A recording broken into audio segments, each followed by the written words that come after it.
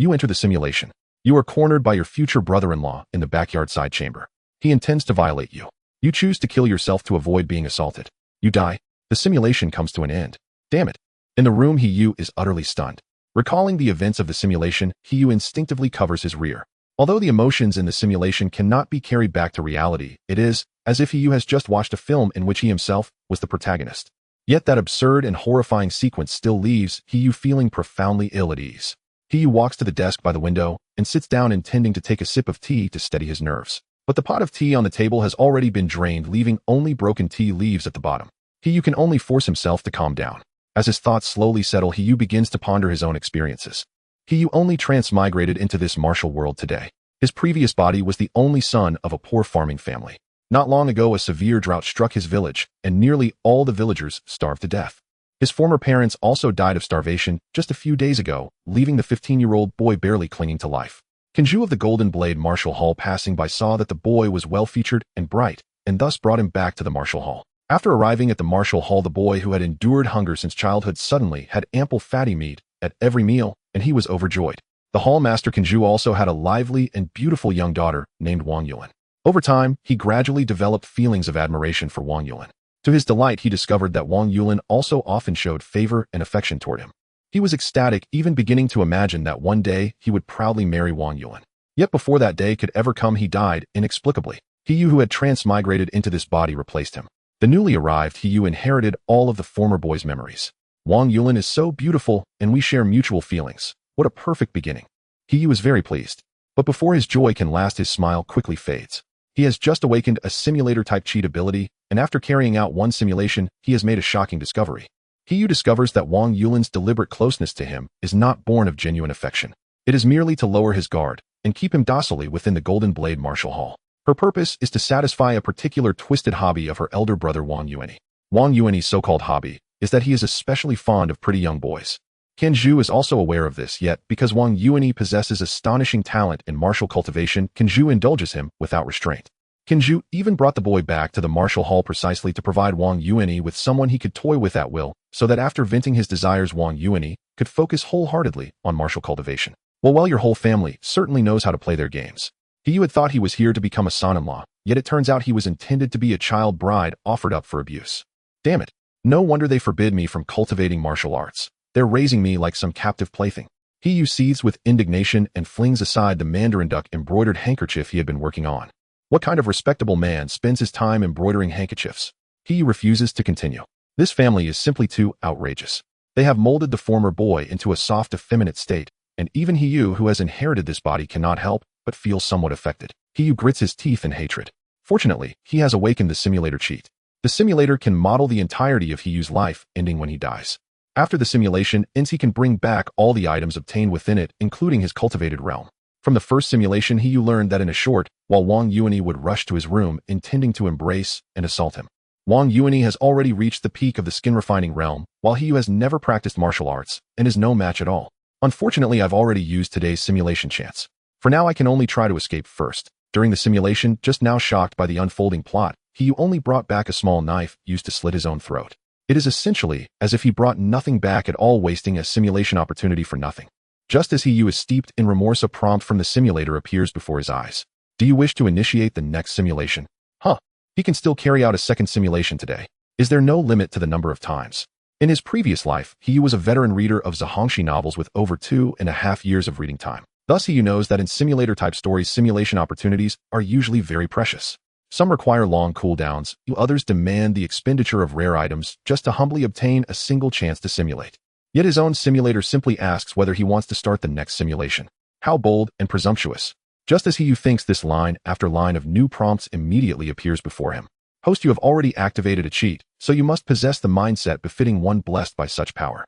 Why are you still so stingy and cautious? This simulator allows the host to simulate as many times as you desire whenever you wish without any restrictions whatsoever. We hope the host will abandon outdated thinking, remember your inner mission, and strive to grow strong and illustrious within the realm of cheat wielders, achieving glory anew.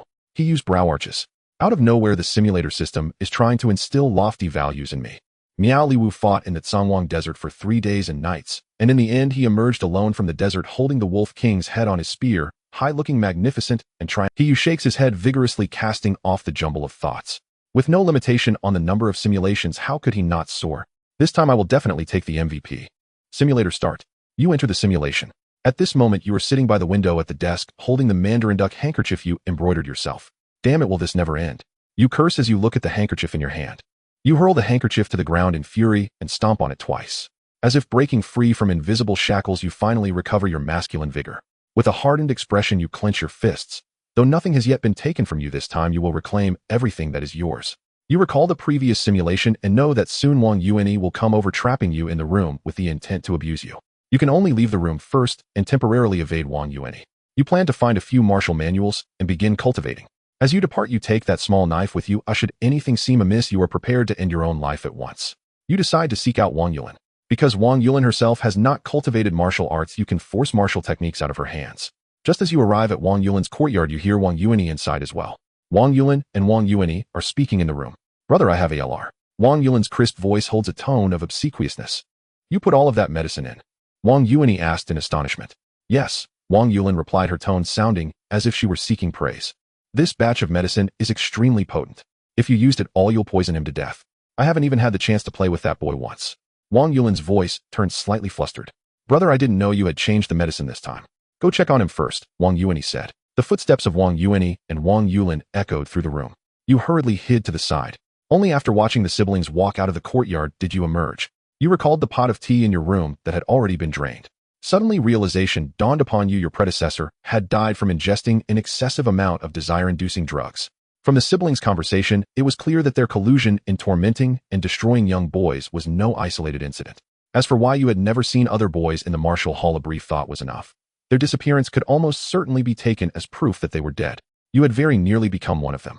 Your hatred for the siblings surged to its peak. You slipped into Wang Yulin's room and searched thoroughly, but found no cultivation manuals. All you discovered were several storybooks filled with tales of a younger sister's forbidden, unrequited love and cruel obsession with her brother. You were utterly shaken, inwardly lamenting how deranged this entire family was. Once the shock subsided, you decided to infiltrate the Martial Hall's library at night to steal cultivation methods. You did not leave your room again. Instead, you hid beneath Wang Yulin's bed. You knew that once the siblings realized you were missing, they would grow suspicious and search for you everywhere. You resolved to strike from right under their noses. Night soon fell. Unable to find you, Wang Yulin returned to her room exhausted. She and Wang Yulin assumed you had escaped the Martial Hall and temporarily gave up the search. After Wang Yulin finally fell into a deep sleep, you carefully crawled out from under the bed. The small knife in your hand gleamed wide. The two guards at the library cried out in panic. One rushed off to summon help to extinguish the blaze, while the other remained at his post, still wary. You had no chance to enter the library and could only continue lurking nearby. The guard who went for help soon returned with dozens of people from the Martial Hall. Carrying basins of various sizes, they frantically splashed water to fight the fire. Wang Kuan and Wang Yulin also arrived, faces contorted with anxiety as they shouted harsh orders, urging the martial instructors and apprentices to put out the flames at once. The library housed not only cultivation manuals, but also a portion of the Golden Blade Martial Hall's wealth. Yet the blaze was too fierce. The thick doors and windows of the library were burned through, riddled with gaping holes, and the entire structure trembled on the verge of collapse. You lay hidden at the spot closest to the library entrance. Seeing the moment arrive, you suddenly sprang out of the darkness and rushed straight toward the burning library like a great black rat. Who goes there? Wang Yulin bellowed, reacting first. He kicked off with his back leg, shattering the floorboards beneath his foot as he charged toward you. When he saw your face, clearly his eyes widened in disbelief. It's you. It's your grandpa, you retorted. Ignoring everything else, you hurled yourself into the roaring sea of fire at your fastest speed. Wang Yulin was too far away and failed to catch you, forced to watch as the fire swallowed you whole. He dared not follow, held back by the fury of the blaze. Wang Yulin and Wang Kuan exchanged a bewildered look. Neither understood why you would choose so firm a path to death. Inside the burning library, the scorching heat immediately singed the hair from your body. Your clothes caught fire, and you simply stripped them off to move more freely. The blistering temperature seared your skin, and soon you smelled the aroma of roasting flesh. The searing pain only drove your adrenaline higher as you searched frantically for cultivation arts. You found 4 manuals, and without time to read them, you tossed them straight into the simulator space. Hoping for more, you saw that the remaining text had already been devoured by the flames. To your delight, you discovered that the library held not only manuals, but also 3 large chests of gold and silver. You swept all the money and valuables. With a deafening crash, the burning library collapsed, burying you beneath the rubble. You died. This simulation came to an end. You sat at his desk as his thoughts returned to reality. Although a full day had passed within the simulation, no matter how much simulated time goes by, only an instant passes in reality. This time, Yu had gained immensely from the simulation, cultivation methods, and wealth in abundance. Damn, I've struck it rich. Yu exclaimed and began to tally his gains. Golden Blade Art First-Rate Bone Tempering Cultivation Method. Spirit Flood Dragon Spear Technique Third-Rate Skin Refining Cultivation Method. Iron Armor Art Third-Rate Skin Refining Cultivation Method. Cloud Stepping Footwork Second-Rate Movement Martial Skill. 381 taels of gold. 5,428 taels of silver. A small quantity of pearls, jade, and other jewelry. 2,670 gene of white rice. 834 gene of flour. 1,756 gene of vegetables. 1,812 gene of meat. 299 gene of wine. 1,095 gene of medicinal herbs for martial cultivation. Gazing at the long list of gains, Yu was so exhilarated that he rolled 3 times across the floor. He had even obtained 4 cultivation methods that he had long dreamed of. At last, Yu could use them to embark upon the path of martial cultivation. Cultivating martial arts required large amounts of food for nourishment and medicinal aids, consuming vast sums of money to sustain the necessary resources. Thus, wealth was an essential prerequisite for pursuing martial cultivation. Fortunately, this time, Yu had secured thousands of taels of gold and silver and over 1,000 gene of medicinal herbs, freeing him from any immediate worries about cultivation resources. Yu skimmed through several manuals, gaining a preliminary understanding of the realms of martial cultivation. There were 8 realms in total, from low to high: skin, refining bone, tempering marrow, purification, divine organs, essence, refinement, dragon transformation, grandmaster, and extreme grandmaster. The master of the Golden Blade, Martial Hall Wang Yulin, was at the early stage of bone tempering. His son Wang Yulin, only 22 years old, had already reached the peak of skin refining and was not far from bone tempering, a terrifying martial talent. Yu knew that with ordinary cultivation, he would never keep pace with Wang Yulin's progress. Yet as someone blessed with a cheat-like simulator, he had no intention of cultivating normally, but by running several more simulations his realm could leap forward 3 levels in place.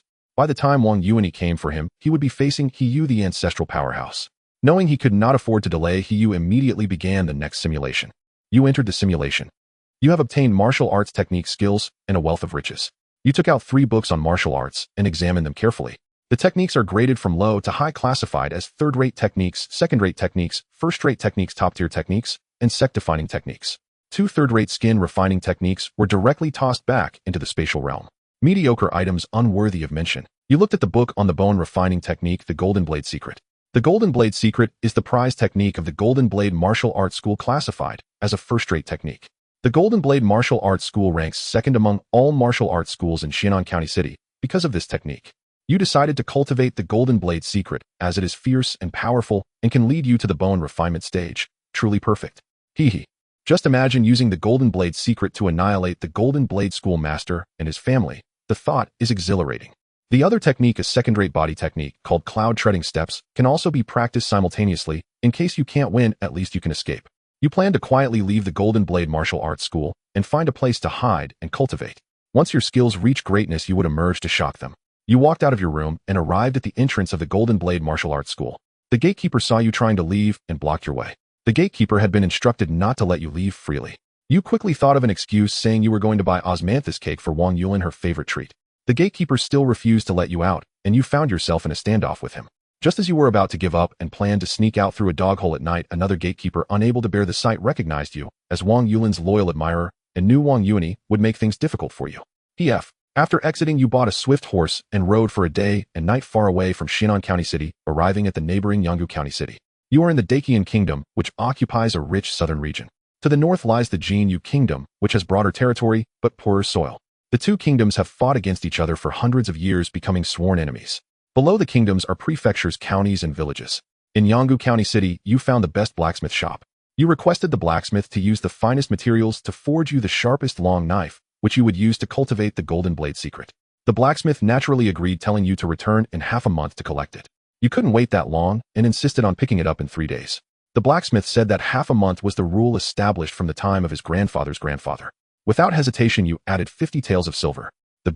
You found an inn to stay in. The inn's rooms were warm and comfortable, 1,000 times better than the drafty thatched cottage in your previous life. You began to attempt cultivating martial arts, but felt as if you had not fully adapted to this body, as if under an invisible shackle. After 2 days of trying hard, you were puzzled by this feeling. That night, you sneaked back to the stone cave village of your previous life. You paid respects to your predecessor's parents. Just as you were about to leave, you discovered that the elderly neighbor and his 5 or 6-year-old granddaughter were on the verge of starvation. This little girl used to always follow your predecessor, calling him brother, and enjoy playing with him. The grandfather and granddaughter had been starving for days, barely clinging to life, unable to escape the famine. You who now lacked neither wealth nor food left behind 100 taels of silver and a large roast chicken, departing quietly. The pair thought a deed. As you ponder in confusion, you notice the honest and simple-faced Miao Jiao sporting a foolish grin. In an instant it dawns on you that he hasn't adopted a daughter, but rather bought a bride for himself. The little girl, still a child, is being raised under the guise of adoption until she matures and is officially married. This meal is akin to a wedding banquet. One is 32 years old, the other 13, almost a generation apart. You are secretly astonished. Miao Jiao has struck a good deal. However, you know that the little girl's family must be quite poor to have reluctantly sold their daughter, leaving you an outsider with nothing to say. You agree to dine with Miao Jiao and step into the courtyard to drop off the daily necessities you purchased. While waiting outside, Miao Jiao spotted the wooden training dummies and weapon racks in your yard. He realized you were practicing martial arts. Practitioners of martial arts are truly exceptional individuals. Miao Jiao Fei. You suddenly appeared behind Wei Xia. She was startled, glancing at the still-closed courtyard door, bewildered at how you could materialize behind her. Facing your questioning gaze, Wei Xia stammered and could not articulate a response. In truth, she merely felt that she was of a similar age to you, and seeing your demeanor differed from that of the villagers, she was very curious and wanted to come play with you. However, her shy nature prevented her from speaking directly, so she could only peer at you through the courtyard gate. When she saw you devouring several pounds of meat, something her family rarely had in a year, she couldn't help but swallow her saliva, which is how you caught her. You understood that Wei Xia meant no harm, but you simply wished to focus on your martial arts training without involving yourself in unnecessary matters. You told Wei Xia, "You should go back now and don't peek at me anymore." The malnourished Wei Xia, appearing very small, lowered her head and walked back to Miao Jiao's house. You continued your diligent training every day. The following year, you broke through to the initial stage of skin refining. Skin refining, as the name suggests, strengthens the flesh and increases strength. Your strength reached 300 jin. In the path of martial arts, you had made significant progress. You began practicing the cloud treading step concurrently. This technique for fleeing is sometimes more useful than legitimate martial arts. At critical moments, it can truly save your life. Being able to evade disasters is also a form of strength. Unlike martial arts, techniques do not enhance realms, but can increase your overall capabilities. The prof. You encouraged yourself. A little progress every day adds up. Although your martial arts talent was not as good as Wang Yulin's, it was still decent, and your hard work finally bore fruit. In the 8th year, one night, as you lay in bed, a sudden chill ran down your spine, accompanied by a tingling sensation, causing you to shiver. At the same time, you broke through to the mid-stage of skin refining, achieving 600 jin of strength. The solid, true qi flowed within you like a 12-cylinder engine, continuously supplying you with power. Your understanding of the golden blade technique reached a new level, and the Minghong blade danced in your hands with ferocity. Your cloud treading step also saw significant improvement, reaching initial success. With the cloud treading step, your movement became exceptionally graceful. You could easily tread on snow without leaving a trace or scale walls. You found this skill very suitable for petty theft. Coincidentally, the money you had AMA. You thought to yourself. In the next moment, you swiftly killed the landlord's youngest son.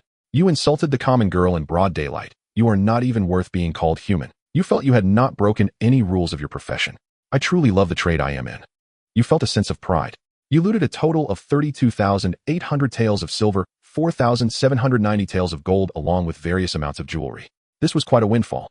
After your exploits, you sneaked back to your small courtyard. With resources in hand, you continued to develop cautiously.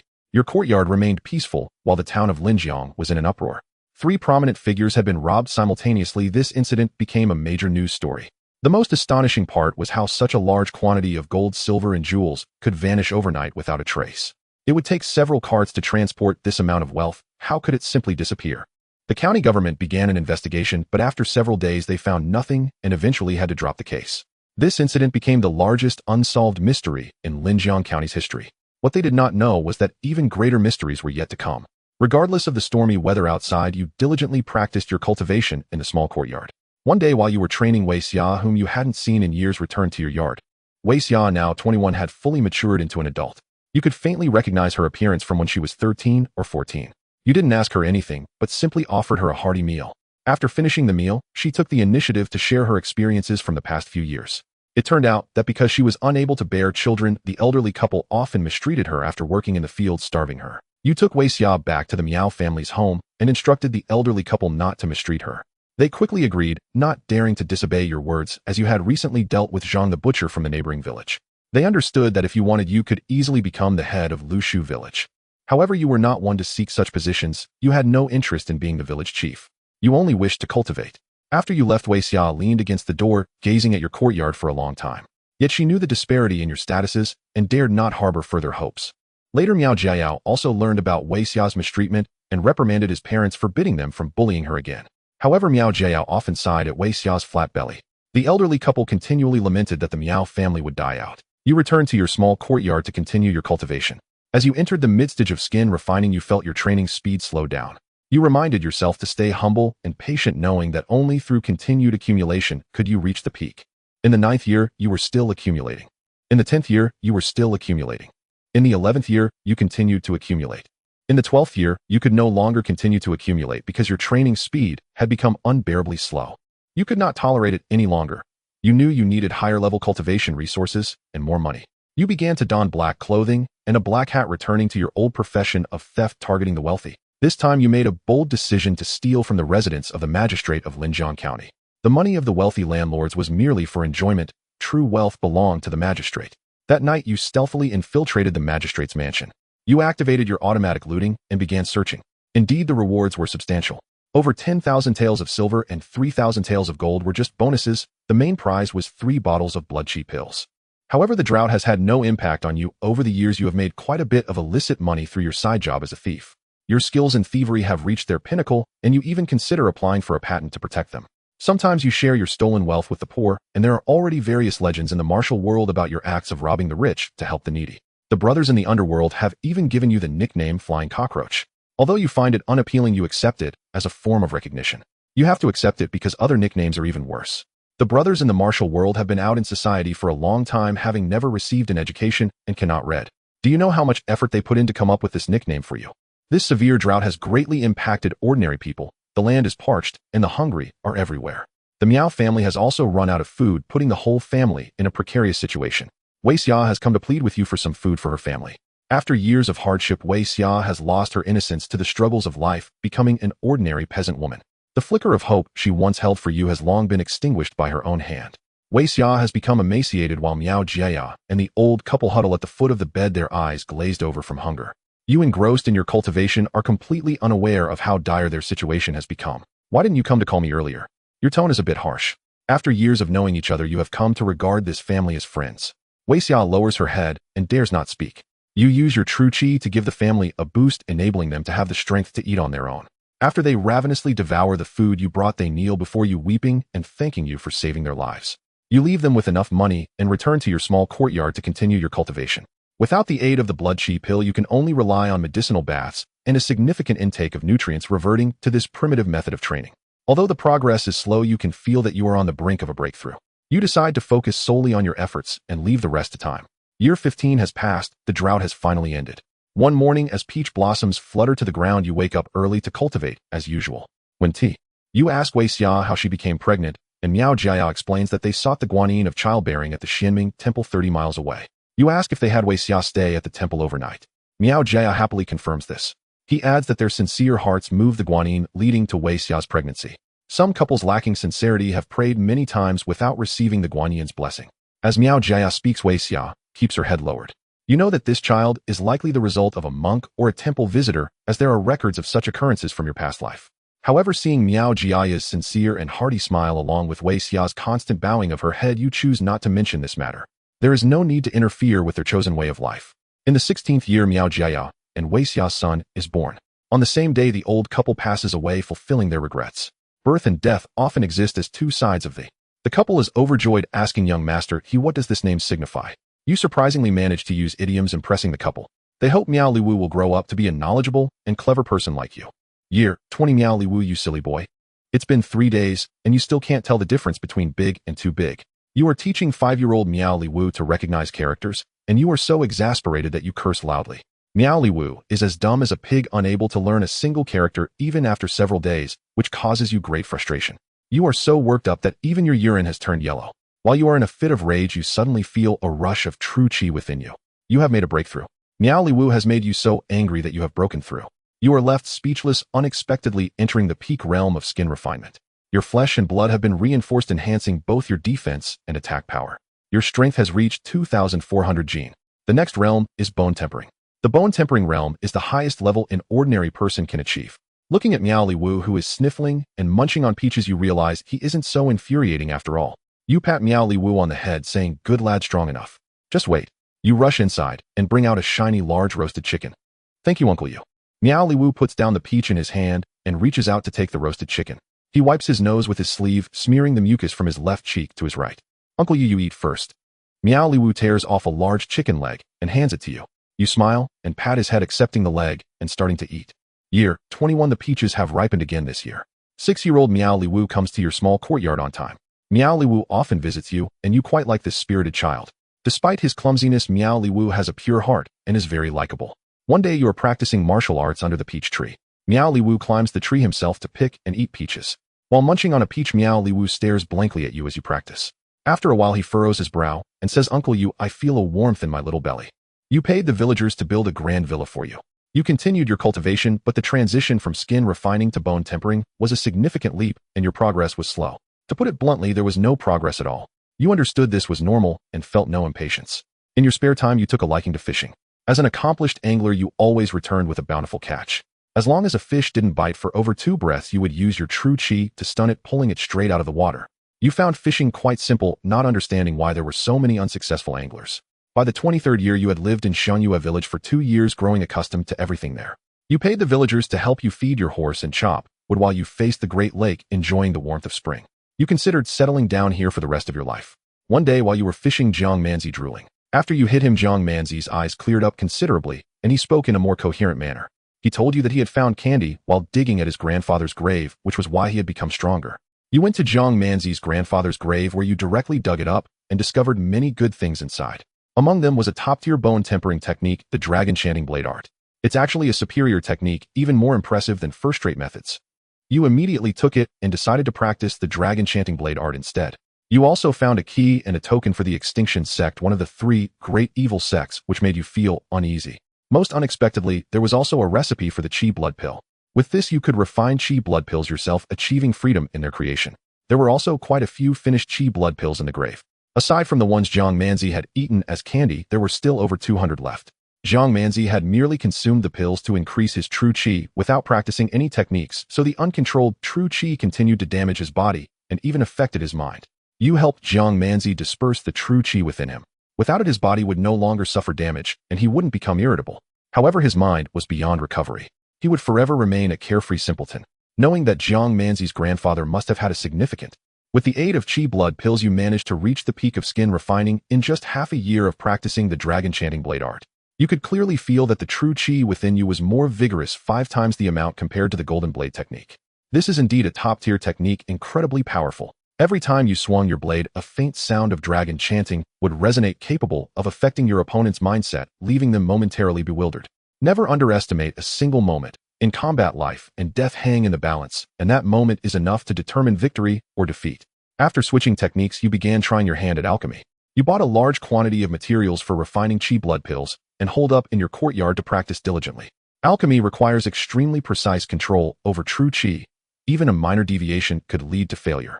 You kept trying and failing again and again. You would wake up every day thinking about the technical details, even dreaming about them with your eyes closed. 6 months passed, and you still hadn't successfully refined a single chi blood pill. However, you did gain something from the process. Your control over true chi became increasingly precise, and your swordsmanship saw great improvement. Previ. Upon entering the bone tempering stage, you were now able to release true chi onto the surfaces of objects in direct contact. You took out the Minghong blade, infused it with true chi, and swung it. The old locust tree in your courtyard, which had stood for decades, fell with a crash, having harmed no one. This strike had increased its power 10-fold or more. Wow. Infusing magic makes all the difference. After reaching the bone tempering stage, you were now able to open a martial arts school.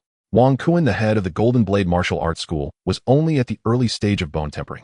You could now consider yourself a master as well. After breaking through to bone tempering, you took a day off for yourself.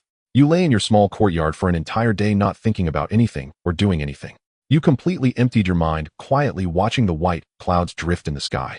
After a day of rest, you returned to your great cultivation endeavors. One day after finishing your practice, you planned to go buy materials for refining chi blood pills. You opened the courtyard door and discovered an injured woman covered in blood lying at your doorstep, barely clinging to life. "Miss Hua." "Yo, yes." The woman heard your voice and struggled to lift her head. "Young master, please save me." You saw blood all over the woman's face, yet she remained stunningly beautiful. To lay such heavy hands on such a lovely girl, truly heartless. You felt a pang of regret. Young master, please take me in, and my enemies are about to pursue me. Do not panic, my lady. I will take you in. I have a vacant room in my courtyard. If you are not used to sleeping alone, you may also come to my room to squeeze in with me. The woman managed a difficult smile. Thank you, young master. She reached out her hand, signaling you to help her up. You grinned and quickly ran over. Thank you for your great kindness, young master. With a flash, the Minghong blade appeared in your hand. In an instant, the woman's top of her head flew off several meters away, the cut remarkably smooth, while the remaining half of her skull quivered with blood pouring out as she collapsed into the pool of blood, her face still wearing a grateful smile from before her death. Damn it, you think such a lowly trick could fool me? Do you take me for someone who hasn't watched any dramas? Your small courtyard was located in a remote part of Chongfeng City, where hardly anyone came. Now out of nowhere, a beautiful woman appeared. You could tell with just a thought that something was amiss. Time to run again. You knew you had been exposed, likely connected to Jiang Manzi's grandfather. Indeed, digging up others' ancestral graves leads to no good end. You searched the woman's corpse and found over 100 chi blood pills, a top-tier bone refining technique called Ice River Finger, more than 50,000 silver notes, and other worthless items. You dragged the corpse into the small courtyard and burned it clean. You quickly tidied up your things, preparing to flee. As you reached the small courtyard, you found a woman standing there unexpectedly. You were startled, nearly thinking the woman had come back to life. Thankfully, the woman standing was different from the one you burned. This woman was also a beauty, stunningly beautiful, a sight that could make fish sink and birds hide. She was the most beautiful woman you had ever seen. Wan Qingluan's voice was cold. He Gongzi, do you think you can leave after killing my junior sister? You could not see through Wan Qingluan's cultivation, but you felt immense pressure from her presence. You knew she was stronger than you. You were unsure if you could withstand her. Heroine, don't misunderstand. I wasn't planning on leaving.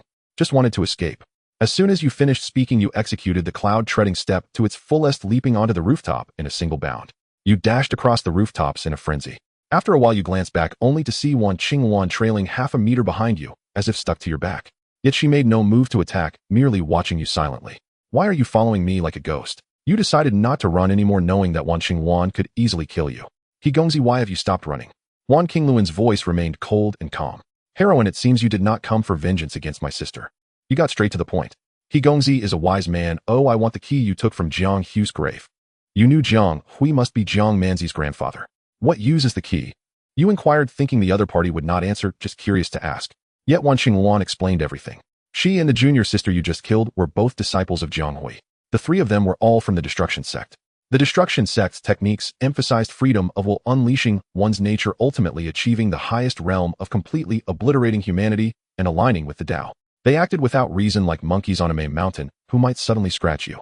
Thus, both righteous and demonic paths did not welcome members of the Destruction Sect. Even righteous people would shout to attack and kill upon seeing them. This key was made by the leader of the Destruction Sect with a total of 5 keys. The leader decreed that whoever collected all 5 keys would have 1 wish granted. Collecting the keys would summon the leader to fulfill a desire. You were very curious, is your leader some kind of dragon? Any wish can be granted, you asked. Wan Qingluan replied, any wish can be granted. What if I wanted him to commit suicide on the spot? That would also be possible. You responded, 6. The matters of the Destruction Sect do not ask. If you ask, it is all about following one's will. You inquired, how did the key end up in your master's hands? Wan Qingluan calmly replied, my master killed his master in a surprise attack to obtain it. You clicked your tongue. No need to ask, you and your junior sister ambushed your master to take the key, but failed to kill him, allowing him to escape. Wan Qingluan's eyes lit up. That sounds about right. Your disposition is very suitable for our Destruction Sect. What an endless backstab. You felt the corporate culture of the Destruction Sect was hard to evaluate.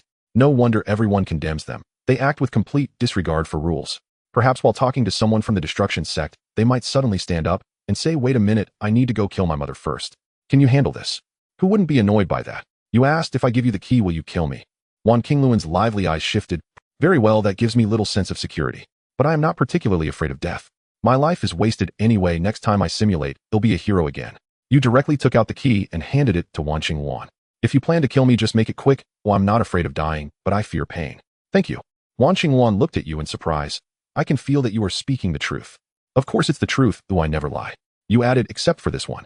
You paused. I sometimes enjoy telling. Wan Qingluan nodded. She said your movement technique was too poor and left you a top-tier movement technique, the Ghost Phoenix Steps.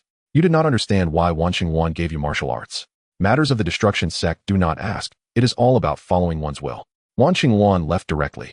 You did not return to the small courtyard, fearing that other members of the Destruction Sect might come looking for you. You needed to find a secluded place to hide completely. Before leaving, you thoroughly looted Chongfeng City for 7 days and nights, causing chaos throughout the city. You went completely mad with thievery. Once you had enough wealth, you purchased a large amount of materials for refining cheap blood pills, as well as a lot of food and water. You continued heading west for half a year, during which you killed 386 bandits, destroyed 3 bandit dens, dismantled 18 black market shops, and took down 5 human trafficking spots. You awarded. In the 33rd year, you lived alone in the Haitio forest for 3 years. You began to raise pigs, dogs, chickens, and ducks. Every day you spoke with these animals to prevent your language skills from deteriorating. You planted several peach trees in your quiet courtyard. You loved the peach trees, their blossoms were beautiful, and the peaches they bore were delicious. Looking at the peach trees, you thought of Miao Liwu, wondering how that martial arts genius was doing. You established your own base in this dense forest. You often lay under the peach trees in your courtyard, closing your eyes to rest. Sometimes you would go to a nearby waterfall to fish.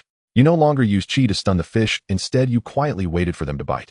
You gradually came to truly understand the joy of fishing. In your spare time, your life was quite leisurely. You grasped the essence of the phrase, plucking chrysanthemums under the eastern fence, leisurely gazing at the southern mountains. In the 37th year, you sometimes needed to venture out of the dense forest to nearby towns to purchase materials for refining blood chi pills. One day you were resting and eating at an inn in the city when the conversations of several martial artists next door reached your ears. Have you heard? Miao Liwu from the Standing Sword Pavilion has won again. I heard about it. The Wolf King is ranked 3rd among the younger generation of the demonic path. Miao Liwu fought in the Tsangwang Desert for 3 days and nights, and in the end he emerged alone from the desert holding the Wolf King's head on his spear, high-looking, magnificent, and triumphant. 8 out of the top 10 of the younger generation of the demonic path have been slain by Miao Liwu. The demonic path will surely suffer a heavy blow this time. Miao Liwu is only 21 years old and has already reached the peak of the divine vessel stage. It is unimaginable what heights he will achieve in the future. The Standing Sword Pavilion is likely to produce another extreme martial master. Isn't the Standing Sword Pavilion a sword-based sect? Why is Miao Liwu using a spear as his weapon? It is said that when Miao Liwu was young, a martial arts elder gifted him a spear, guiding him onto the martial path. Ever since then, he has specialized in spear techniques, using only that spear to defeat foes. This was the first time you heard news about Miao Liwu. You never expected that the snotty kid had reached such heights. Miao Liwu's cultivation was 2 levels higher than yours. You felt as if you had wasted decades of your life. Good lad, indeed impressive. But then again, do you envy Miao Liwu's talent? You do not envy him because you are a mere bystander. In this simulation, Uncle is not as good as you. Await for Uncle to simulate a few more times. A genius. All geniuses must call me a genius. At the same time, you pondered a question: would Miao Liwu be born in the next simulation? The drought that time would have starved Wei Xia and Miao Jiayao without your food, so there would be no Miao Liwu. However, that may not be the case, as Wei Xia still had the strength to come find you during that drought. Perhaps she could have survived. Miao Liwu's birth was not a result of Miao Jiayao's contribution, but rather another investor's funding. There were too many uncertain factors. You did not think further. You recalled how Miao Liwu had been using a spear, undoubtedly influenced by the martial technique you left him. Using a spear in the Standing Sword Pavilion, you are indeed a talent. But why am I being sought after even after laying so low? You ponder the 6 diverse figures before you: 1 at the peak of skin refinement, 3 at mid-level, and 2 at the initial stage. What a pathetic lineup to come from my head. How dare they come here making a fuss? Before taking action, you still asked, "Brave warriors, what brings you here?" We are the 7 sons of the Zhang family from Xian City, and today we shall take the life of this vile scoundrel.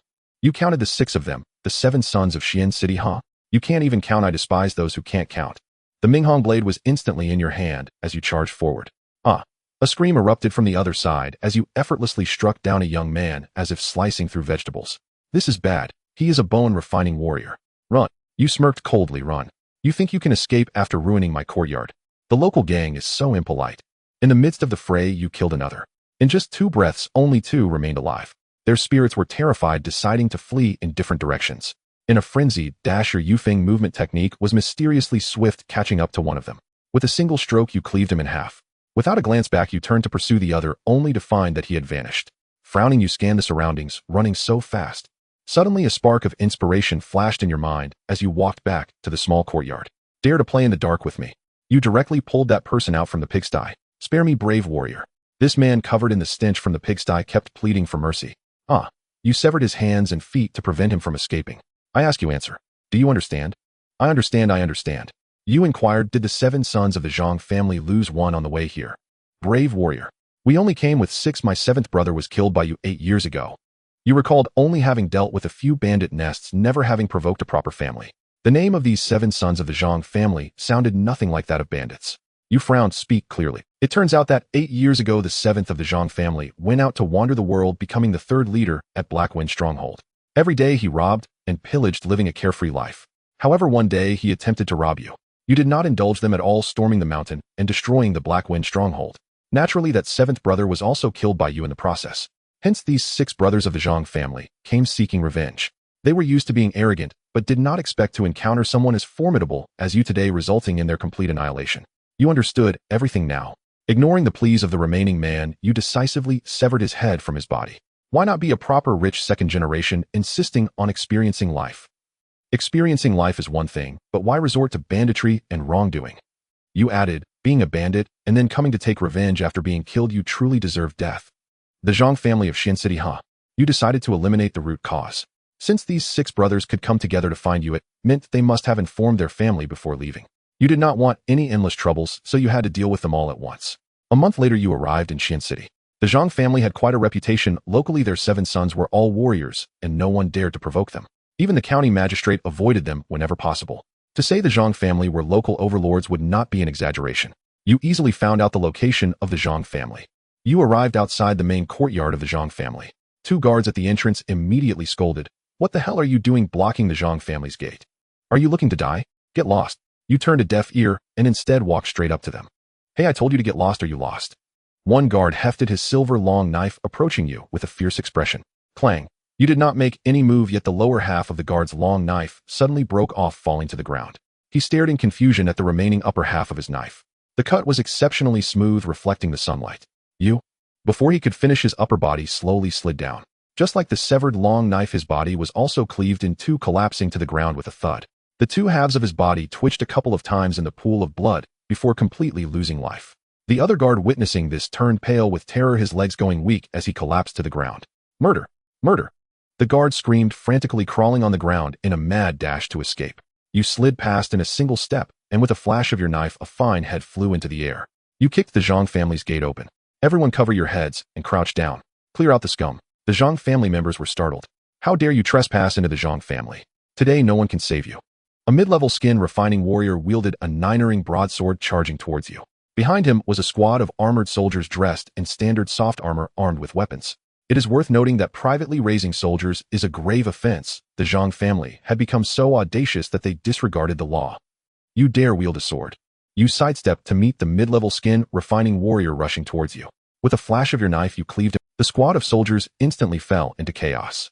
The slain mid-level skin refining warrior was their chief instructor, responsible for teaching them martial arts, teaching them combat skills, and was currently the strongest fighter of the Zhang family. Yet he could not withstand even a single blow from you.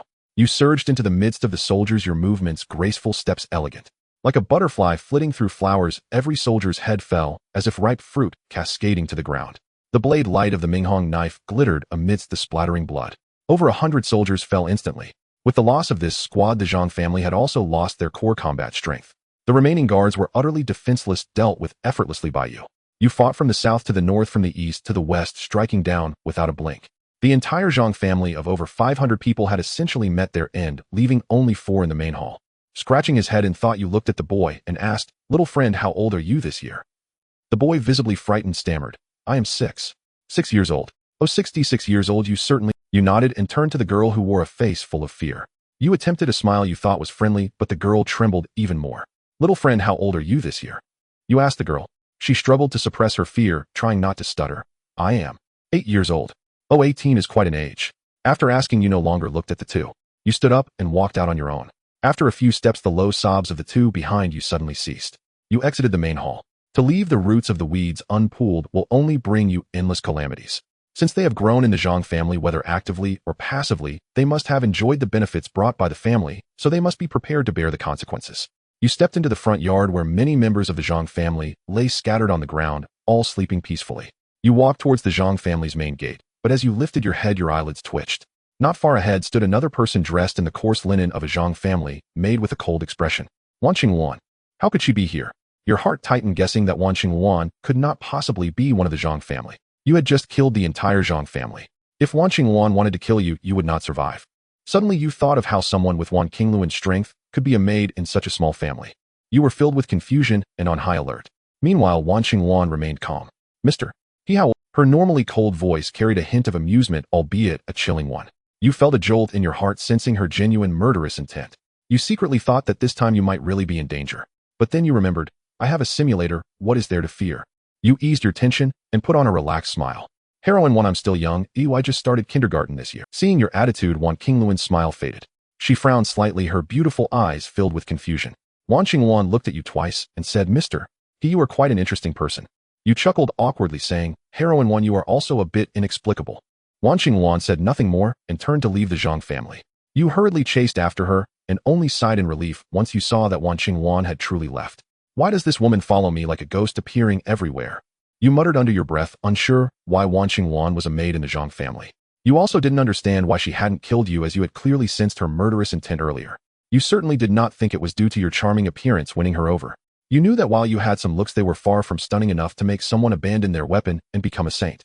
You couldn't comprehend her various actions and didn't want to, you just wanted to stay far away. Though you were already hidden in the Black Dragon Forest, it didn't feel deep enough. You planned to move deeper into the forest and not come out unless absolutely necessary. You quickly rummaged through the Zhang family. Having occupied Xian City for many years, the Zhang family indeed had a substantial fortune. You seized over 700,000 taels of silver and over 90,000 taels of gold, along with 6 books on body refining techniques and 1 on bone tempering. How? A month later, you finally arrived at Changfeng City, the closest city to the Black Dragon Forest. After traveling continuously, you decided to rest for a night before directly entering the Black Dragon Forest to move out. You did not return to that small courtyard where you had lived a few years ago. It had already been exposed, and perhaps it had been ransacked multiple times by other extermination sects. You found an inn to stay at. That night, while sitting on your bed meditating, someone quietly approached your door. That person whispered, Mr. He, please open the door, or I have something to give you. You had never heard that person's voice. You suddenly gripped the Minghong knife. Just leave it at the door. Mr. He, please forgive me. I was instructed to deliver this personally to you. You sensed the strength of the person outside the door, and unsurprisingly their power was deep and unfathomable. However, the person did not force their way in, which made you feel slightly relieved. You got up and walked to the window, prepared to escape at any moment. You threw out a chopstick, knocking open the door bolt. The door was gently pushed open, and a middle-aged man politely walked in, placing a small box on the table. Mr. He, I have delivered your item, farewell. The man showed no signs of lingering, directly leaving the room while politely closing the door behind him. You glanced at the door, then at the box, feeling somewhat bewildered. You didn't dare to open the box until you stored it in your space, preventing any potential poison gas from spraying out. When the box was opened, there were no abnormalities, containing 2 books on techniques and a letter. Upon opening the envelope, you were surprised to find a letter from Miao Liwu addressed to you, expressing gratitude for your care of his parents over the years and for leading him onto the martial path. First, the Zhang family's 7th son, the version where he died, came knocking at the door. Now it's the people of Miao Liwu. This time they even know my room number. If I happen to be in my room engaging in love transactions, wouldn't I be caught red-handed? The outside world is too dangerous. I must escape quickly. The feeling of being monitored is quite uncomfortable. You didn't wait for dawn and left the inn overnight. You returned to your small courtyard in the Heiqiu forest. You need to venture deeper into the Heiqiu forest, entering a truly uninhabited area. You stored everything from the small courtyard into your space. On your way back, you purchased a large amount of living supplies and materials for refining qi blood pills, enough to last you 20 to 30 years. This time, when you delve into the Heiqiu forest, you plan to switch to the Huangtian knife technique, a sect-level skill that can be cultivated all the way to the divine heart. You have no reason not to practice it. More importantly, you need to start practicing the 9 condensation mystic art. During the transition to the Huangtian knife technique, you will refine the true energy of the skin refinement stage once more. You don't know if you can condense it 9 times. Miao Liwu only condensed it 6 or 7 times to become. You are deeply shocked yourself. Although top-tier techniques and sect-level techniques sound only 1 rank apart, the actual difference is like heaven and earth. You are exceptionally excited, even riding a pig around the courtyard in joy. This is just the normal cultivation at the peak of skin refinement. You haven't even started the condensation of the 9 condensation mystic art. You immediately begin the first true energy condensation. Initially, it does not go smoothly. You keep trying. True energy condensation does not require the aid of qi blood pills until successful. However, you have long since developed the habit of refining qi blood pills every day. After 6 months, although you have not completed the first true energy condensation because you haven't consumed qi blood pills, you have saved over 1,000 of them. You continue cultivating the 9 condensation mystic art. In the 41st year, the midday sun shines on the towering trees around, lush and vibrant. You Fei, this kid is so against the heavens. He can even create such a technique. You mutter to yourself, questioning life. What kind of child of fortune is this? After being shocked, you work hard to calm your emotions. Through these years of cultivation, your state of mind has also greatly improved. After regaining your composure, you continue to condense true energy. After swallowing a qi blood pill, you restore the condensed true energy to its perfect state and begin the second condensation. Seasons change, and you lose track of how many years have passed. You still quietly condense true energy in the small courtyard. Over these years, you haven't stepped outside the courtyard once. 8 years later, in the 49th year, you complete the 7th true energy condensation. You have surpassed Miao Liw's number of condensations. You take a 3-day break. You always rest for 3 days after each condensation. When the string is too tight, it needs to be loosened. After 3 days, you continue. However, this time you encounter a bottleneck. For 2 whole months, you make no progress. This is close to the limit of condensation, a number the. In the 52nd year, just as the dense forest was cloaked in night, a surge of true energy roared within you. The true energy became as dense as mercury. You completed the 8th true energy condensation. In your lower abdomen, thunder rumbled, truly a belly that thunders. You are unsure of your current strength, but you know that being invincible among peers is no longer sufficient to describe you. Now facing someone 1 realm above you, it would only take 1 strike. There will absolutely not be a second strike.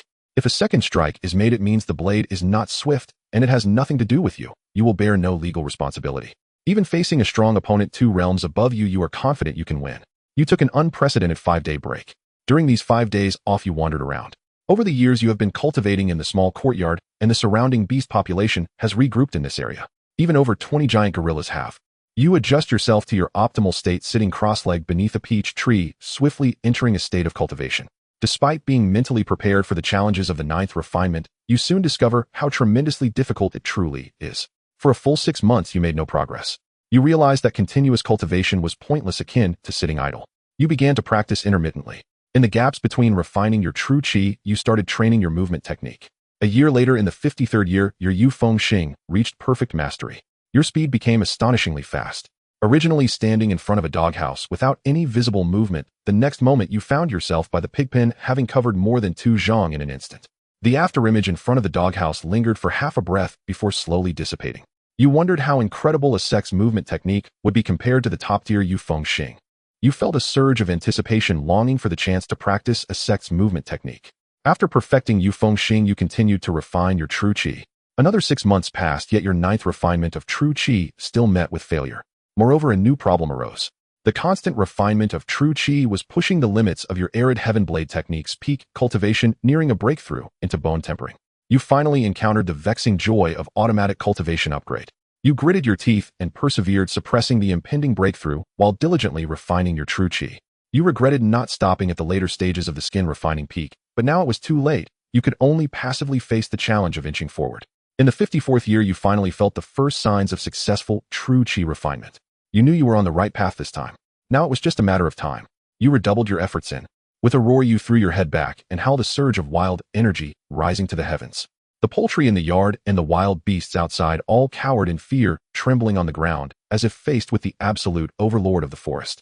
The liquid true qi caused your combat power to soar. Your internal true qi volume was over 500 times that of an ordinary peak skin refining warrior. Even if you crossed 2 realms, you were absolutely confident in defeating a peak marrow washing warrior with your peak skin refining cultivation.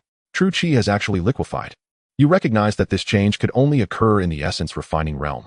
Skin refining, bone tempering, marrow washing, divine cavity essence refining. You had advanced 4 realms to achieve true qi liquefaction, which you found utterly astonishing. After the initial shock, you began practicing the arid heaven blade technique. However, it wasn't so much practicing as it was no longer suppressing your cultivation. Your true qi surged, and the arid heaven blade technique directly broke through to the early stage of bone tempering. As you advanced the arid heaven blade technique to the bone tempering stage, your internal true qi once again surged dozens of times. Furthermore, the bones that had already reached half jade were further refined, just a step away from achieving full jade transformation. You cast your fishing line and began to fish leisurely. This river had no human fishing, so the fish were abundant, large in size, and very plump. Wild fish were not like the ones in fishing spots. Wild fish had never been fished before and would bite eagerly, making them easy to catch. In contrast, the fish in fishing spots were extremely cunning, each possessing unique skills. The most basic skill was to eat bait without biting the hook. A more advanced skill was to pull on the fishing line after finishing the bait, reminding you to put more bait quickly.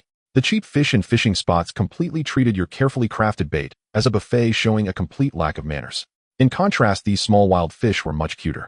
In less than an hour, your catch was almost full. You couldn't possibly eat that many. You planned to dig a large water tank from a large stone to keep the excess fish alive.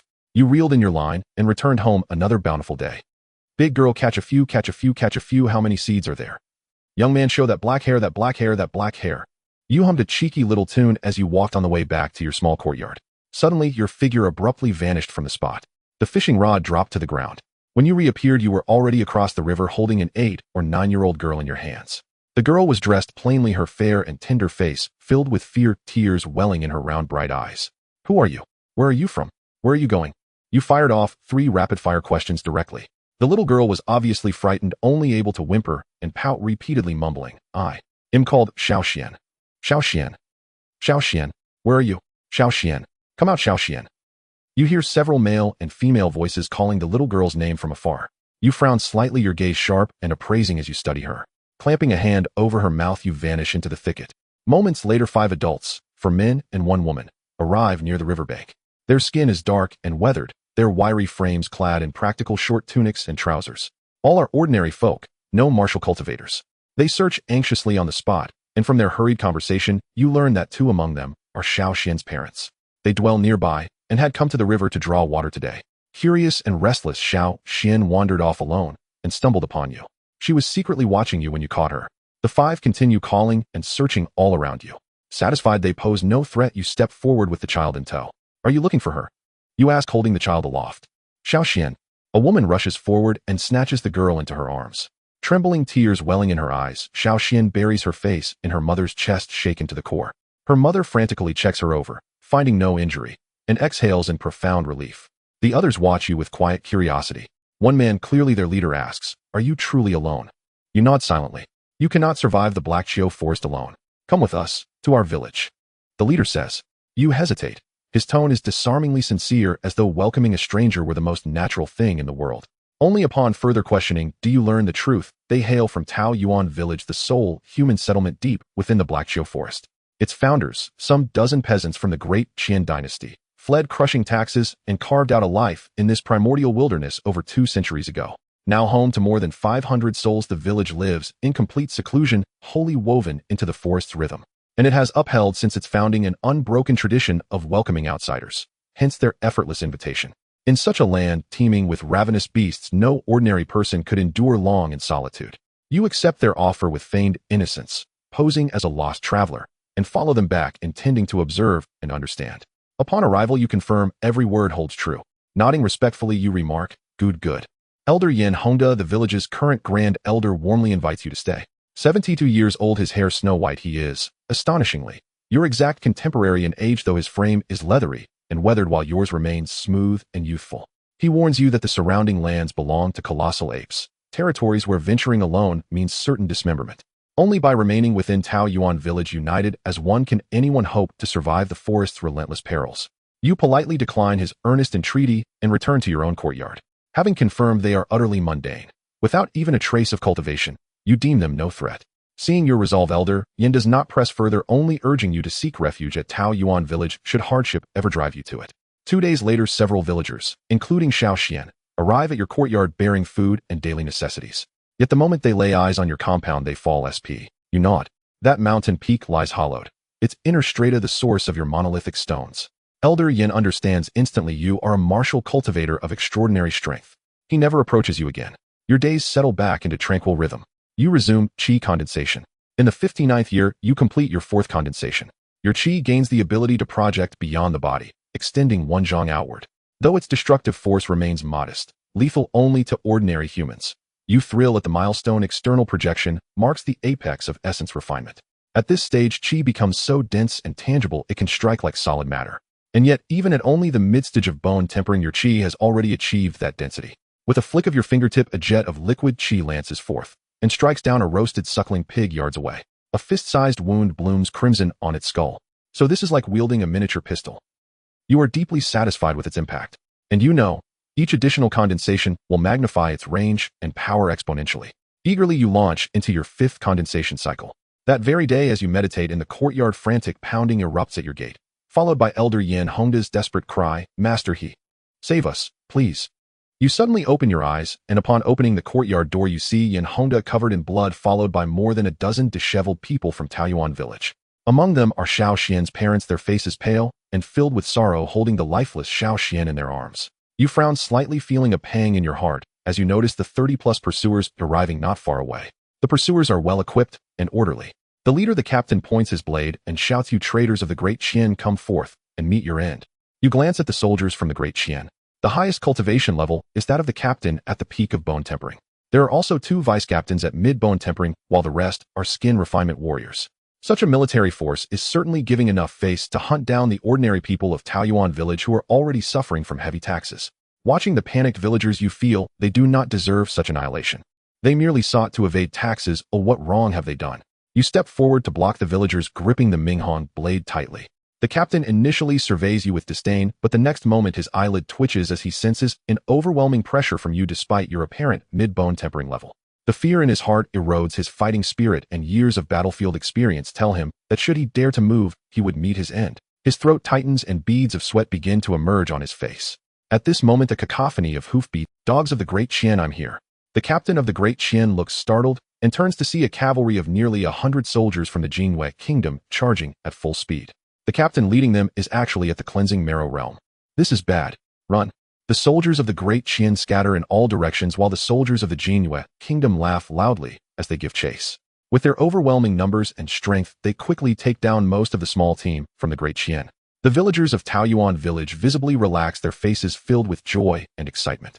You observe the villagers and are puzzled by the relationships among the 3 groups. Weren't the villagers of Taoyuan village fleeing from the Great Qian? Why are they so happy to see the army of the Jinwei kingdom? Have the villagers of Taoyuan village made an alliance with the Jinwei kingdom after leaving the Great Qian? But the villagers of Taoyuan are just ordinary people. What reason does the Jinwei kingdom have to deploy a sizable army to rescue them? You sense there is something hidden beneath the surface. You refrain from making any rash movements, coldly observing. The army of over 100 from Jinwei kingdom possesses significant strength, yet they are far from enough for you now. Even the cleansing marrow captain would be nothing more than a trivial matter before you. If any unexpected situation arises, you intend to leave no witnesses. With the death of the bone-tempering captain from the Great Qian, the entire team is annihilated. The cleansing marrow captain from the Jinwei kingdom dismounts and approaches. Yin Hongda immediately greets him, saying, "General Sui, thank you for your timely rescue. Otherwise our Taoyuan village would have perished today." General Sui Yangji glances at the remaining villagers of Taoyuan village, exclaiming, "Is it just you dozen left in Taoyuan village?" Yin Hongda hastily replies, "No, there are still over 100 more. We scattered in our escape." "Then that's fine. Gather them all." Yin Hongda promptly sends someone to gather the remaining villagers of Taoyuan village. General Sui Yangji nods as he observes the reassembled group of over 100 villagers. He notices your small courtyard and asks, "When did you build this small city in Taoyuan village?" Yin Hongda's expression shifts, but he ultimately responds truthfully, "General Sui, this courtyard belongs to this young master he." Young master he? General Sui Yangji is taken aback. He is not from Taoyuan village. Yin Hongda hesitates, then nods, saying, "Young master, he is not from Taoyuan village." Before Yin Hongda can finish, General Sui Yangji suddenly draws his sword. "Who are you?" General Sui questions you while pointing his sword. You frown and retort, "Who are you?" "Disturbing the peace at my doorstep while shouting and killing, you have no sense of public virtue." Seeing your calm demeanor, General Sui Yangji is momentarily taken aback. He senses your mid-bone tempering cultivation and cannot comprehend why you appear so nonchalant in front of him, someone of a higher realm. He scrutinizes you for a moment before turning to Yin Hongda, asking, "Who is he?" Yin Hongda, struggling with his response, succinctly states, "Young master, he is from the Great Qian." Yin Hongda gritted his teeth in agony and pleaded, "Young master, I will tell you everything, but please spare. You think this is a marketplace where you can haggle with me?" I thought Yin Hongda was an honest man, but it turns out he has 100 tricks up his sleeve. Seeing your ruthlessness, he could only stammer out the whole truth. Many years ago, the Jinyu kingdom wanted to open a secret military transport route through the Heqiu forest to connect directly to the Great Qian. However, the Heqiu forest is vast and treacherous, and the people from the Jinyu kingdom got lost inside.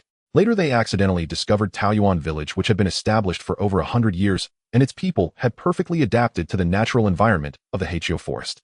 The Jinyu kingdom then asked the people of Taoyuan village to help them open the military transport route and made Taoyuan village an important supply point. In return, Taoyuan village received wealth and resources from the Jinyu kingdom, as well as some martial arts techniques. The two sides cooperated for many years until recently, when the transport route was exposed to track. As for the warriors of Taoyuan village who went undetected, it's because the Jinyu kingdom provided them with a martial art that conceals their cultivation aura. You discovered this martial art on Yin Hongda, a top-tier technique called concealment technique, which allows practitioners to display only the realm they wish to show, thus hiding their true cultivation level. At least I managed to obtain some equipment. You flip through the concealment technique and mutter to yourself. Yin Hongda and the last dozen or so people from Taoyuan village were also eliminated by you. You searched Taoyuan village thoroughly, but unfortunately, they only had some third-rate martial arts which were too stiff even for wiping. Moreover, the wealth was meager, The Jinyu kingdom had not actually provided Taoyuan village with much resource, but rather exploited them. However, you managed to find over 100 inner spirit pills and several first-rate martial arts techniques on Sui Yangji, which counted as your biggest gain. Inner spirit pills are auxiliary cultivation pills used for the washing of marrow and above. Even you at the bone refinement stage can use them, and their effects are better than blood chi pills. After looting thoroughly, you decided to leave. You skillfully burned the corpses, demolished the houses, and methodically destroyed the crime scene. After covering all your traces, you headed east. You learned of the death of the leader of the destruction sect. You recalled that he was the one who made others collect 5 keys to fulfill their wishes. This leader of the divine dragon sect is also useless. He fulfilled others' wishes, but ended up dead himself. You took a bite of your dish and continued to listen intently. At that moment, the discussion from a nearby table reached your ears. 3 days later, the head of the Li Jian Pavilion, Lin Jingji, will battle the head of the blood demon sect, Zhou Qiyun. Are you going to watch? Of course. This is a life-and-death battle of extreme masters. This is no longer a matter of calling him the head of the Li Jian Pavilion. Lin the hero has announced he will no longer serve as the head of the Li Jian Pavilion. This time he is going to the blood demon sect in a personal capacity. Oh, it's been 3 years, Lin the hero still can't let go. No matter who it is, it's hard to let go, right? Miao Liwu, the young hero of such extraordinary talent, was actually killed by the blood demon sect. Upon hearing the news about Miao Liwu, your expression darkened, and you walked over. Did you say Miao Liwu is dead? The few people looked at you with strange eyes and replied, you didn't know. This news spread throughout the martial world 3 years ago. You steadied your mind and sat down directly. You threw out 500 taels of silver notes and said, tell me the whole story. The nearest person reached out and grabbed the silver note, smiling. No problem, young master. My neighbor's third brother had a fling with the maid who cleans up in the Li Jian Pavilion for a while. Ooh, I know this matter the best. No need for small talk, just get to the point. Alright, here's how it goes. 3 years ago, at the age of 41, Miao Liwu reached the pinnacle of the master realm. At that time, as the youngest martial arts master in history, he could fight against extreme masters without defeat. If it were battles against martial artists below the extreme master level, it wouldn't be too astonishing. However, the gap between a master and an extreme master is like a chasm. Just in terms of lifespan, a master typically lives to 100 years, while an extreme master can reach 200. This breaking of the lifespan limit completely defies people's understanding. It shows how significant the difference is between a master and an extreme master. Despite this objective gap, Miao Liwu could still contend against extreme masters, a feat never seen in history. His talent and combat power were considered monstrous. If Miao Liwu were to become an extreme master, he would undoubtedly become the #1 martial artist. That year, the Blood Demon sect had learned of Miao Liwu's whereabouts in advance, and they were aware that he was under the protection of an extreme master from the Sword Stand Pavilion. The Blood Demon sect directly dispatched 6 extreme masters to encircle and kill him. After a fierce battle, the extreme master from the Sword Stand Pavilion died in battle while covering for Miao Liwu, who was severely injured and fled. The Blood Demon sect also suffered, losing 2 extreme masters in the fray. The remaining 4 were gravely wounded, and shortly after one of them returned to the Blood Demon sect, he succumbed to his injuries. Miao Liwu, along with the extreme master from the Sword Stand Pavilion, effectively took down 3 extreme masters and severely injured 3 others, achieving a remarkable feat. Miao Liwu hid away, attempting to escape back to the Sword Stand Pavilion, but was intercepted midway by the sect leader of the Blood Demon sect, Zhou Qiyun. Despite his severe injuries, Miao Li Weixia was only a year younger than you, yet she was already over 70. She had been expecting your arrival and came out trembling with a cane. Unlike your still youthful appearance, Weixia had turned gray and was lined with wrinkles, often having traces of tears at the corners of her eyes.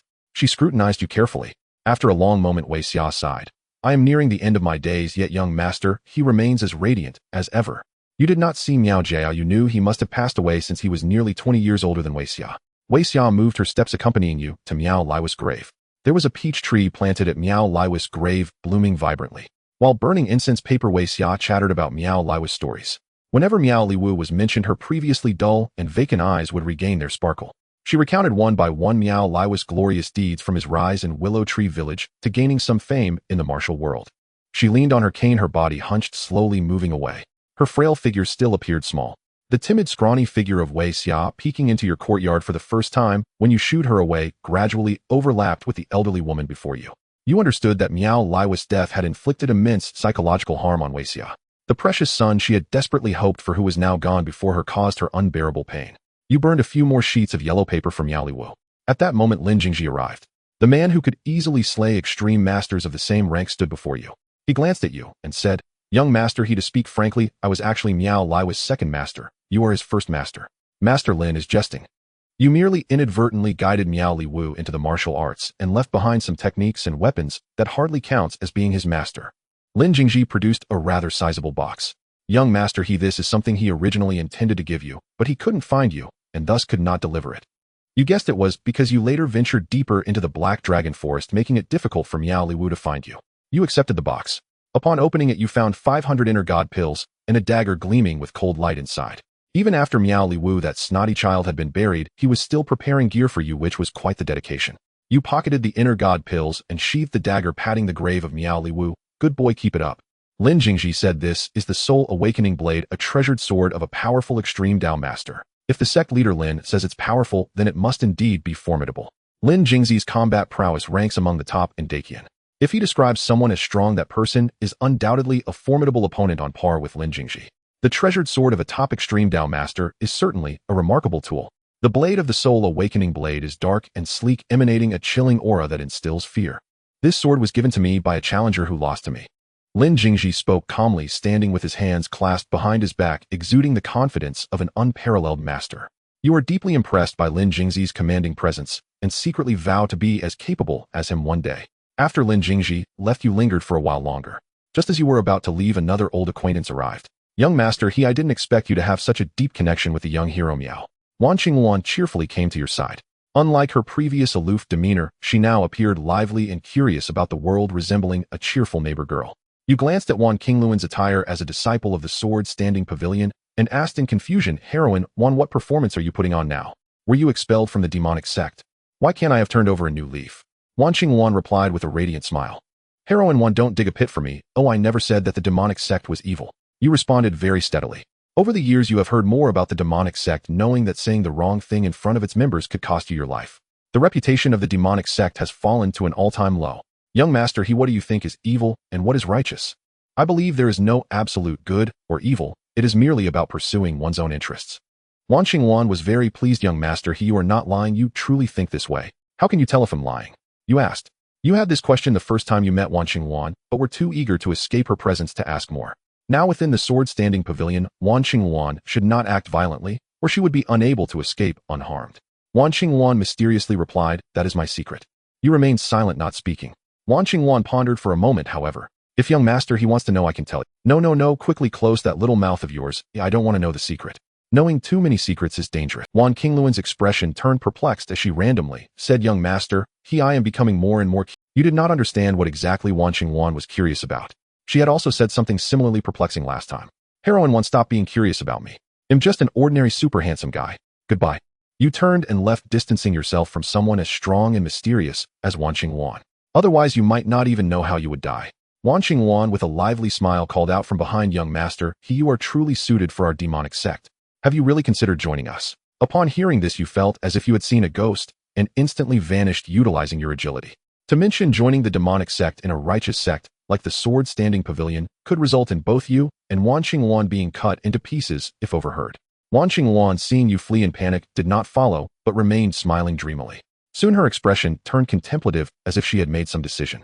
After leaving the Sword Standing Pavilion, you headed east, aiming for the Golden Blade Martial Hall. Now you possess the absolute strength to make the Golden Blade Martial Hall disappear. Even though Wang Yulin is a martial arts prodigy, he cannot possibly compete with you, who has cultivated the 9 condensation mystic art. You plan to obliterate the Golden Blade Martial Hall in this simulation to avoid any unforeseen risks. The journey from the Sword Standing Pavilion to the Golden Blade Martial Hall takes over 3 months. You take your time strolling. You grinned wildly as you charged into the Golden Blade Martial Hall. However, the next moment your fierce smile froze on your face. Instead of encountering a group of burly warriors as you had imagined, you were met with over 100 curious children. These children held books in their hands, and in front of them stood a frightened teacher. When did the Golden Blade Martial Hall turn into a daycare? You stepped back to check the signboard of the Golden Blade Martial Hall, and indeed it bore the name of a private school. Confused, you re-entered. Ultimately, you learned the details from the teacher. It turned out that the Golden Blade Martial Hall had been obliterated 12 years ago. The one responsible for its demise was the Black Tiger Martial Hall, ranked first in Xianan City. At that time, Wang Yulin had broken through to the mid-stage of bone refinement, and with Wang Kuan in the early stage, the Golden Blade Martial Hall had 2 bone refinement warriors. The Golden Blade Martial Hall no longer concealed its brilliance and frequently clashed with the Black Tiger Martial Hall. The master of the Black Tiger Martial Hall at that time was a latest stage bone refinement warrior and naturally would not tolerate the Golden Blade Martial Hall's antics. As the conflicts deepened, the two martial halls finally erupted in a fierce. The two martial arts schools began a fierce battle. Ultimately, over 300 warriors participated in that final confrontation, fighting until the sky darkened and blood flowed like rivers. Even the county government dared not intervene. Only after the fighting ceased did the constables emerge to clean up the aftermath. In that battle, both father and son of the Wang family were killed by the master of the Black Tiger Martial Arts School. Without high-tier combat power, the Golden Blade Martial Arts School was naturally doomed to collapse. Soon after, the Golden Blade Martial Arts School fell apart, completely vanishing. The Black Tiger Martial Arts School emerged as the final victor. Yet strangely, all members of the Black Tiger Martial Arts School were killed 3 days later during a deep night. Those who annihilated the Black Tiger Martial Arts School did not seize the assets of either the Black Tiger or Golden Blade Martial Arts Schools. After the slaughter, they simply vanished. Over 100 vigorous and formidable warriors all died overnight. It cannot be a coincidence. Or is there a greater force behind the Golden Blade Martial Arts School? Was the Black Tiger Martial Arts School subjected to retaliatory extermination? Are there more experts? You became more cautious about the matter of revenge against the Golden Blade Martial Arts School. You wanted to inquire further about the extermination of the Black Tiger Martial Arts School, but the teacher did not know the specific details. You had to give up. After all, it was a matter from 12 years ago. You did not continue to expose yourself in Xianan City, as the forces behind the Golden Blade Martial Arts School might take notice of you. You knew the only thing you could do was to continue to strengthen your own power. You traveled south and arrived at a small village at the foot of the Tianding Shui Mountain, Huanan Village. This small village had a cold climate and sparse population, making it suitable for you to live in seclusion. You discreetly purchased a small courtyard and began your secluded life. Unlike your neighbors who chopped wood daily for warmth, the cold weather did not affect you. As a bone-refining warrior, you no longer feared the cold. Sometimes you walked over and said, "Heroine one, you've eaten and drunk, why don't you leave? You can't be thinking of going through the motions and sleeping with me, right?" Wan Qingwan raised her pure white face, her crystalline eyelashes fluttering, her expression full of fear. "Young master, please don't chase me away." A warrior several realms above you was pitifully pleading not to be chased away by you. You felt that something was off about this situation, but Wan Qingwan did not seem to be acting. You looked at her and asked, "Heroine one, is someone pursuing you?" If there truly was a warrior that made Wan Qingwan feel frightened pursuing her, you certainly would not be able to protect her. In that case, you would have to activate your escape mode once more. Wan Qingwan shook her head. "Young master, no one is pursuing me. I just feel that the outside world is very frightening." Wan Qingluan's tone was sincere, not joking at all. You frowned at her. It was surprising that a highly skilled Wan Qingluan would say that the outside world is dangerous. Isn't the danger of the outside world precisely because of someone like Wan Qingluan? You hesitated and contemplated for a moment, suddenly gaining some insight. You changed your polite demeanor and sternly shouted at Wan Qingluan. "Wan Qingluan, tell me, why do you find the outside world dangerous? If you don't say, I'll throw you out." Wan Qingluan trembled, her voice weak. "There are so many people outside with higher cultivation than mine. It's very dangerous. You just need to avoid provoking those experts. Can they attack you on their own?" But I still feel very dangerous." Wan Qingluan's face showed worry. From her attitude, you gradually confirmed your suspicion. You again sternly shouted at Wan Qingluan. "Wan Qingluan, every time I see you, your demeanor is different. What is going on? If you don't say, I'll throw you out." "I don't know." Wan Qingluan's eyes wandered, clearly lying. You directly picked her up, pretending to throw her out of your small courtyard. "Young master, don't chase me away, I'll tell you," Wan Qingluan hurriedly said. Because of her fear, her blood surged and her face turned slightly red. Her eyes shimmered with tears, looking quite pitiful. "The last few times you felt my personality was different, it was because of the cultivation method I practiced." The idea that a cultivation method could influence personality sounded somewhat sinister. You felt it wasn't a legitimate cultivation method. But upon reflection, it made sense. The extermination sect is one of the 3 major demonic sects, and if they practiced a proper cultivation method, wouldn't that be embarrassing? It would be awkward to greet acquaintances when out and about. Those from demonic sects should practice bizarre and strange techniques. That seemed quite reasonable. You continued, "Explain to me the effects of your cultivation method in detail." Your tone was fierce, and Wan Qingluan was very frightened. Thus, she pitifully answered all your questions, and you understood her situation. It turned out that Wan Qingluan's cultivation method had a flaw. For 7 days each month, she would transform into 7 completely different personalities. These 7 personalities were joy, anger, sorrow, fear, love, hatred, and desire. The one who came to find you yesterday was the sorrow personality, and tonight, she had entered the fear personality. This was why Wan Qingluan found the outside world so terrifying. You realized the state she was in: severe persecution, paranoia. You also understood why Wan Qingluan was much stronger than you, yet was so afraid of you now. Are her emotions this unstable? You felt a bit of a headache. It was fine if the gentle personalities emerged, but if the irritable personality showed up, it would be a disaster. "No, I can't let Wan Qingluan stay here any longer. This is completely a ticking time bomb." You picked Wan Qingluan up and threw her outside, but with her strength, you couldn't throw her out faster than she could return. Just as you threw her, she was back. She desperately pleaded with you not to toss her out. The more you threw, the more she would retaliate, pinning you down in the snow, tears brimming in her eyes as she begged you not to chase her away. All right, kneeling down to beg me not to let you die, huh? You couldn't fight her off, nor could you evade her. In the end, you had no choice but to fiercely plead with her to let you go. Wang Yulin, terrified of you, finally released you. Both of you were aware of your respective strengths. At 76 years old, after all this commotion, your old arms and legs creaked. You had no option but to let Wang Yulin stay. You guessed she would only stay for one day. After the fear personality passed, she would surely leave. The next day, Wang Yulin indeed did not leave. Not only did she not leave, but she also moved into the room next door. She had somehow brought back 3 chubby little puppies and bought goat milk to care for them lovingly, her eyes filled with affection. You knew it was her love personality at work. You ignored her and continued your training. On the 3rd day, those 3 puppies were tragically killed by Wang Yulin. That day, she found everyone displeasing, her eyes filled with hatred. You trembled in your room. Jay, you never expected that at over 70 you'd face this calamity. This brought a painful smile to your face. On the 4th day, in the icy cold, you stood bare-chested, showing off your abs, swaying in front of Wang Yulin's door like a peacock, displaying its feathers to attract a mate. Wang Yulin shut the door behind her, staying inside all day without coming out. You never anticipated she could resist your temptation. After all, your handsome looks were second only to the readers. You couldn't help but praise Wang Yulin's steadfast virtue. Very good, you haven't lost your dignity. On the 5th day, Wang Yulin regained her usual aloof demeanor, yet she showed no intention of leaving. You were thoroughly unsettled. Having such an unstable factor around you made you feel insecure. You directly confronted her. One heroine, what exactly do you mean by clinging to me? Wang Yulin looked at you. I am very curious about you. What exactly are you curious about? Previously, Wang Yulin had also said similar things. Her red lips parted slightly. In our previous 2 encounters, I showed you my true killing intent, yet you displayed no fear, which piqued my curiosity about you. Is it just because I'm not afraid of death that you're curious about me? You furrowed your brows and asked. Wang Yulin continued. Of course, it's not just that, it's because you are unafraid of death, yet you possess a strong desire to live. This is a contradiction that coexists within you. You didn't speak, revealing a hint of confusion. Wang Yulin tilted her head slightly. You give me the impression that you are playing. Yes, playing. That's the feeling. Wang Yulin's eyes brightened as she found the right expression, appearing somewhat pleased. You are clearly just a novice bone refinement martial artist, yet you are not afraid of me at all. You are not even afraid of Lin Jingji. It seems you fear no one, as if you don't care about this world. You looked up at Wang Yulin in surprise. She was surprisingly able to accurately sense your state. You realized that this was merely a simulation and death posed no threat to you. Thus, you maintained a playful attitude towards life, avoiding trouble and striving to live longer. You wanted more time to enhance your cultivation and then settle the results in reality. However, you had never shared this mindset with anyone. A chill ran down your spine. Could it be that Wang Yulin possessed mind-reading abilities? Are the people from the demon sect really this sinister? You inquired. Wang Yulin smirked slightly. It's also due to my cultivation method. Can I practice your miraculous cultivation method? You felt somewhat speechless. What kind of cultivation method was this so powerful that it could see through a person's thoughts? Wang Yulin laughed. Of course you can practice it, but you might be disappointed. This method cannot truly read minds. It merely enhances one's ability to read facial expressions and emotions. Reading faces and emotions.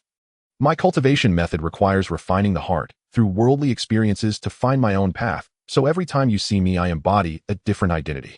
So you're experiencing different identities to cultivate your method. You can discern if others are lying simply because you've encountered more people and experienced more things. Wang Yulin smiled slightly. I didn't expect you to be quite clever. It's basically as you said. You sighed in relief. Oh, as long as Wang Yulin couldn't actually read minds, it wasn't that dangerous. You asked again, what identity are you experiencing this time? You understood why Wang Yulin was unwilling to leave. She must be wanting to cultivate her method here. Wang Yulin did not hide it, and said directly, this time I need to be the wife of an ordinary family. You looked at her strangely and cleared your throat. Ahem, can you play the role of a flight attendant or a nurse? I like that type. Wang Yulin frowned. What is a flight attendant or a nurse? Never mind, a housewife is fine too. Wang Yulin nodded, somewhat perplexed. You decided that from now on anything that broke in your house would be fixed by you. You were resolute in not letting any bald repairman from the neighborhood into your home. You certainly did not want to be that incompetent husband who couldn't be woken up no matter what, as if he had taken a sleeping drug. You asked again, isn't your experience supposed to pursue realism? Doesn't speaking about it ruin the effect? Wang Yulin shot you a glance with her clear eyes. I only need to experience the state of mind. If every experience had to be entirely real, I wouldn't have enough lives to experience it all. So, I just need to accompany you in acting. Yes. You sized up Wang Yulin. One heroine, you don't have feelings for me, do you? Wang Yulin looked at you calmly. Young master, have you always been this confident? One heroine, there are so many people in this world, yet you specifically chose me to act with. Isn't that obvious? Wan Qingwan pondered for a moment. I'm primarily curious about you, and secondly, you aren't too bad-looking, which is why I chose you to play my husband. Is that so? You were skeptical. You continued, in my hometown, there are many cases like this pretending to be a couple to meet parents, and in the end it turns into something real. Wan Qingluan's expression was cold, understanding your concerns. She said, I know my limits. You nodded. As long as you know your own boundaries, that's fine. I thought about it again. One heroine, what can I gain from this? Since Wan Qingluan wanted you to play her husband, it certainly couldn't be just for nothing. Wan Qingluan replied indifferently, what does young master he desire? Wan Nuxia, I am indeed someone who enjoys helping others, but from now on I will have to accompany you in playing house every day, which will delay my cultivation. Wan Qingluan smartly tossed you a bag containing 500 inner divine pills. You quickly immersed yourself in the role, leaving Wan Qingluan momentarily stunned. She opened her mouth, her fair neck moving slightly, but ultimately did not utter that title. You paid no mind stuffing a handful of inner divine pills in your mouth and sitting cross-legged in the small courtyard to begin your cultivation. Wan Qingluan no longer disturbed you and pushed open the courtyard door to leave. In the evening, Wan Qingluan returned carrying various meats and vegetables. I'm going to cook, she said awkwardly as she walked towards the kitchen. All right, my lady. You replied with a smile. Wan Qingluan hesitated for a moment, then walked calmly into the kitchen. Being someone who had experienced many identities, Wan Qingluan's cooking skills were quite impressive. You enjoyed a delightful meal. From that day on, you and Wan Qingluan led what appeared to be a normal married life. Aside from sleeping in separate rooms at night, everything else was no different from a typical couple. You continued your daily cultivation. Wan Qingluan would cook for you and even help with your laundry. You had always thrown on a new outfit without considering washing clothes. Sometimes you would visit the city for temple fairs and admire the lanterns. Each time you returned, you would buy a large number of items. In the evening, Wan Qingluan happily decorated the small courtyard with these items, making it seem cozier and more lively. Look, this fish lantern is beautiful. Wan Qingluan pointed to the illuminated fish lantern in the courtyard. The giant fish lantern illuminated half of the small courtyard. You nodded with a smile. It really is beautiful. Wan Qingluan smiled genuinely, her smile shining even brighter in the darkness. You gazed at her stunning face and reached out to hold her soft little hand. Wan Qingluan instinctively flinched but did not pull away. She stood frozen in place, allowing you to hold her hand. And so you lived this way for an entire year. In the 63rd year, you refined your true qi for the 8th time. The true qi within you far exceeded the bone refinement stage, astonishing Wan Qingluan. Husband, why is your true qi so refined? It feels no less than that of the divine vessel realm. Wan Qingluan expressed her curiosity towards your cultivation for the first time, and she gradually became accustomed to calling you husband. It's mainly because I possess extraordinary talent in martial arts, though I have a bit of a gift in various aspects. Wan Qingluan nodded, half convinced. Your currently emitted true qi could directly break through the defenses of a peak bone refinement stage cultivator, boasting quite a formidable power. Your concealment technique had reached the great achievement stage. Even warriors 3 realms above you could not see through your cultivation. After refining your true qi 8 times, you did not cease your cultivation. You pressed on diligently, focusing on breaking through to the next realm. You launched an attack towards the peak of bone refinement. You cultivated exceptionally hard each day, leaving Wan Qingluan puzzled about your immense motivation.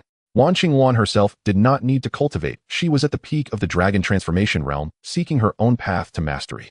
Occasionally, when you weren't cultivating, you would go out with Wan Qingluan. You would stroll around the nearby small towns or row boats in the beautiful mountains and waters. Wan Qingluan had grown accustomed to. Wan Qingluan nodded coldly. Yes, 7 of the extreme path masters of the blood demon sect have been killed, resulting in a substantial loss of strength. The joyful Zen sect has become a third-rate sect, barely surviving under the protection of the Diamond Temple. How did your sect leader die? You asked curiously. You had previously heard of the news regarding the death of the Miexing sect leader. She committed suicide. You were taken aback. Why would an extreme path master commit suicide? Because the one who gathered all 5 keys made her commit suicide, so she did. What? What is that? You were deeply shocked. Was the sect leader really that submissive? Did she truly commit suicide just like that? Husband, guess who it was that gathered the keys and made her commit suicide? Wan Qingluan smiled with her eyes gleaming. It can't be you, right? Haha, it is I. You were a bit dazed. Isn't she your sect leader? What benefits are there in making her commit suicide? No benefits. I just thought of what you said at the time and wanted to try it out. You recalled the first time you met Wan Qingluan, you had casually mentioned if the one who gathered all 5 keys made the Miexing sect leader commit suicide, would she follow through? You never expected Wan Qingluan would indeed do it. You looked at Wan Qingluan, who was smiling, and suddenly felt she had become very unfamiliar. You deeply understood the unpredictability of the Miexing sect members. They truly acted upon their thoughts without reason, without considering the consequences, embodying an extreme form of knowing and doing. 6. You were at a loss for words. You both then started talking about Miao Li Wu. You casually learned from Wan Qingluan about Wei Xiao's passing. In fact, 3 years ago, shortly after you paid respects to Miao Li Wu, Wei Xia had passed away. It was only now mentioning Miao Li Wu that Wan Qingwan told you. At the moment Miao Li Wu died, Wei Xia had no more attachments to this world. You and Wan Qingwan returned to the small courtyard, and you can't. Wan Qingwan threw you a grand celebration for your 80th birthday. The total number of attendees was merely 2, just you and Wan Qingwan. The quantity of dishes reached a total of 5, which was quite extravagant considering you both could eat 2 dishes each and still have leftovers. That night both of you got drunk. In truth, with your constitutions, drinking was like sipping water. You couldn't get drunk at all.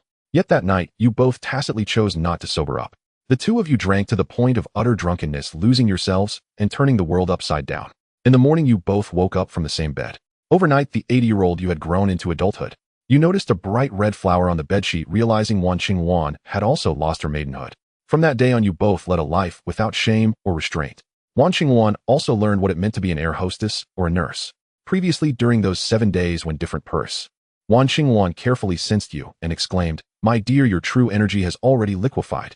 Wan Qingwan naturally understood that only those at the refining essence stage could achieve liquefaction of true energy. She stared at you in a daze, unsure of what to say.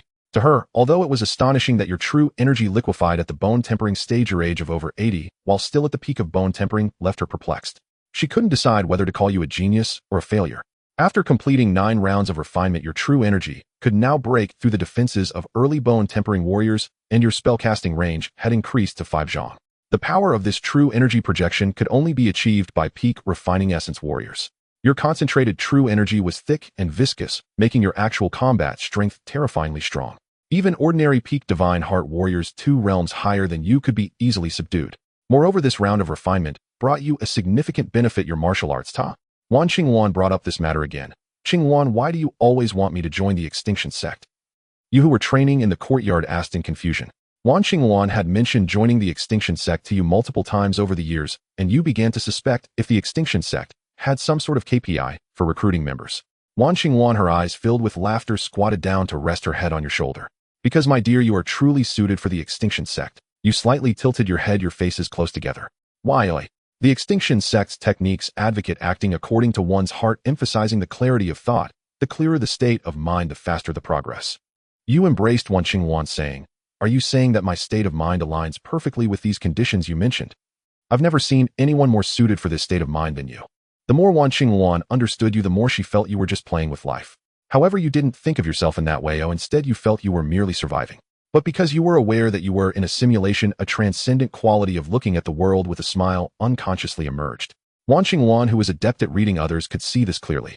"What will I gain by joining the extinction sect?" "A school-level technique. Joining, I must join." You feared Wan Qingwan would change her mind. If she had said earlier that joining would grant you a school-level technique, you would have agreed to join long ago. As soon as you finished speaking, Wan Qingwan immediately stuffed the technique into your arms. "Heaven's desire for no form." You paused, holding the technique. "Is a school-level technique really just handed to me like this?" "Exactly. Once you agree to join the extinction sect, I will give you the technique." "Does everyone get it when they join?" "It depends on the inviter's mood." "Inviter, is our extinction sect still on a recommendation basis?" Wan Qingwan gently stroked your chin. "Sometimes yes." That was a good answer, which means you said nothing at all. You understood that regarding the extinction sect, don't ask, just act according to your heart.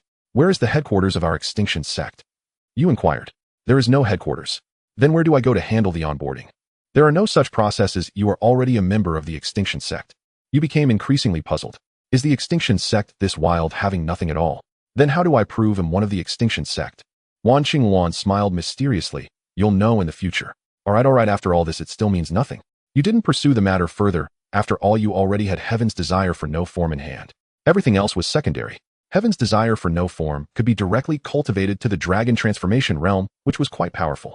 The greatest feature of Heaven's desire for no form is that it allows the practitioner to freely change the properties of their true energy, thus restraining opponents during battle. For example, when facing a sinister opponent, one would use masculine true energy. When facing an explosive and fierce opponent, one would use vast and mighty true energy. A month later, Wan Qingwan left, saying she was close to finding her own path to becoming a master. You had been true spouses for 4 years, developing a deep bond, yet you knew you would ultimately part ways. After all, this was just a play. Wan Qingwan left decisively. That night you were entangled in each other, but the next morn, if Wan Qingwan at the peak of dragon transformation were here, she wouldn't be able to sense your cultivation anymore. Once you advanced to washing marrow, even masters would be unable to discern your cultivation. You began the cultivation of heaven's desire for no form, and to your astonishment, you found your cultivation speed to be remarkably fast. It seems just as Qinghuan said, my state of mind is very suited for the extinction sex techniques. On this day, while you were cultivating, a group of people came looking for you. The leading young man with a jade face said to the 7 or 8 people behind him, "This is he, you of the extinction sect, kill him." You had only joined the extinction sect for 2 months, barely past your trial period, and you hadn't had the chance to do anything wrong yet. Yet someone wanted to kill you simply because you joined the extinction sect. Is this the power of reputation? You thought helplessly as you looked at the fierce group of people. The highest cultivation among them was the jade-faced young man at the peak of washing marrow, while the others were all at bone tempering. This lineup was purely coming to deliver their heads to you. Gentlemen, you must have mistaken the person. You planned to probe their intentions. No way to mistake him. The jade-faced young man directly pulled out a high-definition portrait of you. You were shocked. The person in the picture looked exactly like you. You didn't expect these people to have done their intelligence work so well. You have no words to say, now prepare to die. The jade-faced young man charged straight at you while the 7 or 8 people behind him cheered him on. Look, young Master Yuan has arrived. Not good. Young Master Yuan is dead. The jade-faced young man was sliced into several pieces by you. The other 7 or 8 people were so scared they wet themselves. You controlled them and asked where they got your portrait, only to learn that there was a rule in the extinction sect. As long as one was a core member, the extinction sect would disclose relevant information about its members. You were speechless. Is this because they think their own people aren't dying quickly enough? You found the higher-ups of the extinction sect to be somewhat unhinged. Their operations were too chaotic, too free, too carefree. Moreover, since most core members of the extinction sect were at the dragon transformation realm or higher, there had never been someone like you, a bone-tempering warrior. That was why these people dared to confront you directly. After all, when picking a persimmon, one should find a soft one to squeeze. But they didn't expect you to be a tough nut as well, and they would end up with a sprained ankle. You swiftly took down all 7 or 8 of them, and after quickly rummaging through their bodies, you only found some silver notes and low-tier techniques. Damn, they are poorer than me. You burned down the small courtyard where you had lived for several years and quickly left. You headed north, where the northernmost part of Dakian was the desolate Songwang Desert, planning to hide there for the rest of your life. Day 18 night. You ignite several corpses with a single flame, the 7th group of assassins you have slain. Such scenes no longer stir surprise within you. You press northward, traveling only under cover of darkness. By day, you seclude yourself in inns to cultivate.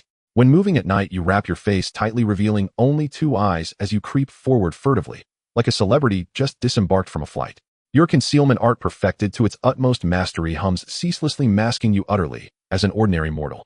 Your path is never straight north, instead it winds and doubles back unpredictably. You decide your next turn only a heartbeat before your pursuers do.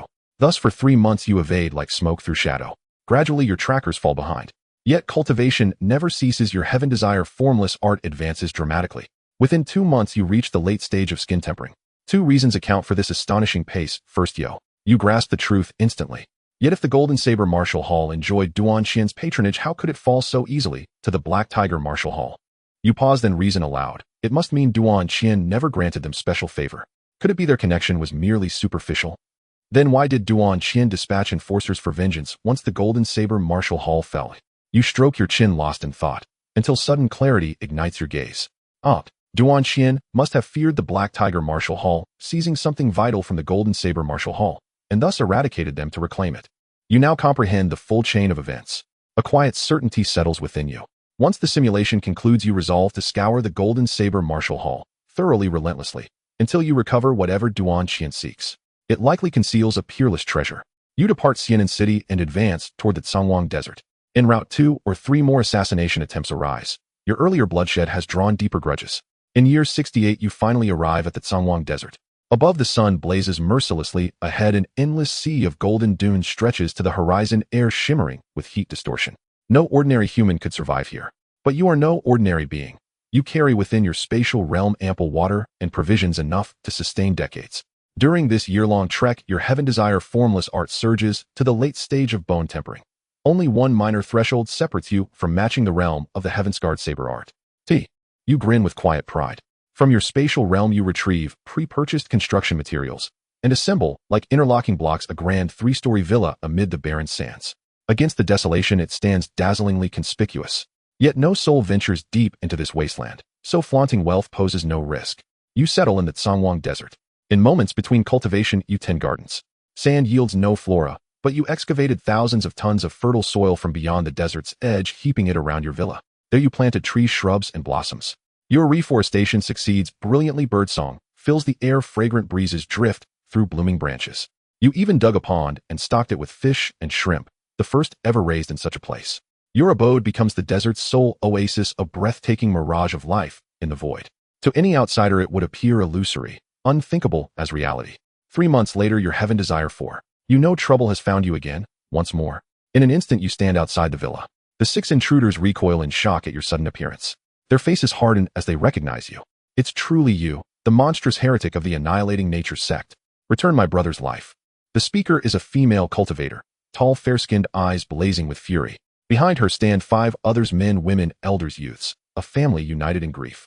She is the strongest among them at the mid-stage of divine organ cultivation, 2 major realms above your own. Do you fear her? You do not. Though you stand at bone tempering's apex, your actual combat prowess could slay even a peak-stage divine organ cultivator. Conventional designations, early, mid, late, no longer suffice to describe your martial attainment. You call yourself bone tempering's twilight stage. Heinous villain he you. We've hunted you for months, braved countless perils, endured unspeakable hardship. Today at last. Enough. You interrupt, voice calm and dismissive. A mere extra with too much dialogue. You beckon lazily. Come. All of you. You flick your fingers, inviting them forward. The female warrior and the other 5 felt slighted. She turned to the 5 behind her and said, Father, mother, uncle, auntie, cousin De Huang, let's go together and avenge my brother. Kill. The entire family rushed forward in unison. You chuckled softly, drawing your chi soul blade and leaping forward. A chaotic fight ensued, and all 6 of them fell, including De Huang. After eliminating this family, you knew your life would never be peaceful again. The friends and relatives of those you had killed on the road would come seeking revenge. But this time you decided not to run. You were 83 this year, having run for most of your life, and you were a bit tired. You never actively provoked anyone, yet so many wanted you dead. You decided you would no longer tolerate this humiliation and that those people would pay the price. However, the main reason you didn't leave was that you wanted to create pressure for yourself through battle in order to break through to the rebirth realm. After all, you were already over 80. You felt your physical state declining significantly, and merely relying on cultivation could no longer push you past the bottleneck of rebirth. You decided to be bold and hung a sign outside the oasis that read, Runaway Immortal. First in level challenging combat. Miao Liwis, martial arts guide. Core member of the Bone Refinement sect. Only deep strategic partner of Saintess Wan Qingwan. Expert in annihilating families. He you the great hero's residence. And welcome all who seek revenge, challenge, or just want to see my beauty to come and duel. You looked at the massive sign with great satisfaction, certain it would attract plenty of hatred. All you had to do was wait for a steady stream of people to come and provide you with experience. You waited joyfully for a month, but not a single person came looking for you. The words on the sign were almost worn away by the wind and sand. It shouldn't be like this. Could it be that I didn't write it boldly enough? But in reality it was because your place was simply too remote. Unless someone had a deep-seated grudge against you, they wouldn't come. It's likely that before they even reached you, they would have perished in the desert. With no one to fight, you passed the time fishing in the desert, living quite well. On the 69th year, you finally welcomed a person seeking revenge. He you the villain? I've finally found you today. I will avenge my brother's death. Oh, please come in, please come in. You warmly invited the burly man into your villa. You finally got your first experience pack, and you cherished it. The burly man, taken aback by your enthusiasm, began to doubt whether he had found the right person. He sat awkwardly in your villa and politely accepted the chilled watermelon you offered him, taking a bite. After a long trek through the desert, his throat was parched, and that pure, sweet, cold watermelon cooled him down to his core, making him shiver with delight. He wiped his mouth and cautiously asked, Villain hero, what do you mean by this? You need to eat well to have the strength to fight right. The burly man paused for a moment, then angrily exclaimed, So you really are that villain? It is I. The burly man threw the watermelon down and shouted, Die. A flash of the blade, and the burly man was already severed. From that day on, people began to come to you for duels. You were delighted and specifically dug a mass grave outside the oasis, tossing the slain directly inside for cleanliness and hygiene. As you killed more people, the grudges you accumulated increased, leading more to come and fight for their lives. In the 8th month of the 69th year, a young man shouted, Demon, you shall not die a good death. You severely injured him, dragging him to the edge of the mass grave, intending to bleed him out and throw him in. He was terrified by the densely packed corpses inside, cursing you vehemently. This young man had excellent martial talent and could hold his own against you at the peak of the spiritual body, managing to last half an hour against you. His endurance surpassed all who had come to challenge you that day, ranking first in your social circle. You ignored his insults, having heard countless similar remarks before. After striking him down, you kicked him into the mass grave.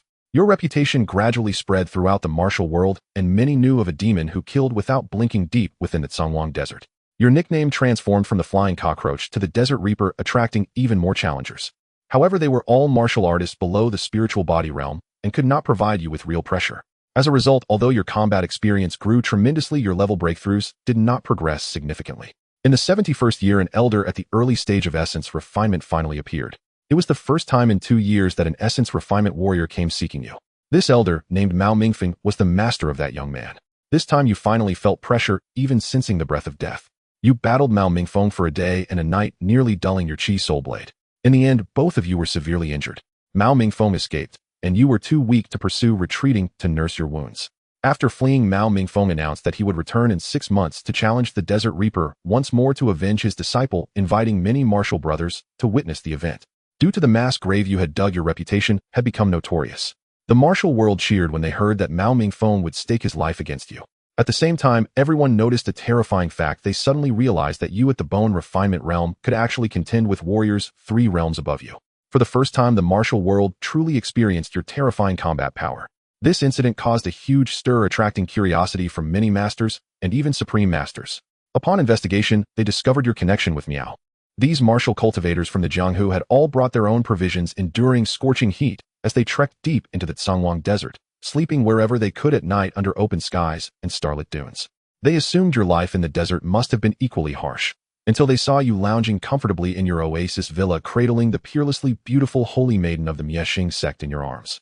Their eyes turned emerald with envy, the last vestiges of respect for your combat prowess dissolved into bitter ash. You truly deserve to die. They gnawed on shriveled wheat buns while cursing you bitterly, grinding their molars to dust. Yet they dared not act. They knew you stood under the protection of Lin Jingji and the entire Miexing sect.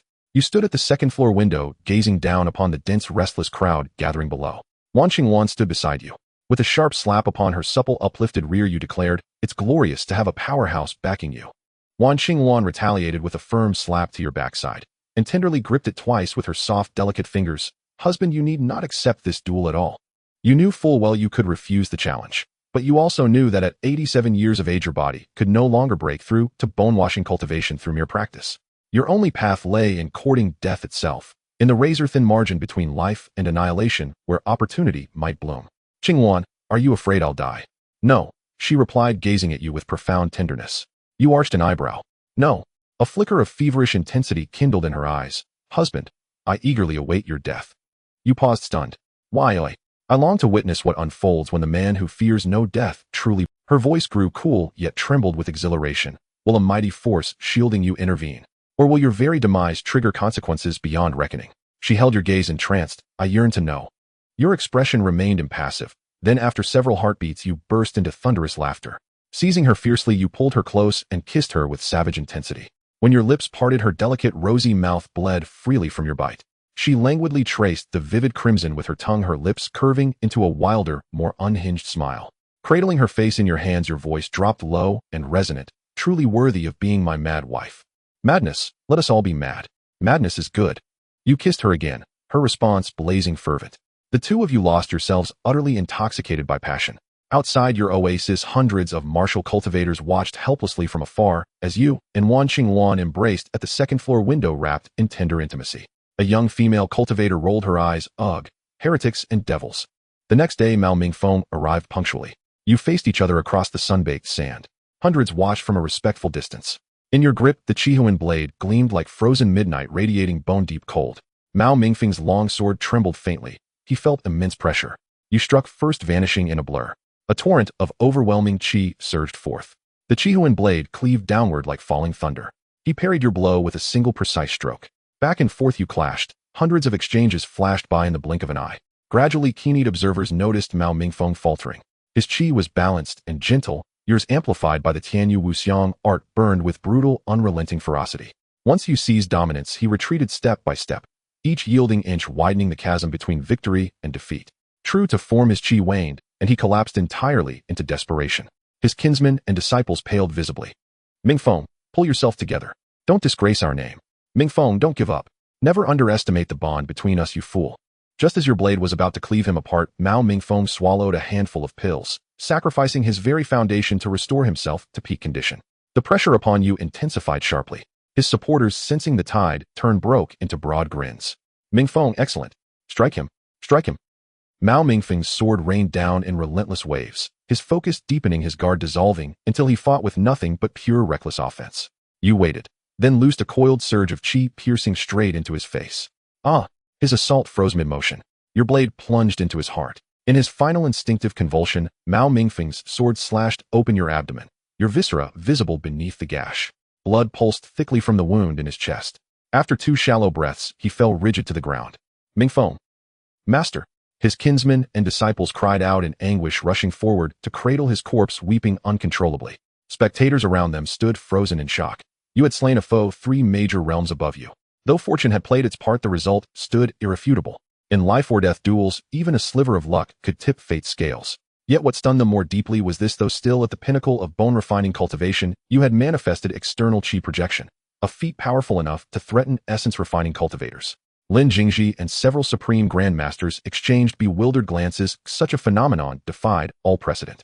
Lin Jingji recalled Miao Liwu, who too had projected chi ahead of schedule, but only 1 realm early at the divine organ stage. You had done so a full 3 realms ahead. For the first time, awe cracked Lin Jingji's ever-composed countenance. Meanwhile, you clutched your gaping abdominal wound, gasping raggedly. At last, you felt the long stagnant peak of bone-refining trembling loosening.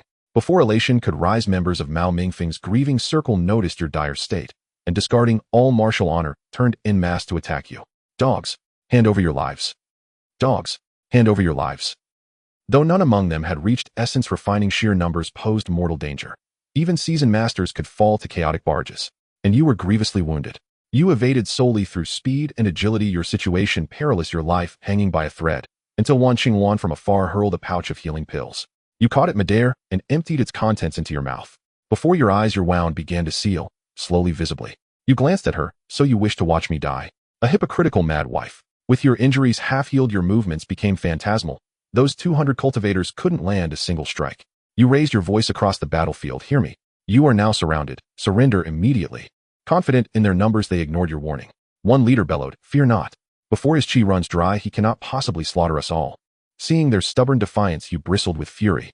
Very well. So you refuse surrender and dare strike. You darted through their ranks, reaping lives without mercy. Not out of arrogance, for these were no weaklings. Among them lurked numerous divine organ cultivators, formidable foes. You slew 40, carefully conserving energy, then another 30.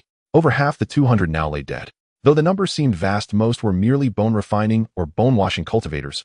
Only 1 divine organ cultivator at the early stage, and another at the middle stage, had fallen to your blade. Your chi dwindled once more, like a baron while thirsting for rain. You swallowed an inner spirit pill. Chi flooded your meridians anew. Under this extreme duress, your cultivation bottleneck shifted again, just slightly. A triumphant smile crossed your lips, and you charged once more into the fray. You are acting as if you have lost your mind, continuously charging forward. Your body is covered in a thick layer of dried blood scabs, which are constantly stained with fresh blood, drying and wetting again. You can no longer distinguish between your own blood and that of your enemies. Your true chi has been replenished countless times, and your internal spirit pills have been exhausted. You have started consuming blood essence pills instead. Though they restore your true chi more slowly, they can be supplied in almost unlimited quantities. You have fought from dawn until dusk with countless wounds all over your body. Your hands and feet have long since gone numb. You have tied the chi soul blade to your hand with torn cloth to prevent it from slipping away. At first, when you were besieged, the spectators could still talk freely, speculating when you would die. But now they are silent, watching you as you are surrounded by more than 200 martial artists who are 1 or 2 realm. Suddenly, you seem to hear a light sound akin to a blade shattering. This beautiful sound comes from within you. An invisible barrier suddenly breaks through. Clang. The man in front of you, along with his axe, is severed in two. 0. You have finally broken through to the initial stage of the washing marrow realm. Your physical condition begins to improve. Your body is continuously restored, and the long-lost true chi fills your body once more. The rich true chi makes you feel so comfortable that you let out a long howl towards the sky. Now, when facing the initial stage of refining essence, you can directly eliminate him. You sway and slowly stand up. Beneath your feet lie countless corpses, over 200 bodies arranged neatly. You shout excitedly, "Who else?" At this moment, the other spectators are completely silent. Wan Qingwan quietly approaches and supports you. You smile at her. The great battle has come to an end, and you and Wan Qingwan return to the Oasis Villa. Half a month later, on the surface, your injuries have completely healed, and you look no different from a normal person. But you know your time is short. That battle consumed your essence and lifespan. Although you barely broke through to the washing marrow realm at the last moment, it drained your last bit of vitality. Your body is like a piece of polished wood that is rotten inside, exuding a heavy aura of death. You have not engaged in any more fights, nor have you practiced. Every day you simply tend to the flowers and plants in the Oasis Villa. Your villa has transformed into a garden villa. Wan Xingwan loves these flowers and trees very much, and she has been living here with you since the Great Battle. You often fish in the pond, releasing any fish you catch back. You call out. Wan Xingwan replies, husband, I am here. You pout, saying, though you wish to see me die, could you not hide your expectations so openly? Wan Xingwan smiles, is it that obvious? You are just a step away from directly stabbing me to death. Wan Xingwan chuckles, husband, how long do you plan to live? You really want to laugh, but your eyelids grow heavier. The world before your eyes begins to blur, and your consciousness gradually dissipates. You whisper, you crazy woman. I will return. Like a computer screen going black, your world suddenly plunges into darkness. You have died. The simulation ends. He consciousness returns. In the Jin Dao martial arts hall in He's own room, He is momentarily stunned. It feels as if he has lived an entire lifetime, and a flood of memories rushes into his mind. As if he had experienced a lively dream. Fortunately, the emotions from the simulation do not carry over, sparing He from any emotional burden. I am an emotionless simulation machine. He has traveled nearly the entire Deqian during this simulation, with only the farthest East Sea left unvisited. The gains from this time are also astonishing. He becomes excited, rubbing his hands like a green bean fly. It's time to review this harvest. He's thoughts stirred, inventory of gains. The text waterfall of the simulator instantly refreshed before He's eyes. The gains this time are as follows: initial stage of marrow washing, cultivation, full mastery of Qi blood pill, refining somewhat, renowned martial talent, 87 years of combat experience, and cultivation insights, desolate heaven blade technique, a sect-defining divine technique, initial stage of marrow washing, heavenly desire, for no form technique, sect-defining transformation technique, peak of bone, refinement 9, condensing mystic art, 9th level of bone refinement, dragon's roar blade. Technique, top-tier bone refinement technique, mid-stage of bone refinement, phantom phoenix motion, top-tier movement technique, perfected concealed breath technique, top-tier martial technique, perfected cloud treading step, second-rate movement technique, perfected glacial finger, first-rate bone refinement technique, wolf, howling sword technique, first-rate bone refinement technique, mountain shattering, fist, first-rate skin, refining technique, inconspicuous transfer, technique, for various, irregular. That's enough, that's enough. He excitedly scratched his head. After displaying the gains, a prompt appeared in the simulator. All items gained can be inherited. Please choose one of the following two options to confirm whether to inherit the gains. 1. Inherit immediately. 2. Inherit right away. He stared at the two options, momentarily stunned. Is this a joke? Is there even a difference? Finally, He randomly chose one with his eyes closed. Boom. He's body was violently infused with true energy. The massive flow of true energy from the initial stage of marrow washing coursed through He's limbs and bones. The powerful strength gained from the simulation all returned to He. Awesome. He felt exhilarated. In an instant, he leaped from an ordinary person to a marrow-washing martial artist. The speed was so fast it was like a bolt of lightning. In addition to his cultivation, all other martial skills, items, talents, etc. were inherited as well. All items were placed in the simulation space. Next, it was time to deal with the abnormal family from the Golden Blade Martial Arts Hall. Moreover, He needed to figure out the intricate relationship between Governor Duan Qian of Danzhou and the Golden Blade Martial Arts Hall. He wanted to see what treasures the seemingly ordinary Golden Blade Martial Arts Hall was hiding that made Duan Qian so concerned. He's eyes lit up, exuding a fierce aura. A cold light flashed in his right hand as the awakening blade slid into his grasp. So it's the Golden Blade Martial Arts Hall. You've messed with the wrong person. He didn't wait for Wang Yulin to arrive, heading straight for Wang Yulin's courtyard. From the previous simulation, He knew that Wang Yulin and Wang Yulin were both in the courtyard at this time. He executed his movement technique, leaving behind after images. He did not hide his strength at all, and his overwhelming true energy surged freely. In just 2 breaths, he arrived at Wang Yulin's courtyard. Boom! Wang Yulin's door was blasted to smithereens. Who dares to cause trouble in the Golden Blade Martial Arts Hall? Wang Yuanyi's furious shout erupted from inside the room. When Wang Yuanyi saw He standing in the courtyard with the awakening blade in hand, he was filled with a mix of shock and anger. He couldn't believe his eyes as he scanned He up and down. You are He.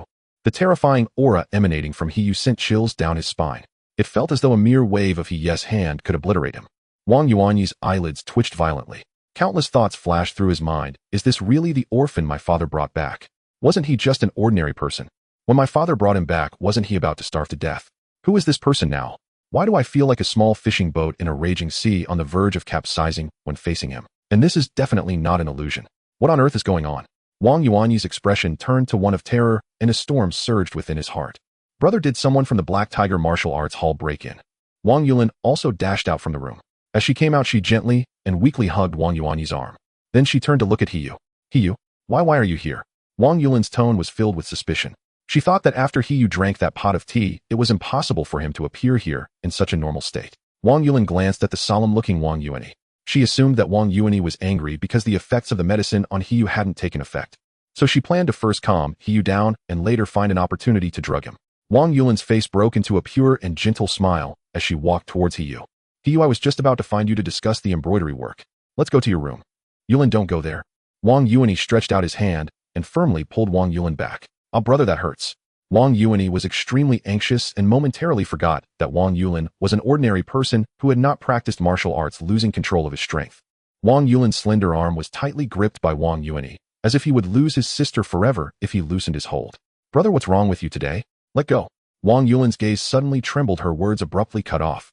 Wang Yulin felt as if a cold light flashed before his eyes, but he also felt it might be his own illusion. A line of blood appeared on Wang Yulin's delicate shoulder. Wang Yuanyi's grip on his sister's arm suddenly lightened. In the next moment, Wang Yulin's arm and body abruptly separated. Wang Yulin was left holding only one of Wang Yulin's arms. Wang Yulin was momentarily stunned, his mind failing to register what had happened. Immediately after, several long lines of blood appeared on Wang Yulin's face and body. Finally, they spread across her body like cracks. Crash! Wang Yulin's entire being shattered into small pieces, scattering all over the ground. Only the arm and Wang Yuanyi's hand remained relatively intact. Some people just disperse while walking. Yulin! Wang Yulin screamed frantically at the arm. This scene drove him into madness. His own sister was actually killed before his eyes. Yet he couldn't even see how Hiyu made his move. Wang Yulin realized that Hiyu's strength was at least 2 major realms higher than his. But how is this possible? Wang Yulin couldn't believe it, nor did he want to believe it. His heart was filled with however, extreme fear instead gave rise to extreme anger. Wang Yuanyi's reason was gradually consumed by hatred. No matter who you are, die for me. Wang Yulin disregarded everything and charged towards Hiyu. Hiyu chuckled softly, and a burst of true energy shot out. Bang! Wang Yuanyi's leg exploded as he ran wildly. Wang Yulin fell to the ground, clutching his mangled, half-missing leg, and cried out in pain. Looking down from above at the writhing Wang Yulin. Wang Yulin looked up at the calm-faced Hiyu, filled with suspicion. Who the hell are you? Are you a bastard from the Black Tiger Martial Arts Hall? Wang Yulin roared with all his might, venting his anger and fear. Hiyu slowly crouched down, a sharp and fierce true energy gathering at his fingertips. The true energy was aimed at Wang Yuanyi's face, like a tensioned crossbow ready to unleash. With a light release, it could shatter Wang Yuanyi's skull. Wang Yulin sensed the threat of death, his entire body trembled, and he forced himself to quiet down. He stared. Endless fear caused his body to tremble uncontrollably. Hiyu's tone was devoid of any emotion. What is the relationship between Duan Qian, the governor of Danzhou, and you all? Wang Yulin was clearly puzzled. He hesitated and said, I don't know Duan Qian. He was about to act when Hiyu's face darkened, but Wang Yulin hurriedly added, I really don't know Duan Qian. How could I possibly know the governor? Hiyu observed Wang Yuanyi's expression, which did not seem to indicate deceit. However, it could also be that Wang Yulin was a good actor. He sent a stream of light qi into Wang Yuanyi's body. This qi rampantly wreaked havoc within Wang Yuanyi's body, targeting the most painful acupoints. I really don't know. The qi took effect quickly, causing Wang Yulin to roll on the ground in agony like a leech thrown into a salt jar, writhing frantically. The excruciating pain left him nowhere to hide. Hiyu knew that this kind of suffering was unbearable for an ordinary person. Generally, when subjected to such torment, one would not only confess everything, but might even frame innocent people. Hiyu withdrew the qi from Wang Yuanyi's body. Wang Yulin felt as if he had received a reprieve, gasping for breath on the ground, drenched in sweat. Do you know Duan Qian now? Hiyu asked. Wang Yulin was on the verge of tears. I really don't know Duan Qian. Hiyu frowned, realizing that Wang Yulin truly did not know Duan Qian. Could it be that only Wang Kuan knows Duan Qian? Hiyu thought silently. He then asked, what is your relationship with Zhang Hongwen, the county magistrate of Xianan? This time Wang Yulin hesitated noticeably, before feigning an innocent expression. I have only dined with Lord Zhang once. Establishing a martial arts school requires good relations with Lord Zhang. Hiyu clearly did not believe him, and a stream of qi began to coalesce in his hand. Really? It's true. The Black Tiger Martial Arts School often invites Lord Zhang to dinner. Wang Yulin rolled on the ground in pain again. Kill me. You kill me. Hiyu tortured Wang Yulin for a good half an hour. Wang Yulin lay completely collapsed on the ground. He had lost too much blood, his face pale. There were traces of painful struggles on the ground. Still not saying anything, Hiyu spoke calmly. Kill me. Hiyu was puzzled, not knowing what secret Wang Yulin was willing to defend with his life. However, Hiyu was also impatient to waste time with him. A stream of qi infused with violent power gradually took form at Hiyu's fingertips. I didn't expect you to be such a hard bone. I will help you out. Wang Yulin could feel the terrifying power of that qi. The transparent liquid-like qi was like the king of death, heralding the arrival of mortality. Wang Yuanyi's eyes flickered, showing signs of struggle. When he sensed real death, he wavered. This was human instinct, not swayed by reason. Wait. Wait a second, he'll talk, but after I speak you have to guarantee that you won't kill me. He shook his head and laughed. You desperate villains like to make demands when you're at death's door. Do you have the strength to make demands, buddy? Bang! Wang Yuanyi's other leg exploded into a spray of blood. He cried out in agony again, doing sit-ups, while holding his bloody thigh, looking extremely pained. He slapped Wang Yuanyi's face hard. Are you still trying to negotiate conditions with me? He'll talk. He'll tell you everything. Wang Yuanyi's mental defenses crumbled. Wang Yuanyi recounted everything he knew to Hiyu. It turned out that the Golden Blade Martial Arts School had been assisting the county magistrate of Xianan Zhang Hongwen in human trafficking. Moreover, Zhang Hongwen only wanted boys under the age of 16. His predecessor was also taken back to the Golden Blade Martial Arts School for this reason. Additionally, many boys who wanted to cultivate martial arts under the Golden Blade Martial Arts School were handed over to Zhang Hongwen. Zhang Hongwen would provide the Golden Blade Martial Arts School with a lot of money, martial arts techniques, and additional protection. However, Wang Yuanyi did not know what had been done to those boys taken by Zhang Hongwen. He only knew that he had never seen those boys return. Wang Yuanyi suspected they had all died. He was originally one of those people to be handed over to Zhang Hongwen by the Golden Blade Martial Arts School. Wang Yuanyi knew that once he told Hiyu this matter, Hiyu would definitely retaliate and kill him. So he pretended to be a tough guy wanting to take a gamble. He gambled that Hiyu, in order to know this matter, would temporarily spare his life. He planned to find an opportunity to seek help from Zhang Hongwen later. But he didn't expect Hiyu to be so unconventional, completely unaffected by threats. Wang Yuanyi knew that if he didn't speak up, not only would he lose his life, but he might not even have a complete corpse left. Helpless, he could only lay everything out. No wonder you were hiding it. It turns out this is related to me. Hiyu pondered. From this perspective, it could be confirmed that those boys received by Zhang Hongwen were ultimately transferred to Duanqian. Therefore, Wang Yuanyi truly did not know Duanqian, as it was always Zhang Hongwen who was in contact with Duanqian. Then in the simulation after the Golden Blade Martial Arts School was destroyed by the Black Tiger Martial Arts School. The reason Duanqian sent people to annihilate the Black Tiger Martial Arts School was not to search for treasures, but to destroy the evidence of the transactions between the Golden Blade Martial Arts School and Zhang Hongwen. Hiyu basically understood the ins and outs of the situation. However, there was still one point he was uncertain about. What did Duanqian do with those abducted boys? Hiyu contemplated. Fortunately, in his previous life he had seen and experienced enough. He could roughly speculate on the fate of these handsome boys. In fact, there were only a few possibilities. The first possibility was that Duanqian used them as bribes and social resources to curry favor with his political allies. In his previous life, there were multiple dynasties where male homosexuality was prevalent. At that time, the ancient people were accustomed to it, and they indulged in it freely. By analogy, among the nobles in this world, there were definitely those who enjoyed this as well. Thus, the market for these handsome boys would not be an issue at all. The second possibility, considering this world as a martial arts world, is that these innocent boys might have been taken by Duanqian to be sacrificed for some sinister technique. In contrast to the serious techniques that required arduous training, sinister techniques are characterized by minimal effort, quick results, and no pain, allowing one to be discharged on the same day. Naturally, everyone would want to practice it. Especially those nobles who hold the power of life and death over ordinary people would flock to it. However, these are just speculations. Hiyu was uncertain about what Duanqian had done with those innocent boys. Perhaps there were things in this world that Hiyu did. Where are the transaction records with Zhang Hongwen kept?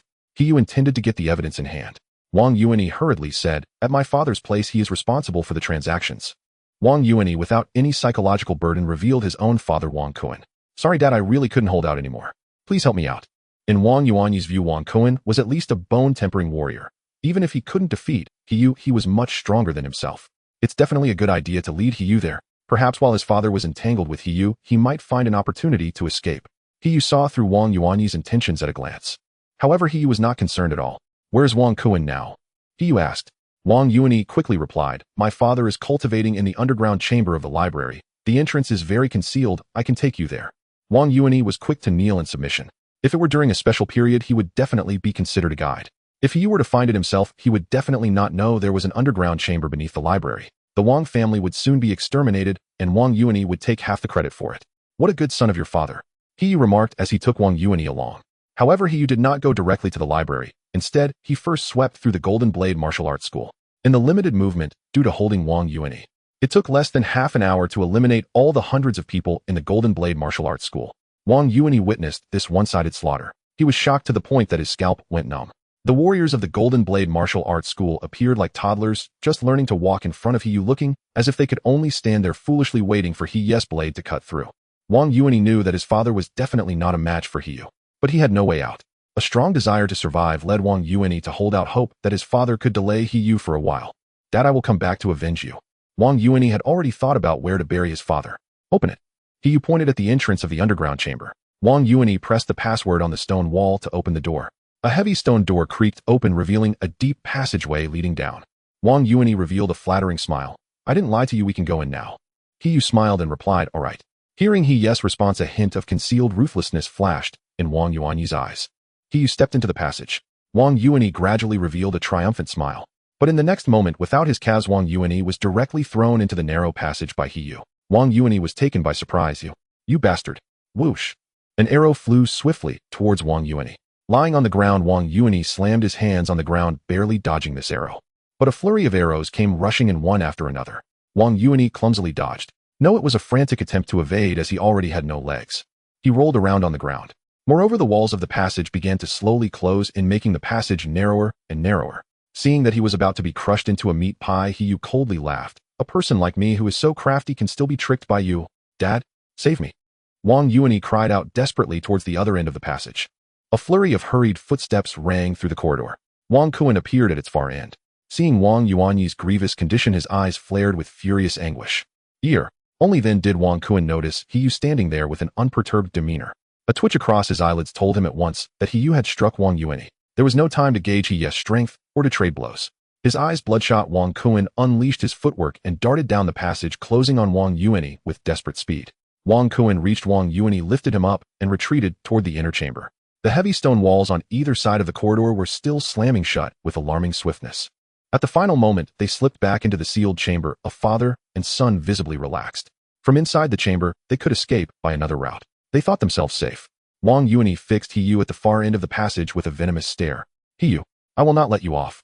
Wang Kun's face hardened like still water as he studied He intently. The stone walls on both sides continued to close. Less than half a foot remained, and they were about to seal completely. Wang Yulin forced a cold smile, about to spit another vicious threat. Suddenly both he and Wang Kuan felt themselves targeted by an overwhelmingly strong aura. The father and son were stunned. Before they could react, two ghost-like currents of true qi streaked out from the far end of the passage. Twin torrents of true qi had been charged for a long time. Even a warrior at the peak of Tsugu could not endure them, let alone Wang Kuan, who was only at the early Tsugu stage. The Wang sensed the danger, but had no time to evade. In the next instant, two heads exploded violently. Blood and gray matter splattered the floor. Their bodies collapsed together, convulsed once or twice, and lay utterly lifeless. The stone walls sealed perfectly, leaving no seam. The two corpses remained forever beyond the heavy stone. Villains perish by their own tongues, the old proverb does not deceive me. His voice was serene. After dealing with the Wang father and son, there was not a single living soul left in the Jindao Wuguan. He then swept the hall and placed all the bodies into his spatial pocket. Dead matter could be stored inside the space, a living people could not. He cleaned the scene thoroughly. Even if outsiders entered the Jindao Wuguan, they would only conclude that everyone there had vanished. They would not immediately suspect a massacre. Duan Qian's strength remained uncertain, and He needed to remain as concealed as possible. Handled this way, even if Duan Qian mounted an inquiry, it would take time. He would be safe for the moment and would buy himself the time to run simulations. If he simulated thousands or tens of thousands of times, he could accumulate enough power. Then every plot and scheme would be cleaved apart by absolute strength. I believe in you, he murmured to himself. He searched the entire Jindao Wuguan, hoping to find evidence of Wang Kuan and Zhang Hongwen's human trafficking transactions.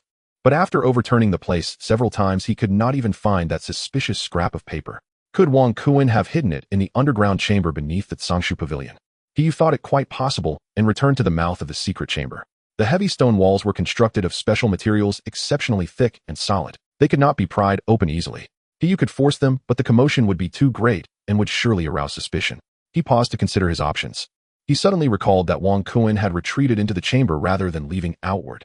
That meant the chamber must have another exit. Thus there must be an entrance as well. He immediately searched the Jindao Wuguan, and indeed found an entry concealed in a dried-up well. Clever. 3 burrows for the crafty rabbit, he muttered. He stepped cautiously into the chamber. There he found the trafficker's ledger recording in detail the people sent out from Jindao Wuguan and the prices paid. He even found his own name listed.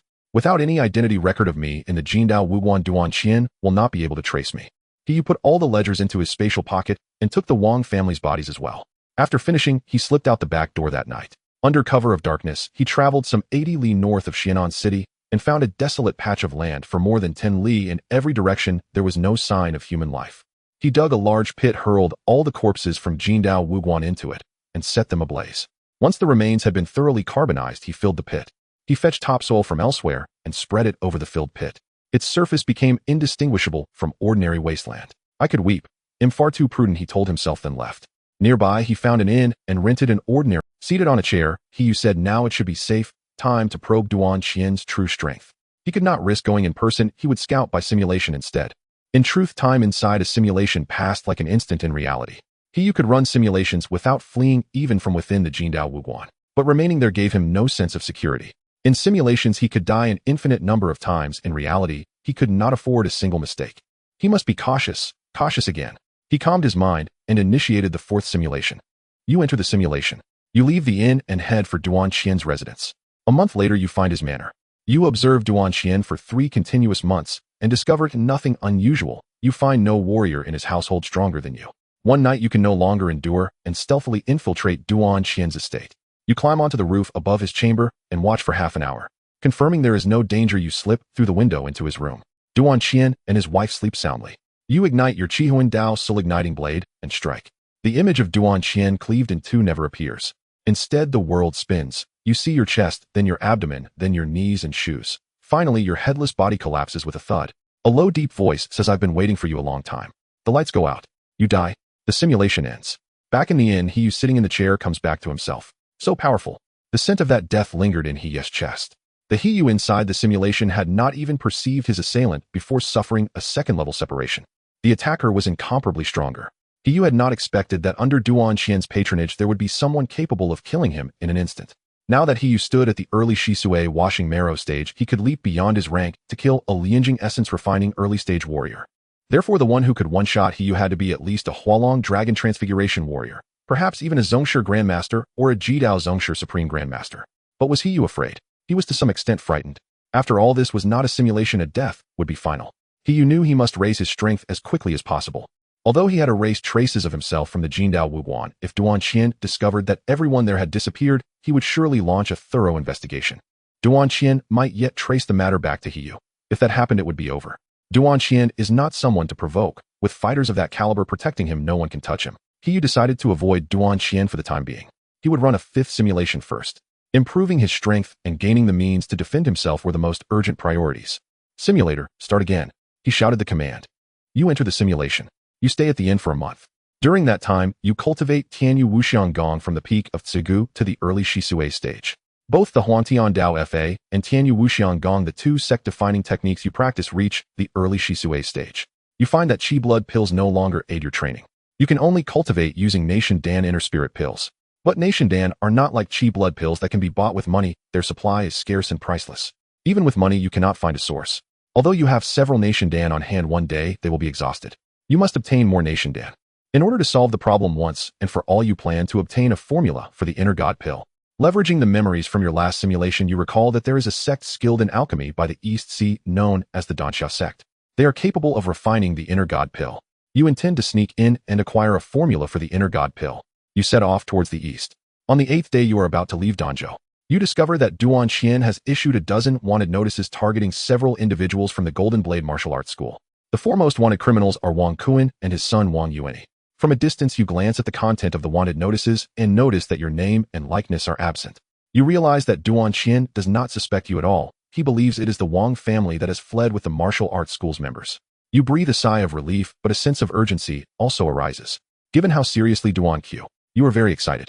You just turned 16 this year and plan to use this examination to infiltrate the enemy's ranks. As long as you can enter the Danxia sect, you will surely find an opportunity to steal the formula. You create a minor identity named Zhao Taizhu.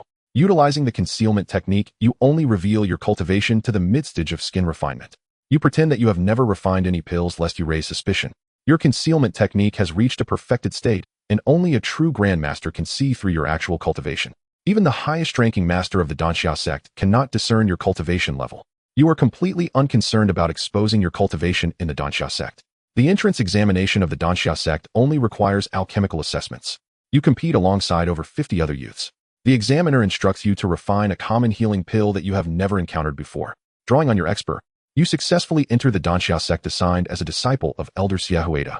Xiahueda is 75 years old, appearing middle-aged with peak cultivation in essence refinement.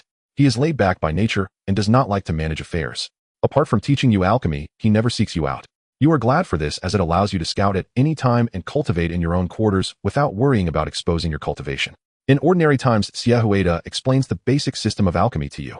Your proficiency in refining blood qi pills has been honed through money and time, but now after listening to Xiaohuida explanations you gain a systematic understanding of alchemy. You realize that pills are also graded, from 1st to 9th grade, with the 9th grade being the highest. Once an alchemist reaches mastery in refining the highest grade pills, they are considered to be of the corresponding grade. Speaking for yourself, blood qi pills are actually 2nd grade. This guard has early stage essence refinement cultivation, and you can handle him. Just as you plan to eliminate him and escape from the Danxia sect, the guard recognizes you and asks, "Are you Elder Seven's disciple Zhao Taizhu?" You reply yes.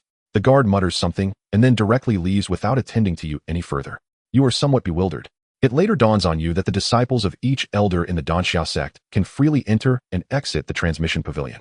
You were just too afraid of revealing your intent to ask about the transmission pavilion beforehand. You were overly cautious this time.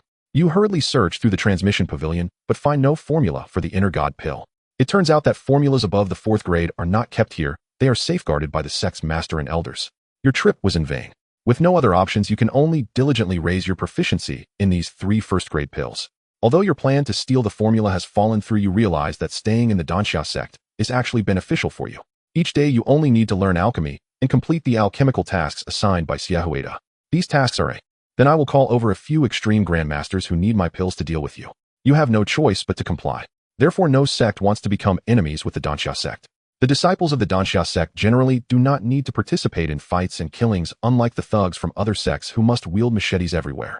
It is perilous and can lead to fatalities. You dislike fighting and killing the most, and have no idea what it feels like to annihilate someone's entire family. Hence, staying in the Danxia sect is actually safer than wandering around aimlessly outside. Moreover, the Danxia sect is particularly wealthy. The materials consumed by disciples during alchemy practice can be reimbursed by the sect. Each disciple also has their own independent courtyard. You have a spacious courtyard as well, living quite comfortably. Such favorable conditions are absolutely absent in other sects. Some smaller sects struggling to get by might go for 3 days with ONL. You are simultaneously learning alchemy while cultivating. The Nine Ning's mystic art has significantly improved your martial arts talent. You are currently facing no bottlenecks in your training, and the process is remarkably smooth. Before long, you completed your 2nd refinement of true qi, greatly enhancing the power of your externalized qi to an epic level. The externalized qi can break through the defenses of mid-tier warriors in the body refinement stage with a range that has grown to 6 zhang, equivalent to over 20 meters. This range is quite considerable. Although your practical skills in alchemy have not seen much improvement, the insights shared by Xiaohuida have greatly inspired you. Many aspects that were previously confusing have now become clear, as if years of constipation have suddenly been relieved. You realize that you have taken many detours in refining the qi blood pill before. On the surface, it seems that Xiaohuida is not very attentive to you, but in really, you calmly respond, "The proficiency of Po Wang Dan and Jinming Dan has reached a high level, but my progress with Yangsha one has been poor. I have just started learning it." In truth, your proficiency in all 3 1st-grade pills has already reached a high level, with the proficiency of Po Wang Dan being perfect. However, to avoid shocking him, you concealed your progress. You realize that you truly have a talent for alchemy, and you are a genuine alchemy genius. You have 2 1st-grade pills at a high level. Xiaohuida suddenly sits up sharply from the rocking chair. His expectation was that you would have achieved a high level of proficiency in 1 1st-grade pill. He never imagined that you would have reached a high level in 2 1st-grade pills, and that the 3rd one is already at the introductory level. "Yes, master." Xiaohuida suddenly became serious. "Taizhu, this cannot be false." You reply solemnly, "If I tell a lie, Zhao Taizhu will have his alchemy explode from now on." Xiaohuida interrupts your oath. "Taizhu, it's not that I don't trust you, but alchemy must be proven in practice." You understand that Xiaohuida wants you to demonstrate. You promptly take out the alchemy furnace, set up the stage, and begin refining. You successfully refined 2 fresh batches of Po Wang Dan and Jinming Dan, achieving a high level of production rate. Xiaohuida is overjoyed. Good. You have the style I once had." He immediately presents you with his handwritten, True Interpretations of Alchemy, a precious summary of his decades of alchemical experience, which can help you avoid many detours. You take it back and immerse yourself in it for 3 days and 3 nights without sleep. During these 3 days, you even set aside your favorite cultivation. This book greatly benefits your understanding of alchemy and medicine. However, you continue to pretend to be an ignorant novice to the outside world. In your 3rd year after finishing Xiaohuida book, you feel terrifyingly powerful. You confidently take a 3rd-grade pill recipe from the Law Transmission Pavilion and begin your alchemical endeavors. However, a month later your record stands at 0-10, having produced not a single pill despite a month of effort. You have slightly overestimated your talent for alchemy. Fortunately, your perseverance is commendable and you continue to strive for the refinement of third-grade pills. One day you feel. In your 4th year, you have spent the entire year focusing on martial arts. You have completed your 4th refinement of true chi and in the initial stage of marrow washing can now easily defeat mid-tier body refinement warriors. You reveal your hidden cultivation level to the late stage of skin refinement, while at the same time your proficiency in the chi blood pill has reached the initial stage of completion. Seeing your exceptional talent in both martial arts and alchemy, Xiaohuida is very pleased and takes you to meet the sect leader of the Danxia sect, Deng Rusong. You think there is something important to discuss, but Deng Rusong only chats with you casually, leaving you puzzled. Later you learn that this indicates Xiaohuida intends to nurture you as his successor. He brought you before Deng Rusong to let the sect leader recognize your face. From that day on you became a direct disciple of the Danxia sect. Your ordinary token was replaced with a more exquisite one signifying. You arrived at Xiaohuida Place and discovered that he had taken in 2 new disciples. One was named Zhao Mingshu, a 15-year-old with a simple appearance and a loyal character. Zhao Mingshu had decent martial arts talent and was already at the mid-stage of skin refining. However, his alchemy talent was rather poor, so he would primarily pursue martial arts. The other disciple, Bai Chun, was somewhat unique. He was already 42 years old, which is quite old for a beginner. He had joined Xiaohuida sect solely based on his excellent alchemy talent. Bai Chun was also at the mid-stage of skin refining. He had triangular eyes that made him look cunning. In summary, Zhao Mingshu was honest and reserved while Bai Chun was older and not very talkative. Both were ordinary disciples, not direct apprentices. Xiaohuida instructed them to follow you and asked you to impart some basic alchemy knowledge to them. You spent over 10 days teaching them alchemy. One day after finishing your lesson B. Although Bai Chun was much older than you, your alchemy skills and martial arts cultivation surpassed his, making his address of you as senior brother feel very natural. Of course you want to go down the mountain. Bai Chun squinted his triangular eyes and smiled. I want to go down the mountain to buy some personal items. The honest Zhao Mingshu nodded in agreement. Considering that you hadn't been down the mountain for several years, you decided to take the 2 of them with you. You arrived at the nearest town, Yutong County, at the foot of the mountain. You enjoyed food, drinks, and entertainment in the market. You noticed that although Bai Chun did not seem like a good person aside from being a bit sly, he was not a bad individual. Moreover, having dealt with the secular world for many years, he was quite adept at interacting with others, making it comfortable to be around him. Zhao Mingshu was straightforward and honest, often saying, my mother told me how and how. Basically, whatever you as his senior brother asked him to do, he would do without complaint. The 3 of you arrived outside an expensive-looking restaurant, and Bai Chun said, senior brother, I appreciate your teachings these days. Let me treat you to a meal. Naturally, you wouldn't refuse such a small request. The 3 of you entered and took a seat. A waiter immediately approached to introduce the dishes, but the more he introduced, the more inappropriate it became. The prices of the dishes in this restaurant were absurdly high, with a single dish costing as much as a month's worth of food for an ordinary family. Although this price was nothing to you, you noticed Bai Chun sweating slightly, clearly feeling a lot of pressure from the cost. However, he couldn't leave directly as it would seem too disrespectful to you. The waiter finally finished his lengthy introduction and politely asked, what would you 3 like to order? You glanced at Bai Chun and then stood up. We are leaving. The waiter was taken aback, having never heard of such a dish. Bai Chun, relieved by your intervention, hurriedly apologized. Thank you for your understanding, senior brother. I'm just a bit short on funds. You waved your hand, not caring about such matters. The 3 of you casually found a roadside stall to eat. After eating and drinking to your fill, just as you were planning to return to Danxia sect, you passed by a brothel. The courtesans were waving handkerchiefs to attract customers on the 2nd floor, with guests constantly coming and going. Bai Chen's eyes lit up. Senior brother, could we indulge a little? Bai Chen's squinting eyes sparkled with excitement. Junior brother, by the expenses here are even higher than the restaurant we just visited, you laughed. Bai Chen's gaze wandered, then he replied with a grin, I can manage. You instantly understood that Bai Chun was not broke. Rather, he was simply being frugal while knowing when to spend. Junior brother, Bai, you really know how to spend wisely. You complimented him. Bai Chen scratched his head, feeling a bit embarrassed. You're right, senior brother. However, you were a man focused on cultivating martial arts and had already moved beyond such lowly interests, so you had no intention of going inside. The honest Zhao Mingshu also spoke up. My mother told me that going to a brothel is not good. Seeing that neither of you were interested, Bai Chun had no choice but to relent. He was already planning to find a time to come alone and test the waters. Bai Chun didn't forget to compliment you, saying senior brother is truly noble and virtuous. As disciples of Danxiao sect, we absolutely cannot visit such a filthy place, otherwise we should have our 3rd leg broken and be expelled from the sect. Just as Bai Chun finished speaking, Xiaohuida walked out of the brothel. Upon seeing the 3 of you, Xiaohuida was momentarily stunned, his expression awkward. He hadn't expected to run into you 3. Xiaohuida approached with an unnatural demeanor and said, My disciples, do you believe me when I say I went to explore the mysteries of the human body to enhance my alchemy skills? You replied, the weather is indeed nice today. Zhao Mingshu added, my mother said the air is very fresh today. Bai Chun chimed in, the clouds in the sky are indeed clouds. Xiaohuida said, leisurely, name a price. You raised a finger and instantly the three of you found 100 chi blood pills in your hands. You exclaimed, wow, how magical. We seem to have completely forgotten everything that happened today. You can all go back now. The three of you returned to Danxia sect smiling and in high spirits. Year 7 had passed another year of self-discipline. You spent your mornings refining pills, afternoons practicing martial arts, and evenings in romance. After a year of unwavering effort, your proficiency in third-grade pills finally reached the entry level. You successfully refined your first third-grade pill, holding it in your hand and examining it closely. This was an important milestone in your alchemy ability. Although you still had a long way to go before refining at least 7 third-grade pills in one furnace, you had taken a solid step on the path to becoming a third-grade alchemist. This may have been a small step for others, but it was indeed a significant step for you. In addition to your progress in alchemy, your main cultivation also received good news. You completed your 6th chi condensation, and your combat power could firmly defeat a latest-stage skin refining martial artist. You also attempted self-cure. In year 8, you had been practicing medicine and saving lives at the clinic for a year. Since the purpose of the clinic was to train disciples' medical skills, the charges were much lower than those of ordinary clinics, attracting many common folks seeking medical help. You treated numerous patients, and your medical skills advanced rapidly, gradually gaining fame throughout Yutong County. Your alchemy skills also improved significantly. Since settling in Yutong County, Bai Chun had stopped pretending and frequently visited the brothel, where he had become infatuated with a courtesan named Han Xiang, spending his days blissfully unaware. Meanwhile, Zhao Mingshu stayed faithfully at the clinic, helping you out. Even when there were no patients, he wouldn't leave. One day, while you were consulting with a patient, 3 arrogant individuals from the clinic across the street barged in. Believing that your low fees and great reputation affected their business, they felt the need to stir. Your clinic has returned to tranquility. You practice medicine while simultaneously honing your skills. Your medical expertise has gained renown.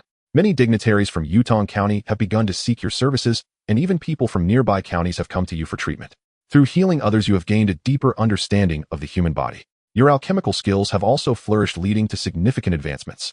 The success rate of crafting third-grade pills has notably improved, increasing from 1 pill to 2 per batch, though you have yet to reach the proficiency needed to create 3. One day, as you are attending patients, a shy girl of about 15 or 16 approaches you. Dressed in patched coarse clothing, she is strikingly beautiful with bright sparkling eyes. She offers you 2 plants of tianma, which she dug up in the mountains as a token of thanks for curing her illness. Her parents had given up on her, leaving her to fend for herself. Lu Jing cherishes this job immensely. When there are no farm chores at home, she comes to the clinic every day, eagerly taking on various tasks. This significantly reduces the workload for Bai Chun and Zhao Mingshu, giving Bai Chun more free time, allowing him to visit the brothel mansion courtyard more frequently. Recently, Bai Chun has become infatuated with a courtesan named Qionyang. To win her affection, he has already spent more than half his fortune. He has even promised Qionyang that he will help her buy her freedom. In matters of the heart, Bai Chun is surprisingly devoted. You recall the old saying, those who pander will meet a bad end. The honest and straightforward Zhao Mingshu has also been acting strangely lately, often disappearing without a word. Your focus remains on cultivation. After 3 months of not-so-strenuous training, your true energy has completed the 6th refinement. The true energy within you has become alarmingly solid. Your martial talent has received a. You halt your practice. As per usual, close the door and let Mingshu out.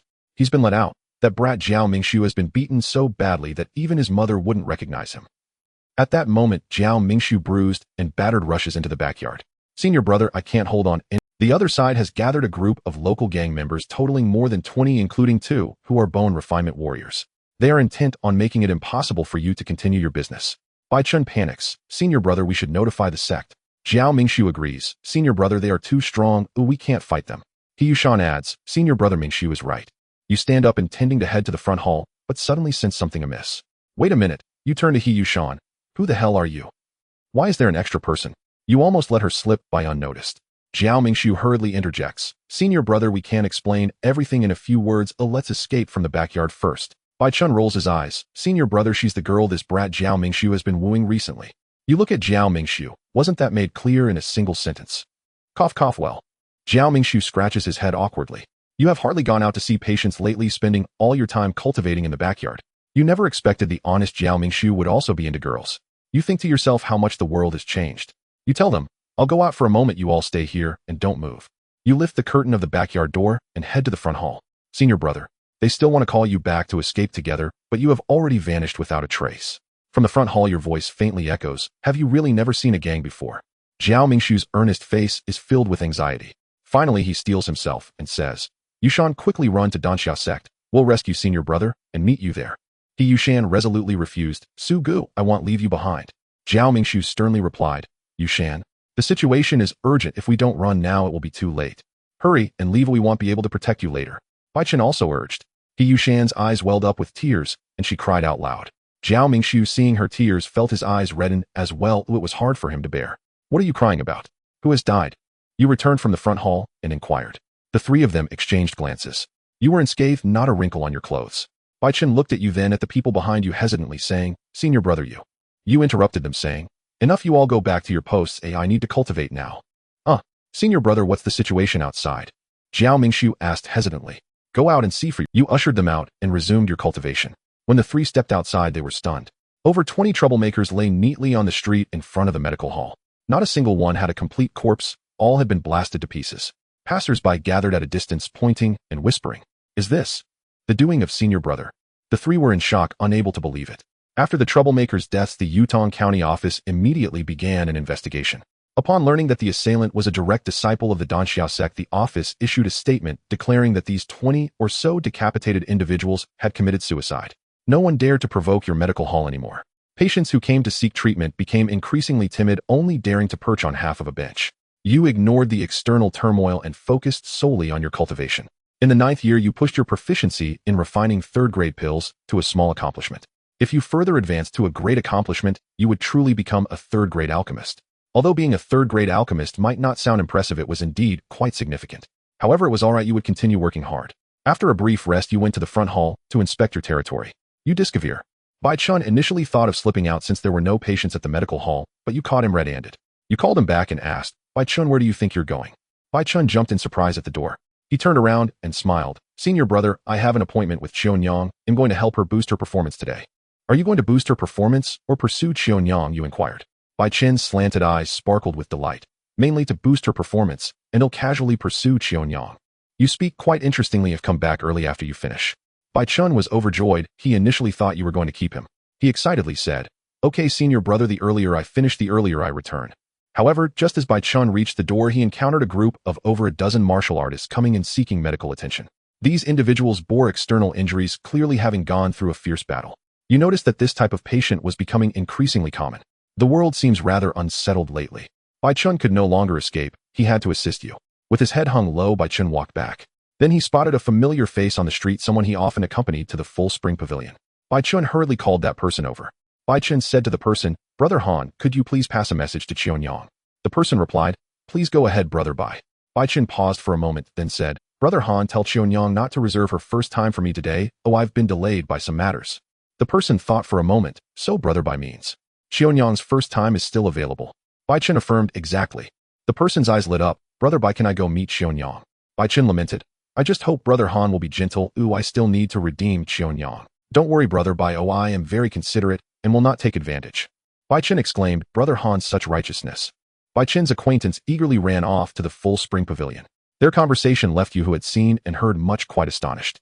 At that moment, all you wanted was a pair of ears that had not overheard that conversation. After treating that batch of patients, you returned to your cultivation. You sensed that something was amiss in the martial world lately. Yet no matter what changes would occur, focusing on enhancing your own strength was undoubtedly the right choice. You had only over 200 inner spirit pills left. You were now concentrating your main efforts on cultivating the 9 condensation mystic art.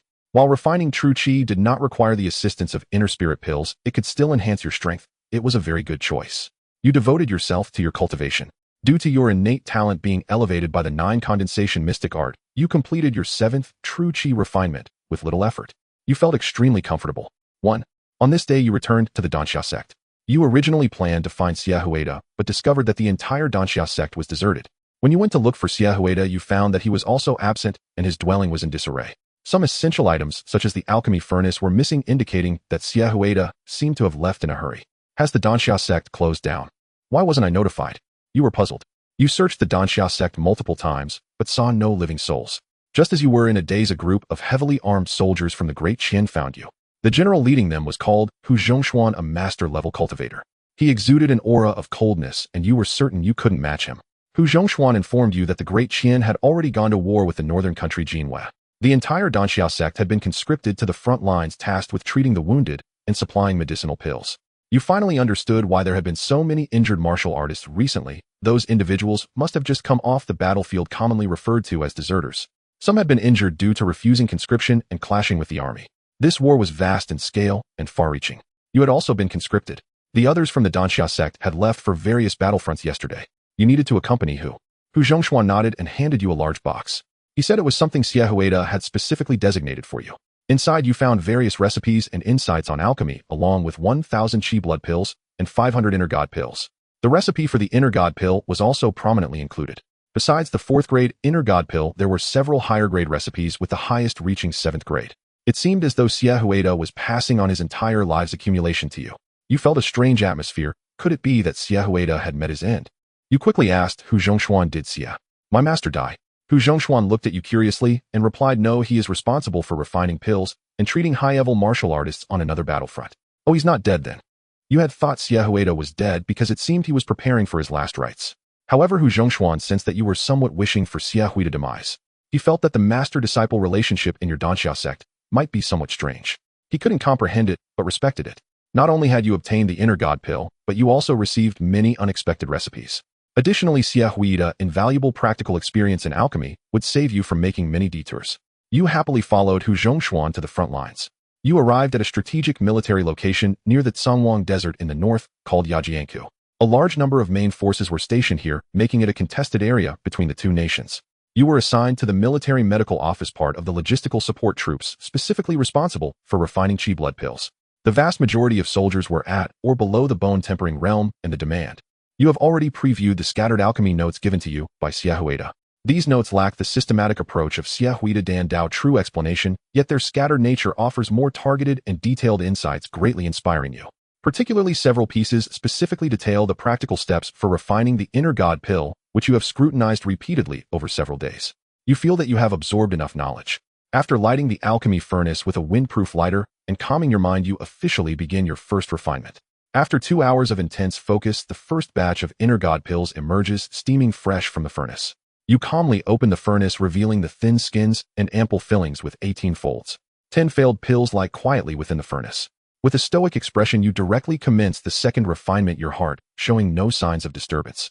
As long as your expectations are low, you pick up the 2 inner god pills, reluctant to part with them. Your 4th tier alchemy skill has finally reached the entry level, and all your efforts over the past few days have not been in vain. However, you also find yourself retreating from the extraordinary state you just experienced, unable to grasp how to enter it again. Instead, an overwhelming weakness washes over you. Your legs feel weak, as if you fought for 7 days and nights. You hurry back to your room and collapse into sleep. 2 days and nights later, you slowly awaken. When you do wake, Hu Zhongshuan happens to come looking for you. After a few days of absence, he thought you had run away. He glances at your furnace and discovers the inner god pills, expressing great surprise at your rapid progress.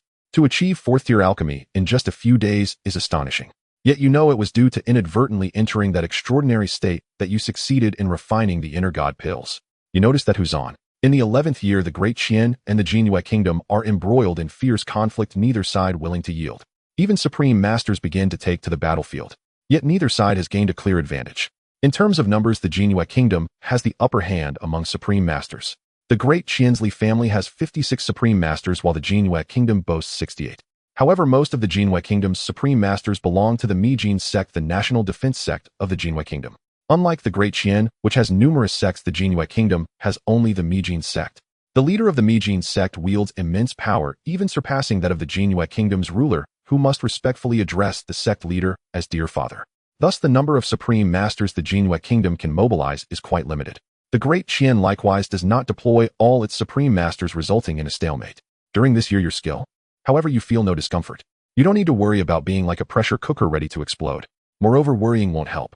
You have no precedent to reference, as Miao Liwu, who created the 9 refinements mystic art, hasn't even been born yet. Miao Liwu will not be born until the 16th year, and you suspect that they may never be born at all. Many aspects of this simulation differ from the last, such as the ongoing war between the two nations, which did not occur previously. Yet you still decide to visit Lushu village in the 14th year, as a drought has struck this year, and without your assistance, Wei Xia and Miao Jiao might starve. If that happens, Miao Liwu will surely never be born. You have been at the Cliff River mouth for 2 years. During these 2 years, the intensity of the conflict between the two nations hasn't been particularly high. However, recently the number of injured soldiers has surged. Hu Zhongshuan has reassigned you back to the Milita. At that moment, you wished you could slap him across the face for his enigmatic demeanor. You detest such pretentious riddle makers. Struggling to suppress your restless right hand, you resist the urge to act out and engage Hu Zhongshuan in conversation a little longer. From him, you learn that Bai Chun, that old rascal, has also been summoned and is set to arrive at Cliff River mouth tomorrow. It is said that when summoned, Bai Chun reacted quickly and fled from the back of the medical center, but his low martial arts realm led to him being caught and brought back. You let out a long sigh of relief. That was close. Almost let that old fellow live a comfortable life. Hu Zhongshuan also informed you that when Bai Chun was captured, he immediately implicated you, claiming that your medical skills surpassed his, comparing you to the reincarnation of Hua Tu, even though he didn't know who Hua Tu was. Bai Chun ordered the army to capture you instead of him, insisting that he was completely inept, stating that he had previously caused someone's death, trying to smear himself with various accusations, but it was all in vain. The army even brought in a veterinarian, clearly unfazed by Bai Chun's track record. The next day, Bai Chun was indeed brought to the military medical office. When Bai Chun saw you, it was as if he had met a long-lost relative, passionately recounting the torment of longing he had endured over the past 2 years. Bai Chun said that when he was captured, he had resolutely refused to reveal your identity, only to find out that you had been summoned long ago. Bai Chun's expression suddenly turned serious. "Senior brother, who has such insight?" You responded by kicking him. "Get back to work." Bai Chun was assigned to work under you, and you put him in charge of alchemy. Bai Chun actually had a decent talent for alchemy, even though he often slacked off and frequented brothels. He was able to produce 6 second-grade pills in a single batch, reaching a small level of proficiency. Although he couldn't yet be called a second-grade alchemist, he was close. As the intensity of the war escalated, the workload at the military medical office increased significantly. Sometimes you even needed to treat the wounded soldiers of the Jinyu Kingdom. After healing them, they would be interrogated by high-ranking officials like Hu Zhongshuan.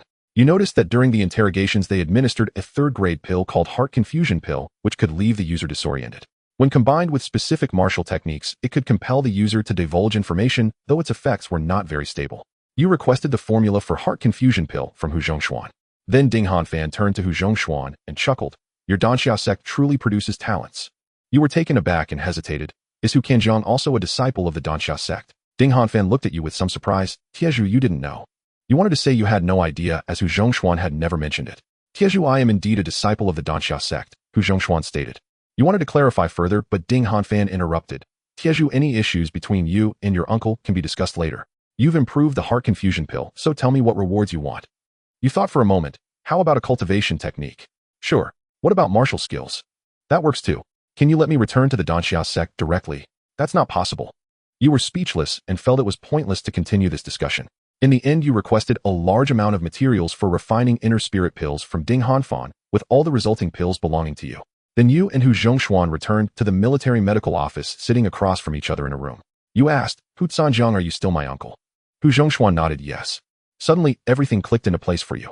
No wonder you felt Hu Zhongshuan had been so caring toward you, providing materials for inner spirit pills and allowing you to focus on alchemy. It turned out there was this connection. You asked, "Uncle, what exactly is going on? How did you end up in the army?" Hu Zhongshuan hesitated for a moment before saying, "The story goes like this." It turned out that Hu Zhongshuan and Xia Huida were brothers in arms, both of whom had been in the Danxia sect during their youth. They had a junior sister, and unsurprisingly, both fell in love with her. And unsurprisingly, the junior sister loved both of them.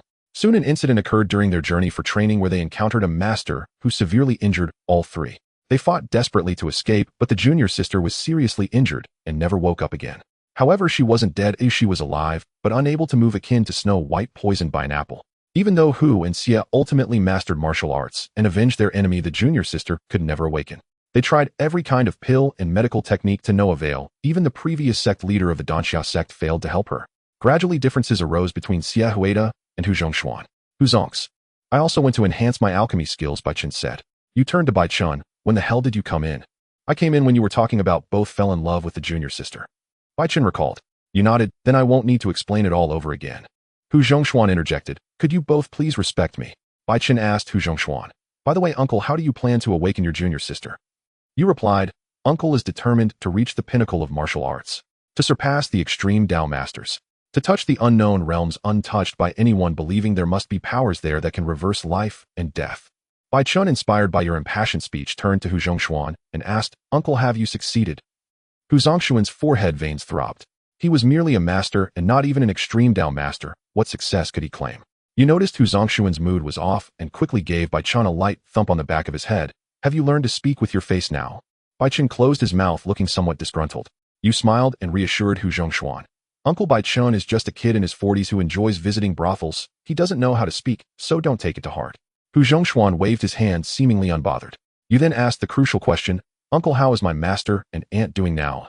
Hu Zhongshuan looked a bit speechless and was about to speak when a loud explosion echoed from outside the military medical office, followed by shouts and screams.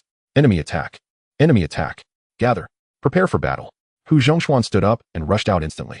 You also immediately used your speed technique to teleport outside to assess the situation. As you rush out, you see a dozen people floating in the sky, all dressed in identical dark red loose robes that flap in the air. They are all members of the Mijin sect, extreme Dao masters, and there are more than 10 of them. You dare not look any longer, turning to flee. Playing around is one thing, but encountering someone who can fly is no joke. The residual force from the full power strikes of these extreme Dao masters could shatter you. You frantically retreat against the crowd. At this moment, Bai Chun finally runs over, curiously approaching the group to see what's happening. What are you still watching for? Run! You drag Bai Chun away, causing him to stumble. Seeing your intense reaction, he dares not move forward. His expression is frantic as he escapes, with you asking, "Senior brother, what's going on?" More than 10 extreme Dao masters from the Mijin sect have arrived, all formidable. Bai Chun realizes the severity of the situation. He is still at the late stage of skin refining, and in front of extreme Dao masters, he is no different from paper. You and Bai Chun flee far away, no longer concerned about the shame of being a coward. Preserving your life comes first. After running for over 2 miles, you dare to look back. You see around 8 or 9 people from Deqian also rising up, but neither side has engaged in battle, as if waiting for something. Moreover, more extreme Dao masters are still flying in from all directions. This battle is destined to be spectacular. You feel it's still not far enough and continue to retreat. Bai Chun hurriedly follows you. To accommodate him, you do not use your full speed, yet he is nearly out of breath and still can't keep up. At this moment, you glance up at the sky where an extreme Dao master is flying towards the cliff's mouth. This master is a graceful woman in a black dress. Strangely, she is holding a young girl in her AR. You've encountered that crazy woman, Wang Yulin, again. Clearly, the woman in black is Yan Jishue, the leader of the Miexing sect. During the third simulation, Yan Jishue was forced to commit suicide by Wang Yulin.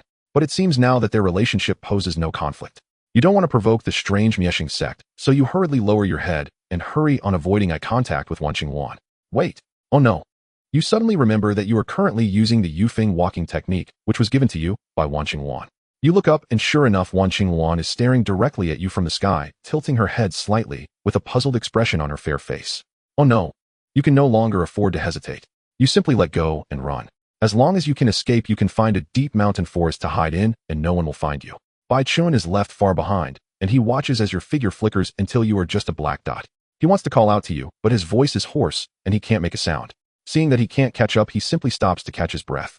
Those dozens of extreme Dao masters are merely confronting each other without engaging in combat. Bai Chun is not in any real danger. Wang Yulin in the sky simply looks at you with curiosity and does not pursue. You let out a slight sigh of relief. After running several more miles, you inexplicably feel a shiver run through you. You suddenly sense a change in the surrounding environment. You glance around, but find nothing unusual. However, you are certain that this area has become different. You feel as if the air is filled with some kind of substance, yet it is invisible, and you start to think hard. Theoretically, anything you touch can be stored in your space. If there is indeed something in the air around you, then it must be collectible. I'm too clever. Then you activate the collection ability of the simulated space. The next moment, a white mist suddenly appears in the space, swaying gently, measuring about 2 zhang in width and length. You are just about to study the mist closely when you notice that an extreme Dao master seems to be flying towards you. You can't be sure if he's coming for you, but you don't have a habit of gambling with your life. You quickly come up with another idea. Instead of running against the crowd, which is too conspicuous, you turn back and head towards the cliff's mouth again. This way you blend in with the crowd and remain unnoticed. After leaving that area for a moment, the extreme Dao master, clearly focused, lands right where you had just been. The extreme Dao master circles the area a couple of times, looking very confused. You merely glance back at him without any expression on your face, but inside you are ecstatic. Damn it. I hit the jackpot. You scream in your heart. The extreme Dao master must be searching for that white mist. Something so highly valued by an extreme Dao master cannot be anything trivial. Simultaneously, a bolder thought arises in your mind.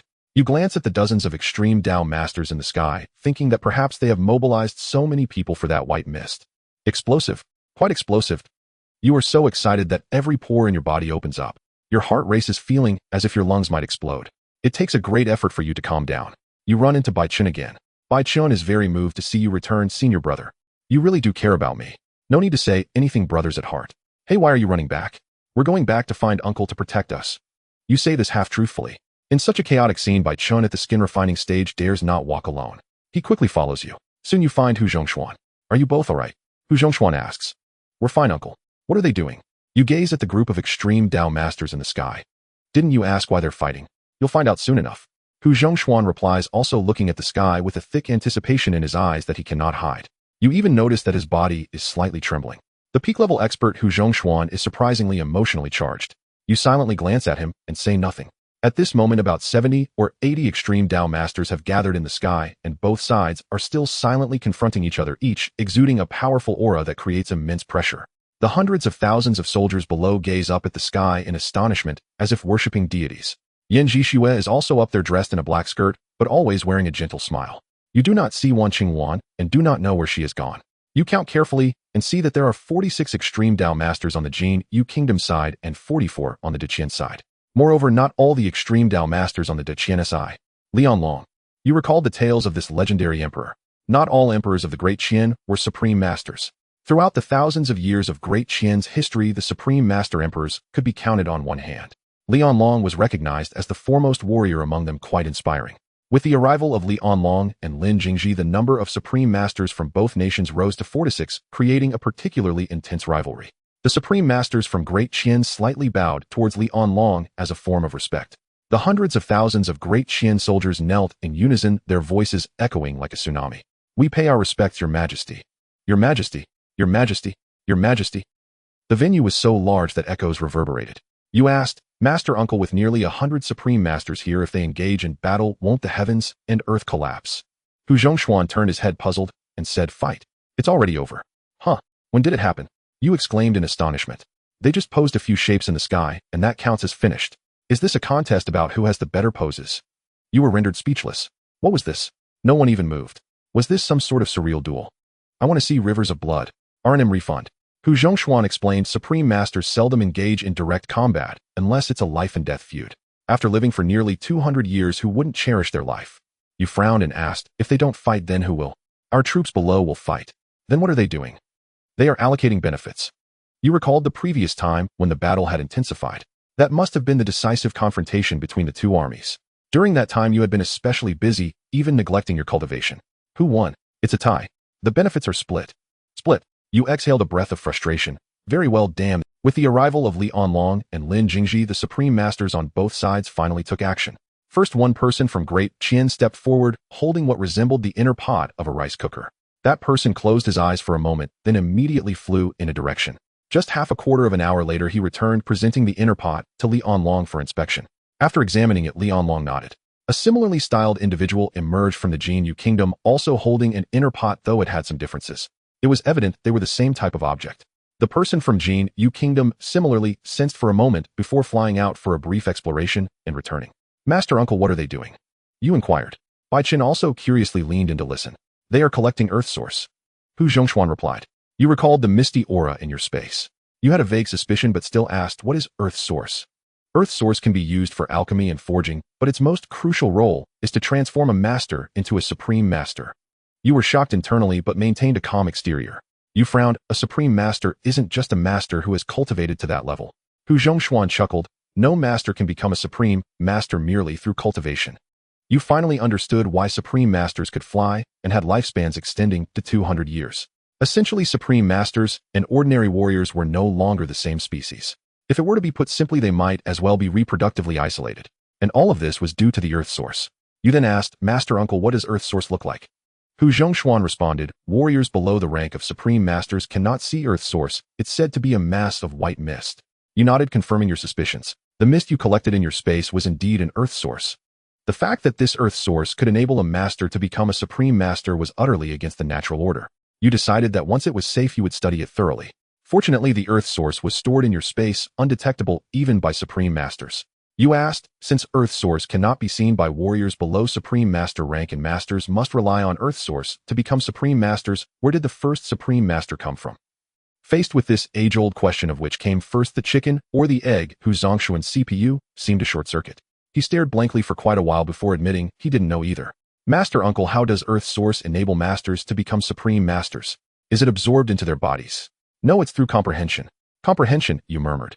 Yes, and not all masters can necessarily attain supreme master status through understanding Earth Source. There are many failed cases too.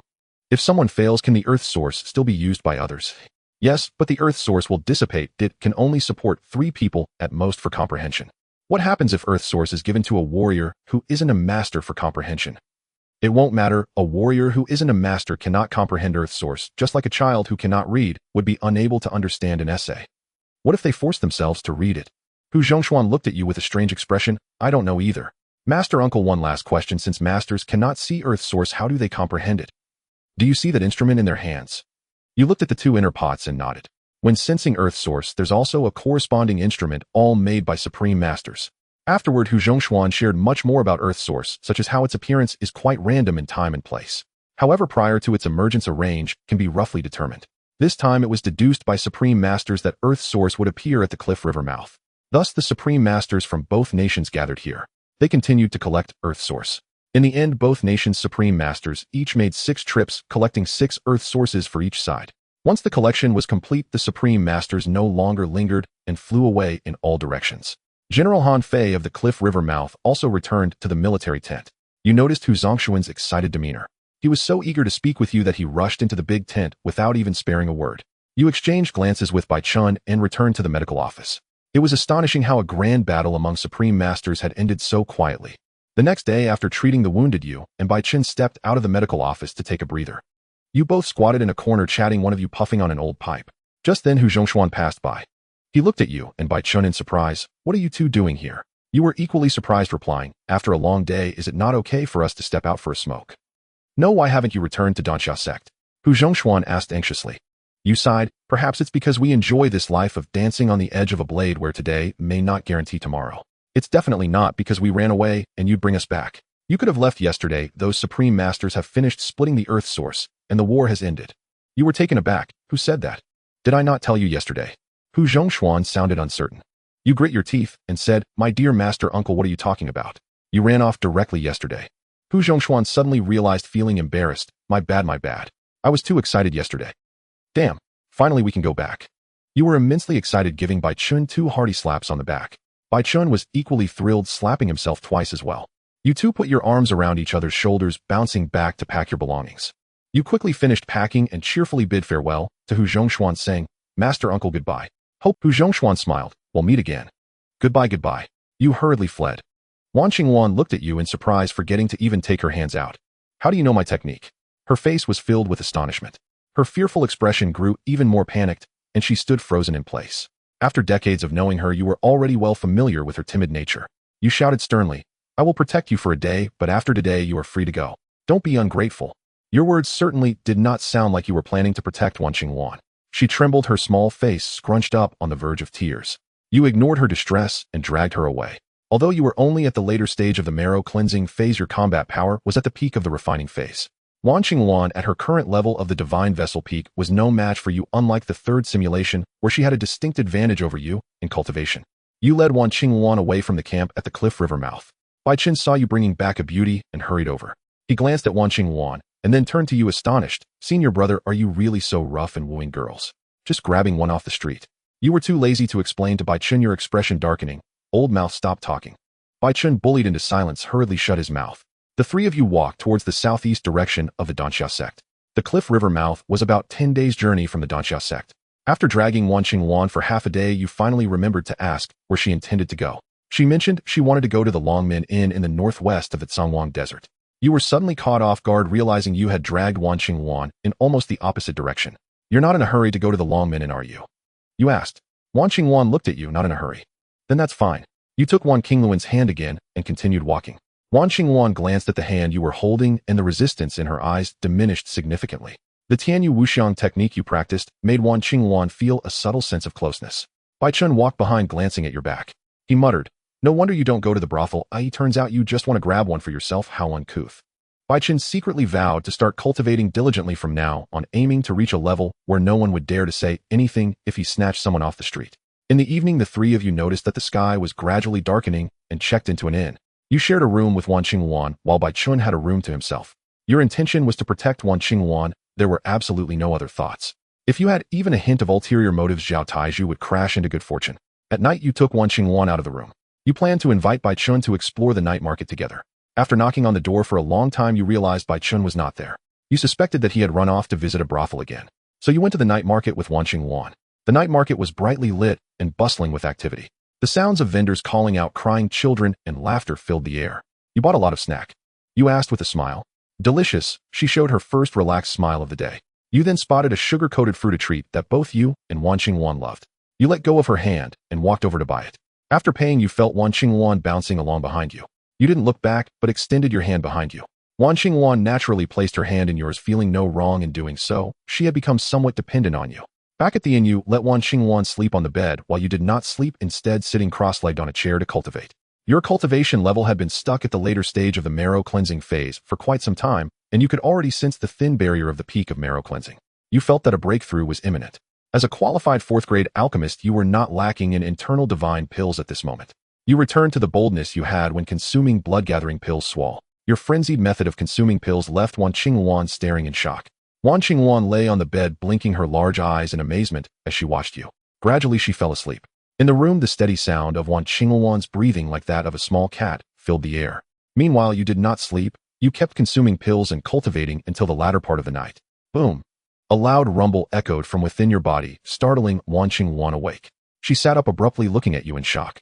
A massive amount of liquid true energy roared and surged within you like raging waves crashing against a dam. You had directly broken through to the peak of marrow cleansing. Coupled with the 9 prior condensations of true energy you had already completed, you now felt terrifyingly strong. Even when facing an initial transformation dragon at 3 realms higher than you, you dared to confront him directly. Whether or not you could win was another matter, at least you. It seems I still cannot be complacent and arrogant, you reminded yourself. At this moment, you noticed Wan Qingwan staring at you with her rosy lips, a look of shock on her face. What are you looking at? Haven't you seen a handsome man break through a realm before? You asked. You are only at the peak of marrow cleansing. Wan Qingwan stammered. Your recent breakthrough had leaked your cultivation aura. Yes, do you have a problem with that? Wan Qingwan's beautiful eyes displayed disbelief. As someone at the peak of the divine vessel realm, she was an entire major realm above you, yet during the day, she had been utterly defenseless against you. She hadn't sensed your true level of cultivation, and she thought you were at least at the refining stage. Little did she know you were merely a lowly marrow-cleansing warrior. This left her astonished, unable to articulate her thoughts. In the end, she could only sincerely compliment. You are truly impressive. You chuckled. There was someone in the past who used to say that to me often, but she usually only said it at night. Wan Qingwan looked confused, not understanding your meaning. Sleep now, I won't wake you this time. You made a simple bed with chairs and fell into a deep sleep. The next day, Wan Qingwan displayed her loving personality, radiating warmth and kindness. She ended up rescuing 8 stray dogs and 9 stray cats, even bringing home a lost little girl. Later, it turned out that the little girl hadn't really been lost. She was just playing in front of her own house, and Wan Qingwan had taken her away. The girl's parents were frantic, almost ready to report to the authorities. Fortunately, you returned her in time, and even paid 10 taels for emotional damages. Could you have asked first before picking her up? You poked Wan Qingluan's delicate forehead.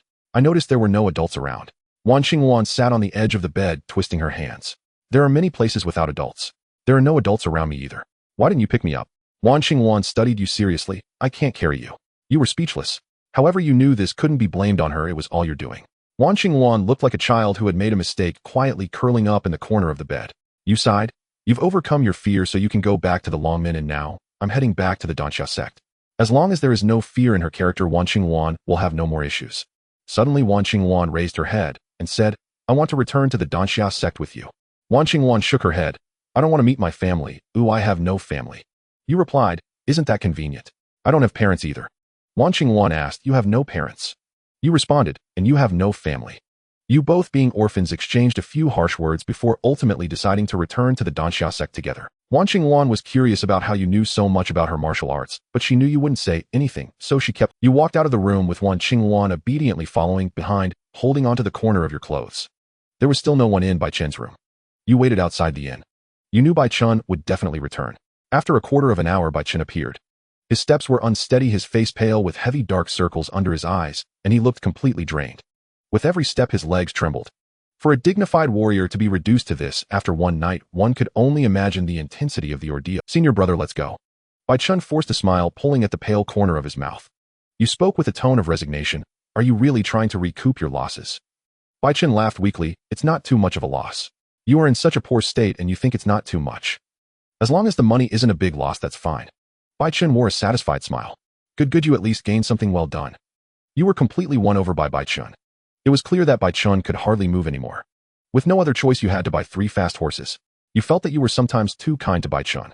The Tian step merely allows one to stand suspended in midair at the entry level. If perfected, could it truly enable me to fly? Flying is something only a supreme master can achieve. You chuckled to yourself, recalling that at that time Wan Qingwan was indeed flown by Yan Jishua. So Wan Qingwan certainly couldn't fly. She must have cultivated the Tian step to perfection.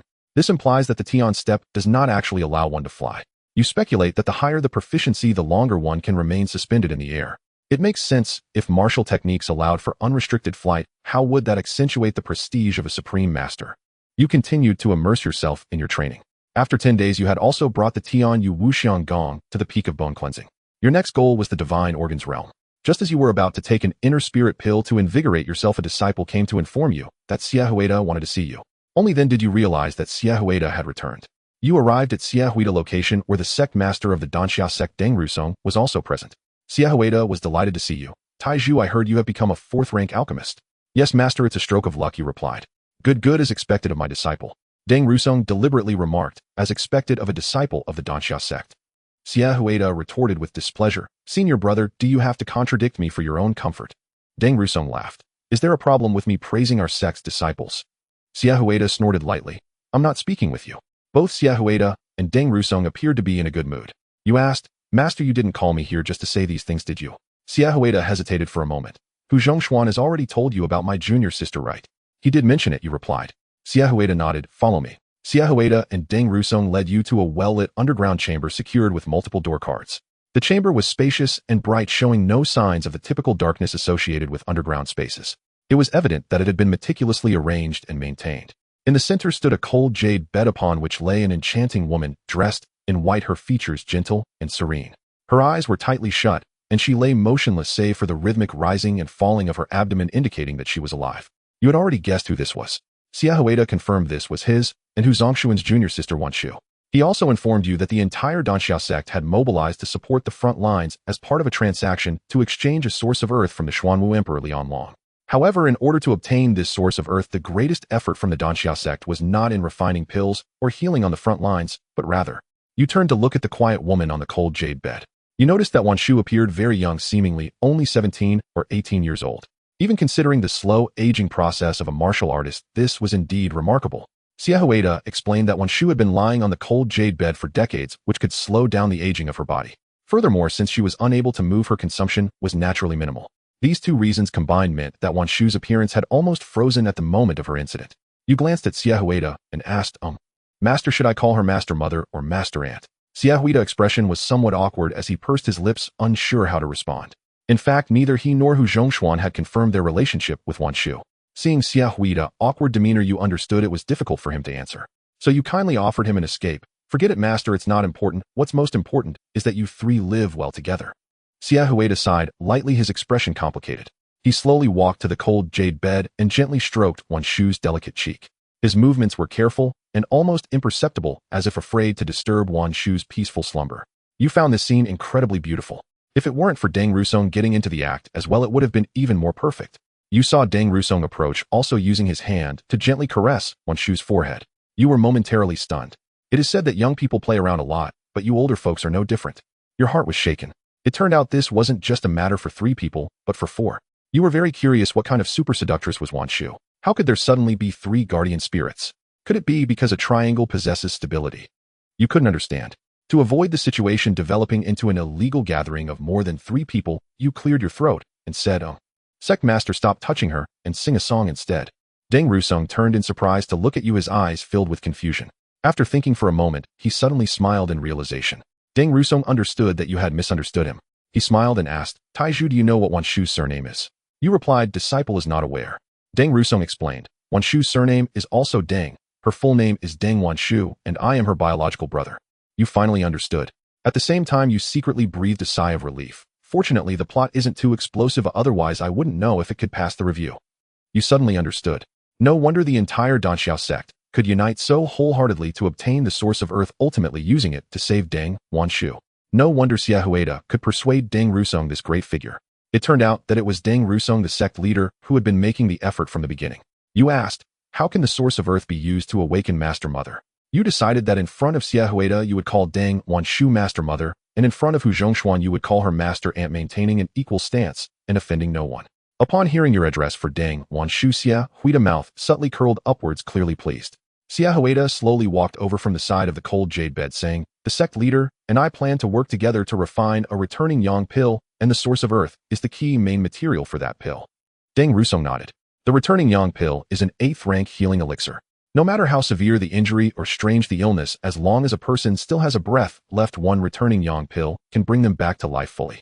Even those who have one foot in the underworld can be forcefully pulled back. It truly defies fate. However, there was one thing you did not understand. Xia Huida was a 7th rank alchemist while Deng Rusong was an 8th rank alchemist. This returning yang pill could only be refined by Deng Rusong, so why was it said that they needed to work together? Did Xia Huida involvement serve merely as a decorative role? You couldn't comprehend, so you directly asked, Master, why do you need to work together to refine the returning yang pill? Xia Huida was not surprised by your question. A hint of pride crossed his face as he slowly spoke. The key ingredient for the Huiyang pill is the earth source, but only a grandmaster can perceive the earth source. The sect master is merely a master and cannot directly integrate the earth source into the Huiyang pill. This crucial step requires my expertise. You scrutinized Xia Huida closely, remembering that he was simply at the pinnacle of refining essence, and in a real fight, he wouldn't even be able to defeat you. You were puzzled as to why Xia Huida was taking on the responsibilities of a grandmaster. Surely there must be limits to boasting. Xia Huida noticed your confusion, and without beating around the bush, he said, Taiju, you need not wonder. I can see the earth source because I possess an innate talent for perceiving the subtle and the arcane. Perceiving the subtle and the arcane. What is that? Is it delicious?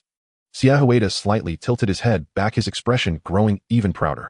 Deng Rusong beside him let out a deliberately disdainful snort, acting as if he didn't care. However, a trace of barely perceptible jealousy flickered in Deng Rusong's eyes. Xia Huida intentionally glanced at Deng Rusong's jealous expression and then chuckled with satisfaction before turning to you and explaining, perceiving the subtle and the arcane is a wondrous state. Once you enter this state during alchemy, it feels as if you have divine assistance, significantly increasing the success rate. Wondrous state. You recalled the first time you successfully refined the inner god pill at Yajianku, where you entered a similar wondrous state. Could it be the so-called perceiving the subtle and the arcane? You pondered silently, maintaining a calm demeanor as you continued to ask, what does this have to do with the earth source? Xia Huida continued, perceiving the subtle and the arcane has two more significant effects. One of them is the ability to detect the earth source, which is why my involvement is necessary in the refining of the Huiyang pill. You were secretly startled. If that state of yours was indeed the so-called perceiving the subtle and the arcane, then couldn't you attempt to comprehend the earth source yourself? Your heart raced with excitement as you tried to suppress it, persistently asking, can't we just find a grandmaster to complete this step? Xia Huida was patient, explaining, there are no grandmaster alchemists in Dakian. A mere grandmaster cannot assist in the auxiliary refining of the Huiyang pill. You nodded, finding his logic impeccably sound. Master, you mentioned that perceiving the subtle and the arcane has two important effects. What is the other one? Xia Huida smirked mischievously as if he had been waiting for you to ask this question. He completely dropped the pretense, exuding confidence, his chest held high. Deng Rusong's eyes reflected unmasked jealousy as Xia Huida proudly declared, only alchemists who possess the talent for perceiving the subtle and the arcane can become 9th-rank alchemists. Xia Huida instantly radiated confidence and dominance, his aura overwhelming.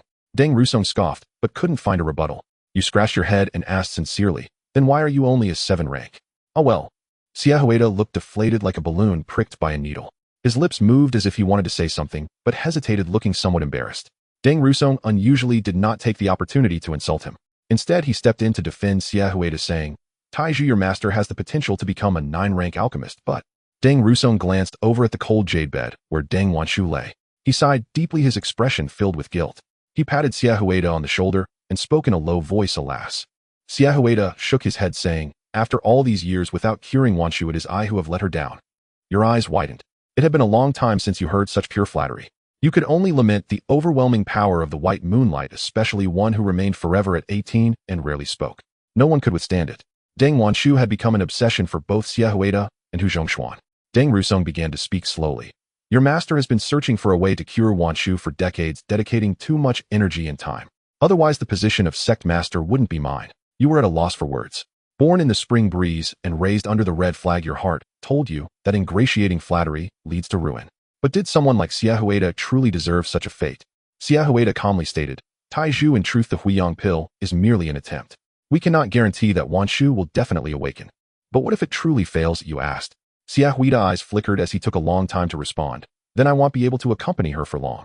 You recalled that Xia Huida was 78 this year, ostensibly having another 10 to 20 years left. Why? Xia Huida replied leisurely. I have exhausted myself over the years and consumed a significant amount of energy. It will only be a few more years. You fell silent. Most importantly, Xiaohuida's eyes were filled with profound sadness. Wanshu can live for quite some time, her bodily functions have only aged to about 50. You counted on your fingers saying, if we consider that the master madam passes away at 90, she could still live for about 80 more years. Altogether, she could live around 150 years. Xiaohuida nodded. You were astonished. That was an incredibly long lifespan. You might not even outlive Deng Wanshu. Wait, if the master madam can live for so long, then who will take care of her in the remaining time? By then, Xiaohuida, Hu Zhongshuan, and Deng Rusong would certainly have passed away. Would they treat Deng Wanshu as a family heirloom to be passed down? But none of these three had offspring. If the Huiyang pill cannot awaken Wanshu, then let's have someone particularly long-lived take care of her. Xiaohuida's expression turned somber. Who is particularly long-lived, you asked? Xiaohuida replied, grandmasters are particularly long-lived. Which grandmaster would be willing to care for the master madam, you inquired. Xiaohuida said, no grandmaster is willing to take care of Wanshu. Then can you mention someone? However, I know that Hu Zhongshuan has recently obtained a piece of earth source and is attempting to break through to grandmaster. If he succeeds. Xiaohuida trailed off, unable to continue. The thought of the white moonlight he had guarded for decades possibly being handed over to a rival after his death was a bitter pill to swallow. You didn't want to ruin the atmosphere, but curiosity got the better of you, and you asked, what if Master Uncle also cannot break through to Grandmaster? Xiaohuida and Deng Rusong suddenly looked up at you, their expressions shifting from warmth to steady resolve. Xiaohuida stated, devoid of any emotional fluctuation. If both the Huiyang pill and Hu Zongshuan's methods fail, there will be only one last option left. Xiaohuida looked at you calmly and asked, Taizhu, would you be willing to take care of your master madam? You were taken aback. You felt that Xiaohuida's statement could inspire an entire family ethics romance novel. Of course you did not want to take on such a heavy responsibility. Xiaohuida noticed your hesitation and said, the terms are negotiable. You still did not respond. Xiaohuida's words instantly sent a chill down your spine. Your heart tightened. Opposite you, Xiaohuida and Deng Rusong remained calm. You were sure you could defeat Xiaohuida, but facing the mid-stage master Deng Rusong, you knew you would struggle to survive. Moreover, this chamber was sealed off with several heavy stone doors outside, leaving you no chance to escape. A moment's carelessness could lead to being caught like a turtle in a jar. It seemed you had just scolded yourself. Am I destined to meet my end here? You feigned calmness and smiled. Master, who is that scoundrel Hiyu? I hardly know him.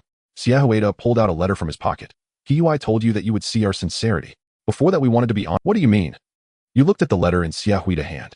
He opened it and took out the paper. He glanced at you and read aloud. Hiyu, male, 28 years old, from Shidong Village, Xianan County, Danzhou. You were taken aback, feeling a chill run down your spine. This was digging into your ancestral grave. Xiaohuida's voice was calm as he continued to read. Before the age of 15, you worked on his family's farm. At 15, a severe drought struck and his parents starved to death. On the brink of death, he was rescued by Wang Yulin, the master of the Jindao Martial Arts School in Xianan County. A month later, 253 members of the Jindao Martial Arts School suddenly vanished without a trace. Suspected to have been killed by you, their bodies were destroyed and erased. 8 days later, the governor of Danzhou, Duan Qian, issued a capture order, but found nothing. 7 months later, you appeared in a small fishing village under the Danxia sect. 2 months later, he assumed the name Zhao Taizhu and became a disciple under Elder Xiaohuida of the Danxia sect. He is meticulous and shrewd, clear about enmities and kindness, and decisive in killing. His martial arts talent is exceptional, and his alchemy talent is also good. Given time, he will surely become a formidable figure. However, his cultivation level is unclear and his intentions are unknown. He is extremely dangerous and should be approached with caution. After finishing the letter, Xiaohuida looked at you. This is all we know about you. Based on this, we are still willing to talk with. Detailed, far too detailed.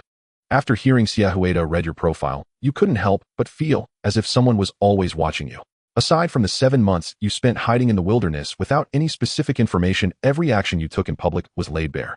At that moment, you became calm. Since these two had gone to such lengths to read ancient texts to you, they clearly did not intend to kill you. Perhaps they genuinely wanted you to take care of the master's wife. You asked, in this world, the only one capable of investigating to such an extent is probably that Emperor Lian Long, right? Yes, after refining the pills I had him check it out as a side task, Xiaohuida replied. That's fine, and there's complimentary service, which means you have been suspected for quite some time. Xiaohuida sighed lightly. It's not suspicion, we must confirm that you are someone worthy of trust. You looked at Xiaohuida. Aside from not mentioning my handsome appearance, everything else in that letter was accurate. Are you still willing to entrust the master's wife to me? Having been your master for several years, I can't make any guarantees, but I can confirm that clear about enmities and kindness applies to you. I believe I only have kindness towards you, not enmity, and I don't care about what happened to you before. You recalled how Xiaohuida had indeed been diligent in teaching you alchemy over the years, and had even given you all his accumulated alchemical recipes and notes. That time you thought Xiaohuida was preparing for his last moments, but he was actually bestowing kindness upon you in advance. Regardless of whether Xiaohui's actions were intentional, you had indeed benefited. Aside from the slight offense of conducting a background check on you, he had shown nothing but kindness. Conducting a background check was not a big deal back in your hometown. Even a minor company would make several calls to your former colleagues for a background check. Xiaohui was entrusting you with the most important matter of his life, what was wrong with a little investigation. Absolutely no problem. You looked at Xiaohui and then closely observed Deng Rusong. You asked, what are the sincere conditions you can offer? Seeing you relent, Xiaohui sincerely stated, apart from the treatment you deserve as a direct disciple, all the pills you will need for your cultivation in the future will be provided by the Danxia sect. We will also provide you with a sect-level cultivation technique or an equivalent martial skill. You nodded slightly. This condition was quite good in itself, but it wasn't a huge temptation for you, because your internal spirit pills were fully self-sufficient. Although you couldn't yet refine the 6th grade essence pills to assist in your cultivation after transforming into a dragon, you were still far from that stage, and didn't urgently need the essence pills. You believed that once you advanced to the dragon transformation stage, you would have already become a 6th grade alchemist capable of refining essence pills by yourself. As for the sect-level cultivation technique and martial skills, they were indeed enticing. Overall, the conditions Xiaohui offered were acceptable, but your expression didn't change much. On the other hand, Deng Rusong's face remained stern and serious. He was quite resistant to the idea of you infiltrating the Danxia sect. However, since Xiaohui highly regarded you, Deng Rusong naturally wouldn't say much. But if you were to refuse stubbornly, you would ask. Deng Rusong's expression darkened further, yet you gazed at him calmly, showing no fear. Was it just death? You had died before. Furthermore, if you wanted to commit suicide, even a supreme master wouldn't be able to stop you, thus avoiding the suffering of capture. Xiaohui lowered his head and sighed, "Atai. I never intended to harm you from the beginning." You looked at Xiaohui without speaking. Investigating your identity was only to avoid any misunderstandings between us. Otherwise, I wouldn't be honest about this matter with you. Xiaohui continued to speak to himself. If you refuse, we won't do anything to you. Boom. The heavy stone doors behind you slowly opened and bright daylight rushed into the chamber. Xiaohui glanced at you. You can leave at any time. You looked at the freedom within reach. Your eyes flickered for a moment, and after a long pause you smiled brightly. Master, I'm someone who responds better to kindness than coercion. You can rest assured to entrust the master's wife to me. Deng Rusong's expression relaxed. Xiaohui exchanged a glance with him, then broke into a warm, relieved smile. The atmosphere between you all softened once more. Harmonious, familial, even evoking the urge to gather and make dumplings together. In truth, you had already weighed the matter carefully. Now that your true identity was revealed and honesty laid bare between you, you could remain openly at the Danxia sect, cultivating diligently and consuming pills without restraint. There existed no irreconcilable conflict among you. You had never betrayed the sect nor sought favor from rival sects, nor had Xiaohui or Deng Rusong inflicted any real harm upon you.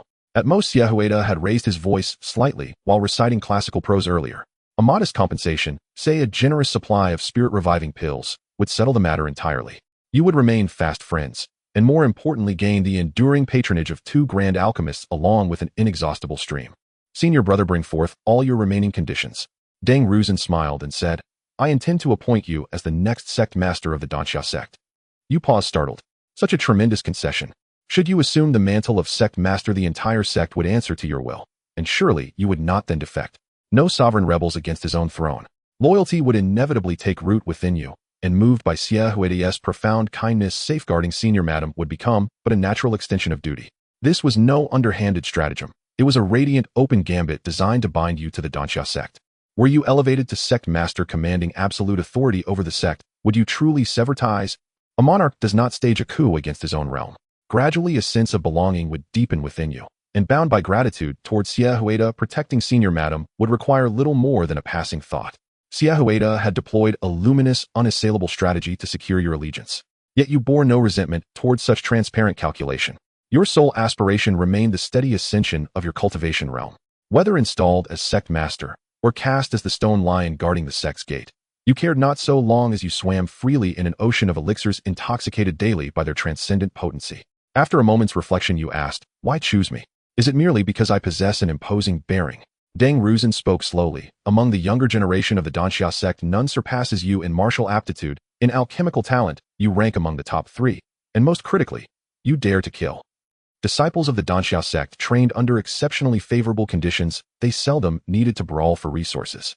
Precisely because of this, however, most resembled delicate blossoms nurtured in greenhouses, fragile, easily withered by the slightest gale.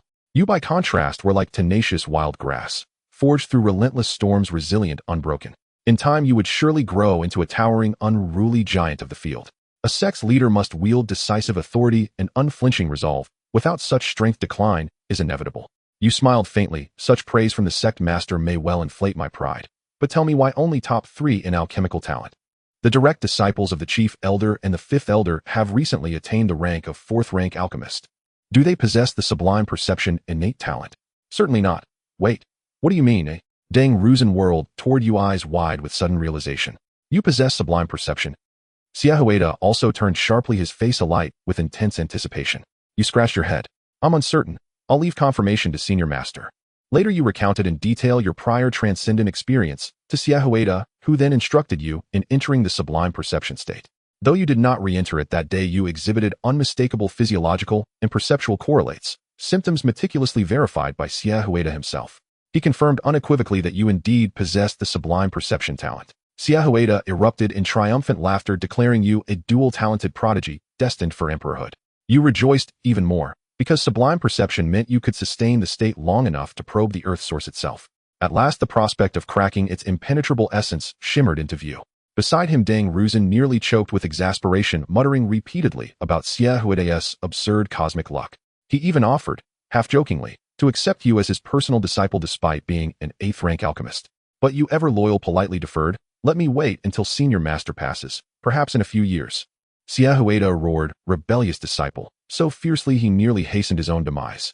He compiled his lifelong notes on sublime perception into a complete manual and bestowed it upon you, urging strict adherence to his empirically tested methods, and insisting you consult him immediately for any uncertainty. Proficiency in sublime perception mirrored ALC. As you were about to leave after obtaining the equipment from Deng Ruzhen, he called out to you. He handed you a thick book titled True Explanation of Alchemy.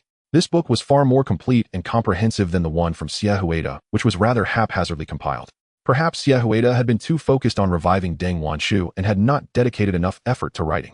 Deng Ruzhen also informed you that he and Xiaohuida would prepare for a year and then enter seclusion for a month to refine the returning Yang pill. During that month, Elder Yu Yun would oversee the affairs of the Danxia sect. Deng Ruzhen urged you to keep your appointment as the next sect leader confidential for now, as announcing it too early could disrupt the stability within the sect. You were indifferent to these trivial matters and casually agreed. After bidding farewell to Deng Ruzhen, you returned to your courtyard feeling elated because you had confirmed your talent for the visionary state. Your personified consciousness frowned slightly, appearing skeptical.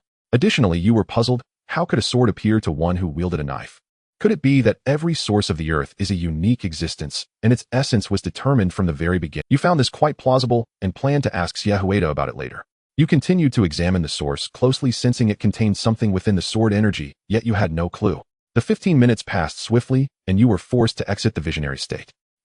You suddenly opened your eyes, gasping for breath, your back drenched in cold sweat, and your whole body trembling. The energy drain was substantial. At that moment, you felt more exhausted than Bai Chun after 3 days and nights in a brothel. However, this exhaustion would gradually lessen with your increasing proficiency until it no longer affected you. You took out a replenishing pill and swallowed it. In no time, you felt revitalized, transforming back into a robust figure. However, you would need 10 days before you could practice entering the visionary state again. Over the next 10 days, you engaged in regular training, advancing further in your cultivation towards the divine core realm. 10 days later, you began practicing the visionary state again. After more than 20 days of relentless effort, you had not succeeded even once. This thing is a bit metaphysical, you muttered to yourself. You could only temporarily abandon your attempts at the visionary state. You resumed serious training, and your confidence, previously shaken by the failures in the visionary state, was restored. I am still that little genius. You little brat, you're absolutely amazing. As you encouraged yourself, the month passed swiftly. One day, Deng Ruzhen found you bringing good news. He presented you with a treasure, the sect-level master skill, the Galaxy Blade technique. This was the primary cultivation method of a once-renowned master known as the Second Blade of Deqian. Why was it the second blade? Because that master had claimed that if he recognized someone as second, no one would dare claim the first. It was that powerful. Although the Second Blade of Deqian was known for its stubbornness, the brothers in the Tao genuinely acknowledged its strength. It was widely recognized as the strongest blade technique. Because of this, a small issue arose later on. Someone claimed to be the first blade of Deqian, prompting the second blade to eagerly challenge him. However, upon arrival, he found the challenger was merely a lowly bone refining warrior who conceded defeat on the spot, later declaring that he had accepted the second blade's challenge, but regrettably lost, thus earning the title of the officially recognized third blade of Deqian. This move opened new avenues for the blade practitioners, leading many to claim they were the first blade, and soon over 100 individuals proclaimed themselves as the third blade of Deqian. Within this third blade faction, the least skilled among them was even a skin refining warrior. These blade practitioners no longer focused on the blade techniques, but rather on military strategy. The second blade of Deqian was infuriated, having learned a harsh lesson. He no longer pretended to be superior and humbly accepted the title of the first blade of Deqian. After listening to Deng Ruzong's tale, you objectively remarked, "This truly is a story about a second-rate blade." You even questioned whether the technique of this second-rate master was truly effective, fearing that after practicing it you might end up as clueless as he was. You directly expressed your concerns to Deng Ruzong, mentioning that this second-rate individual could do such reckless things, which was hardly normal behavior. Deng Ruzong, upon hearing your words, felt embarrassed. He assured you that there were no issues with the techniques, as this supreme master was a relative of his deceased elder who had once held him as a child. The mastery of the blade was widely recognized as the best among the greats of the past. You chuckled awkwardly, scratching your head, surprised that after ranting for so long you had inadvertently criticized Deng Ruzong's relative. This reminded you of a time when you teamed up with friends in a canyon only to find out that the person you were criticizing was a friend of a friend. The awkward silence that ensued made you wish you could vanish on the spot. You quickly clasped Deng Ruzong's leg, insisting that you were just speaking off the cuff, and urged him not to take it to heart nor to report you to that master's F. You flipped through the Star River Blade technique, and quickly realized it was indeed an excellent method. Without further hesitation, you began to practice the Star River Blade technique. Your talent had already been significantly enhanced, allowing you to reach the pinnacle of marrow cleansing in just 2 months. The Star River Blade technique truly lived up to its name. With each swing of your blade, starlight effects enveloped you, as if wielding a fairy wand. After a couple of strikes feeling too conspicuous, you opted to disable the effects. You preferred a stealthy approach, striking unexpectedly with a single decisive blow. To be a person of subtlety was important. Your proficiency in the sky-treading step also improved, advancing from beginner to initial success, enabling you to remain airborne for 6 breaths. However, your speed in the air was not particularly fast. Overall, it primarily enhanced your agility, especially useful in combat. For instance, to evade an enemy's attack. The sky-treading step was not suitable for traveling in the air. For long distances, you still needed a horse. After practicing the Star River Blade technique, you began to refine pills. Taking out a 5th-grade pill recipe, you started the alchemical process. You had long memorized Xie Hui's insights on alchemy and his notes. Now you had also nearly completed reading Deng Ruzong's alchemical insights as an 8th-grade alchemist. Coupled with your successful completion of a vision technique, your understanding of controlling true energy had reached new heights. You were now incredibly powerful. Setting up the alchemical furnace, you ignited a small flame and began refining the 5th-grade medicine. The first 2 attempts failed as usual, but on the 3rd try you succeeded in producing 2 5th-grade pills. Achieving 5th-grade alchemy on your 3rd attempt was an unbelievable feat. Perhaps this is the result of accumulated experience. This was indeed the combined result of your talent and resource accumulation. A month later, in the 14th year, you were still refining 5th-grade pills in the courtyard. However, you had to keep track of the dates, because in the 3rd simulation this year, Lushu village would face a severe drought. In that simulation, if Wei Xia and Miao Jiayao did not receive your assistance, they might starve. If that happened, Miao Liwu, this martial arts genius, would never be born. Therefore, you planned to make a trip there at least to save Wei Xia's family. Although there were many variables, perhaps saving Wei Xia and Miao Jiayao would prevent Miao Liwu's birth. Still, you intended to give it a try? However, it was not yet time today. You continued refining pills for 3 more days. Now, when in good condition, you could refine 3 5th-grade pills, although your state was not very stable. While this speed was not as fast as your initial 1 pill per day, you were still the fastest. You were momentarily taken aback before realizing that Xie Hui mistakenly thought you were using your departure from the Danxia sect as an excuse to negotiate terms. He regarded you as a greedy person. You could only try to take advantage of the situation and ask him for a pill furnace he used. Since Xie Hui already viewed you in this light, you might as well take the opportunity to gain some benefits. This seemed quite reasonable. Xie Hui was merely losing a top-grade pill furnace while you were risking your good reputation. In the end, you were at a significant loss. But who could blame Xie Hui for being your master? After all, it felt like family. Taking a small loss was acceptable. After all, losses could be blessings. You played with the exquisite pill furnace, humming a little tune as you left the Danxia sect. When Xie Hui entered your courtyard and saw that all your belongings were still there, having only taken a few changes of clothes, he finally understood that you were not trying to run away. You truly just needed to be out for a few months. Xie Hui slapped his thigh in frustration, exclaiming, "This ungrateful disciple. I lost a fortune." Xie Hui, realizing this, hurried down the mountain and spotted you at the market bargaining for a swift horse. Seeing Xie Hui chasing after you, you quickly lost interest in haggling and slapped 10 taels of silver directly into the horse trader's hand. "Keep the change. This 10 taels of silver could buy 2 or 3 of these top-grade horses." The horse trader beamed with joy, repeatedly thanking you. You leaped onto the horse, giving it a hard slap on the rear, galloping away rapidly. "Ingrate. The pill furnace is my treasure, second only to your master's. Return it to me." Xie Hui shouted as he chased you. "Giddy up, slow horse, run faster." "Ingrate. Ingrate." Ultimately, Xie Hui could not catch up with you. He watched her figure, one person and one horse, shrinking into the distance until it became a mere dust. Dejected, he headed back. As he passed by the horse trader, the trader smiled politely at him. Xiaohueda paused for a moment before extending his hand toward the trader, saying, "Give me back the extra money that kid gave you." The horse trader's smile froze on his face. Xiaohueda jingled a few taels of scattered silver as he strode away. The horse trader stood alone, steeped in sorrow. You hastened toward Lushu village, your chi coalescing into a spectral steed that carried you at breathtaking speed.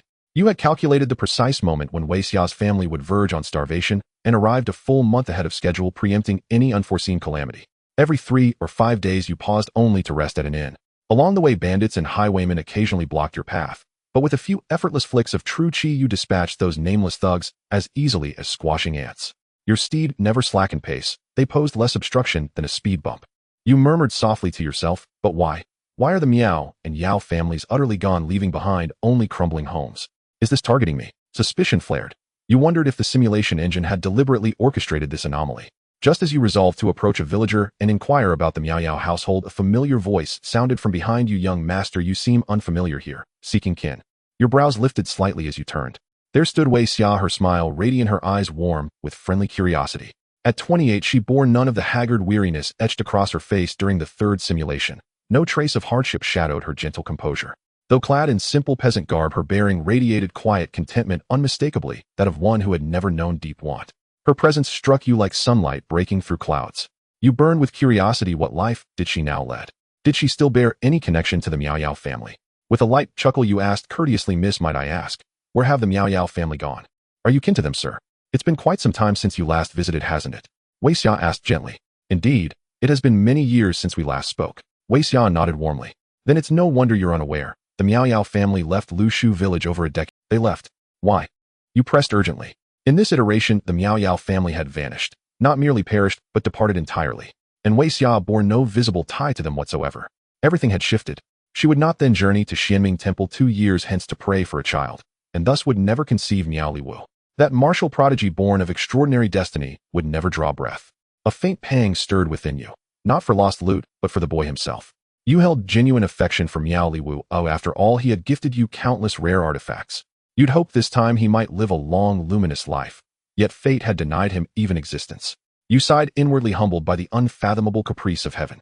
Wei Xia meanwhile began recounting their departure. Years ago, the Miao Yao family sought a matchmaker, a woman claiming to procure brides for lineage continuation. But she was a fraud. She took their money and vanished without a trace. You blinked, mildly astonished. This was a wholly new version of the tale. Wei Xia continued softly. The shock broke the parents' spirits. They passed away one after another. Miao Yao fled to escape creditors and never returned. You fell silent for a long moment, then nodded slowly, thinking inwardly, he still loves buying wives. Your gaze lingered on Wei Xia. She seemed truly well. Just as you prepared to ask more deeply about her present life, a child's exuberant voice rang out behind her mother. "Do I look like a true martial hero?" At that instantly familiar voice, your eyes brightened. You looked past Wei Xia's shoulder, and there stood a sturdy, rosy-cheeked boy of 5 or 6. Clutched in his small hands was a thick wooden staff nearly as thick as an infant's arm. With fierce concentration, he held it aloft at a sharp angle, thrusting it toward the sky.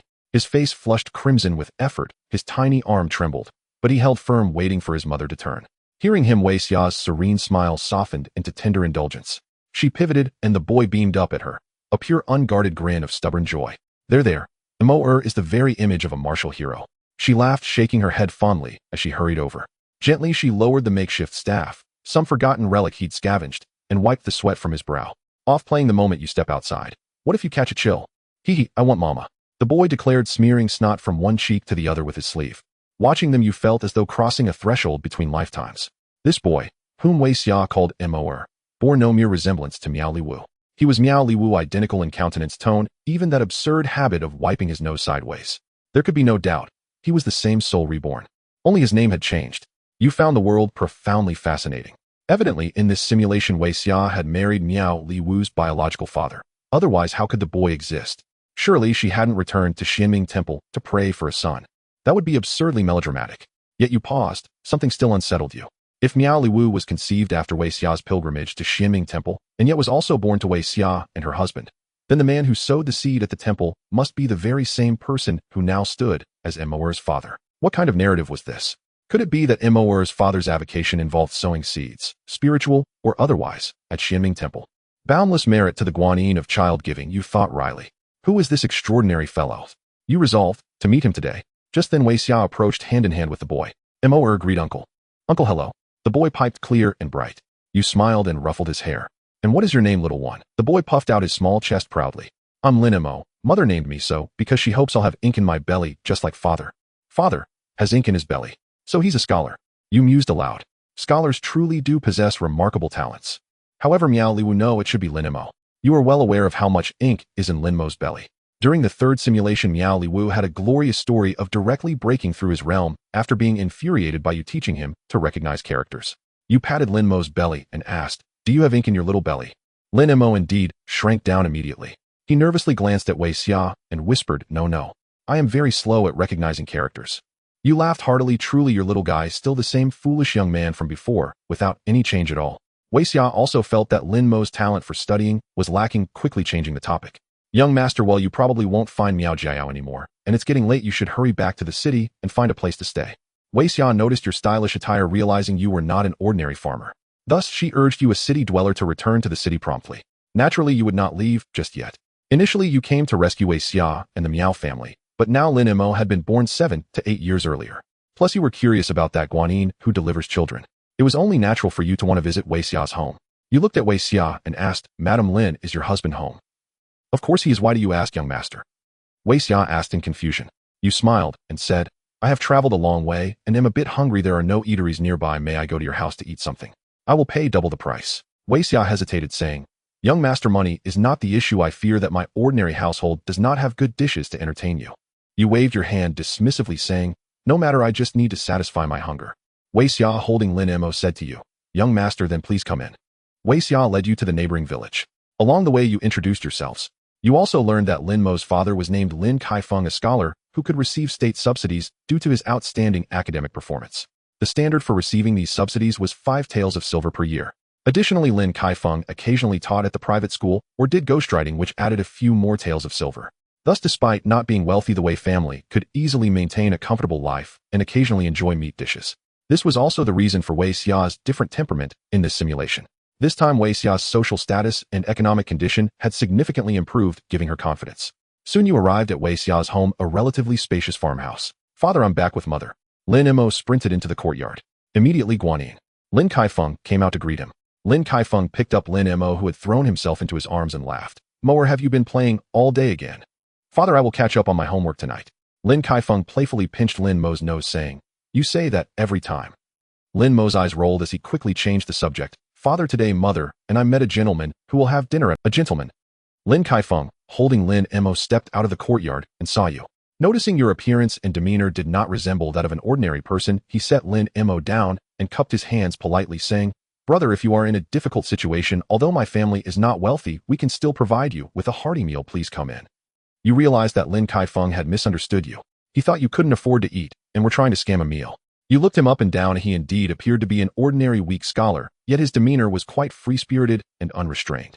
After all, he was someone who could earn state subsidies through his genuine talents. It was normal for him to have some ambition. However, he didn't seem like the type to have any questionable hobbies.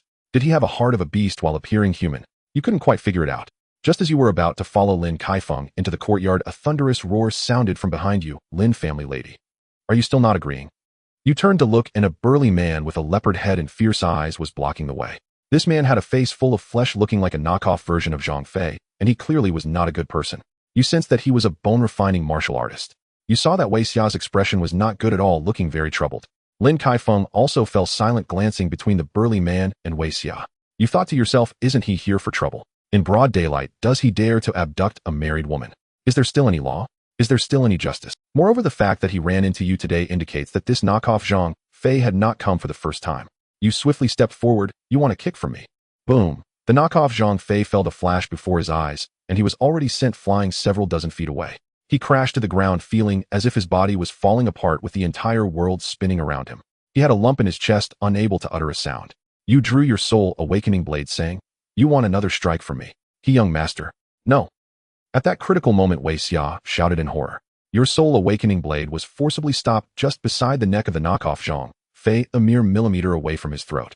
However, a quarter of an incense stick later, the owner of that blade would have to directly compensate the knockoff Zhang Fei for medical expenses. At this moment, the fear in the knockoff Zhang Fei's eyes was about to overflow. You looked at Wei Xia and asked, "What's going on? Isn't this burly man here to rob you?" Wei Xia was also uncertain, shocked by your terrifying strength, while also feeling apprehensive about the near-death situation just moments ago. She quickly said, "You've misunderstood, young master. Zhang Guanzhu wants to take my mower as a disciple." "Take a disciple, eh?"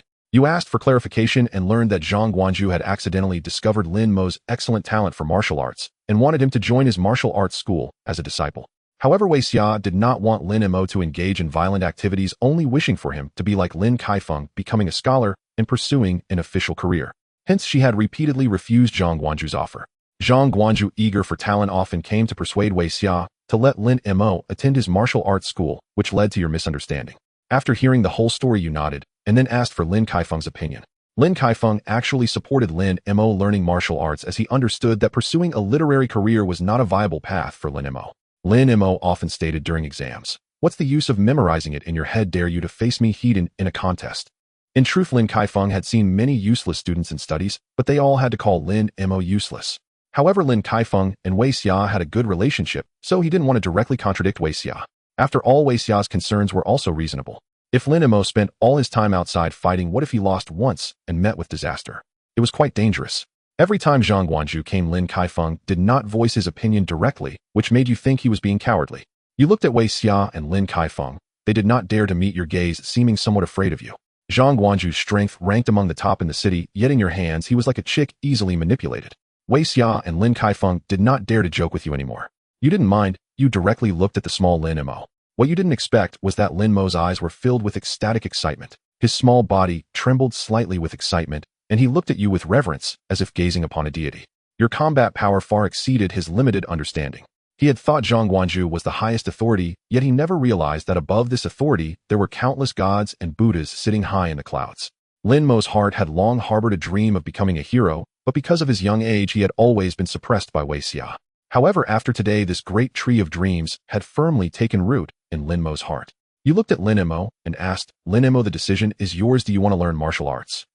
Lin Mo's eyes sparkled with fervor upon hearing your question. He was about to speak when a thought struck him. Suddenly his expression changed, and he turned to look at Wei Xia. Wei Xia looked at Lin Mo with a resigned expression. Lin Mo quickly ran over and hugged Wei Xia's legs, saying, "Mother."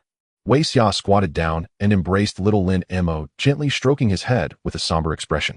You remained silent as you approached the Zhangguan master, looking down at him and saying, "You are not allowed to come here again, understood? I won't come anymore, I promise." Zhangguan master looked helpless, like a child weighing over 200 pounds. "All right, I'll leave right away." Zhangguan master climbed up, enduring the pain in his chest. Just as he was about to go, you called out to him, "Wait a moment. Hero, I was wrong, hero." "What did you do wrong?" "I don't know, but I thought it's better to admit my mistake first, right? Your attitude is decent, now leave." Zhangguan master didn't dare to linger for a moment and ran off. "Wait a moment." He nearly cried, slowly turning around, "Hero, I truly made a mistake." You threw a handful of silver into his arms. Zhangguan master was taken aback, wondering if he could receive so much money just for taking a beating. "If I come here every day to take a beating, wouldn't I be set for life?" Still not leaving. You glared at him. Zhangguan master was startled and immediately abandoned his fantasy, thinking that if he took a beating every day, he would die right there. He hurriedly crawled and ran away. You then turned to Lin Mo's family, looking at Wei Xia and Lin Kaifeng, who also slowly turned to look at you. "How did you two meet?" You inquired. Wei Xia thought for a moment before answering, "My husband and I grew up together. Our families have a good relationship, and we were betrothed since childhood." You frowned. This meant that in this simulation there was no involvement of Miao Jia Yao from the start. It was a completely different storyline. Thus, Lin Kaifeng had no relation to the person who sowed seeds at Xianming Temple, and certainly was not the same person. Moreover, Lin Mo was born several years earlier this time, meaning that aside from Wei Xia and Lin Mo, everything else, including the plot and time, had changed. However, this did not affect Lin Mo's birth at all. You recognized this could be a coincidence, but you were more inclined to believe it was Lin Mo's strong fate as a child of destiny at play. Looking at little Lin Mo, you couldn't help but sigh, who is the real protagonist here? Am I merely a supporting character? You halted your wandering thoughts and said to Wei Xia, "Your concerns are valid. Sometimes surviving is more important than anything else." Wei Xia nodded silently. "However, I still want to do things I wish to do." You took out a top-tier martial art, the Thunderbolt Spear technique, and handed it to Lin Mo, saying, "This is a good martial art. You can choose to cultivate it, or you can listen to your mother and burn it, living an ordinary life from then on." Lin Mo hesitantly took it. He looked up at Wei Xia, who pursed her lips and remained silent. You then took out the 9 condensation mystic art, saying, "This is a special martial art. You cannot show it to anyone else." Your expression turned unusually serious and Lin Mo felt the weight of your importance. With a tense face, Lin Mo nodded vigorously, saying, "Uncle Yu, I promise I won't show it to anyone." However, you still felt it wasn't safe. You decided not to leave the physical copy of the 9 condensation mystic art with Lin Mo. You straightforwardly stated, "I'll be direct. Lin Mo has excellent martial talent, and his achievements in martial arts will surpass anyone's imagination." Wei Xia was initially surprised and looked at you, not expecting you to give Lin Mo such high praise. Then Wei Xia hesitantly nodded, likely realizing what you were about to say. You continued, "Your thoughts cannot stop Lin Mo's destiny. Helping him gain the ability to protect himself as soon as possible is the true safety." Wei Xia took a deep breath, her expression sorrowful. Seeing her expression reminded you of the scene in the 3rd simulation where she sent her black-haired son away. Lin Kai Feng walked over and wrapped his arm around her shoulder. Wei Xia finally became emotional and said, "Young master, I don't know why, but I always have an inexplicable fear of losing Moer. However, if he truly has such talent, he indeed shouldn't be buried." "Indeed." You nodded. Wei Xia made a decision, pulling Lin Mo in front of you, saying, "Moer, please ask young master to take." Lin Mo immediately beamed with excitement and knelt before you, saying, "Please take me as a disciple, Uncle Yu." "You are misunderstanding something. I will not take Lin Mo as a disciple."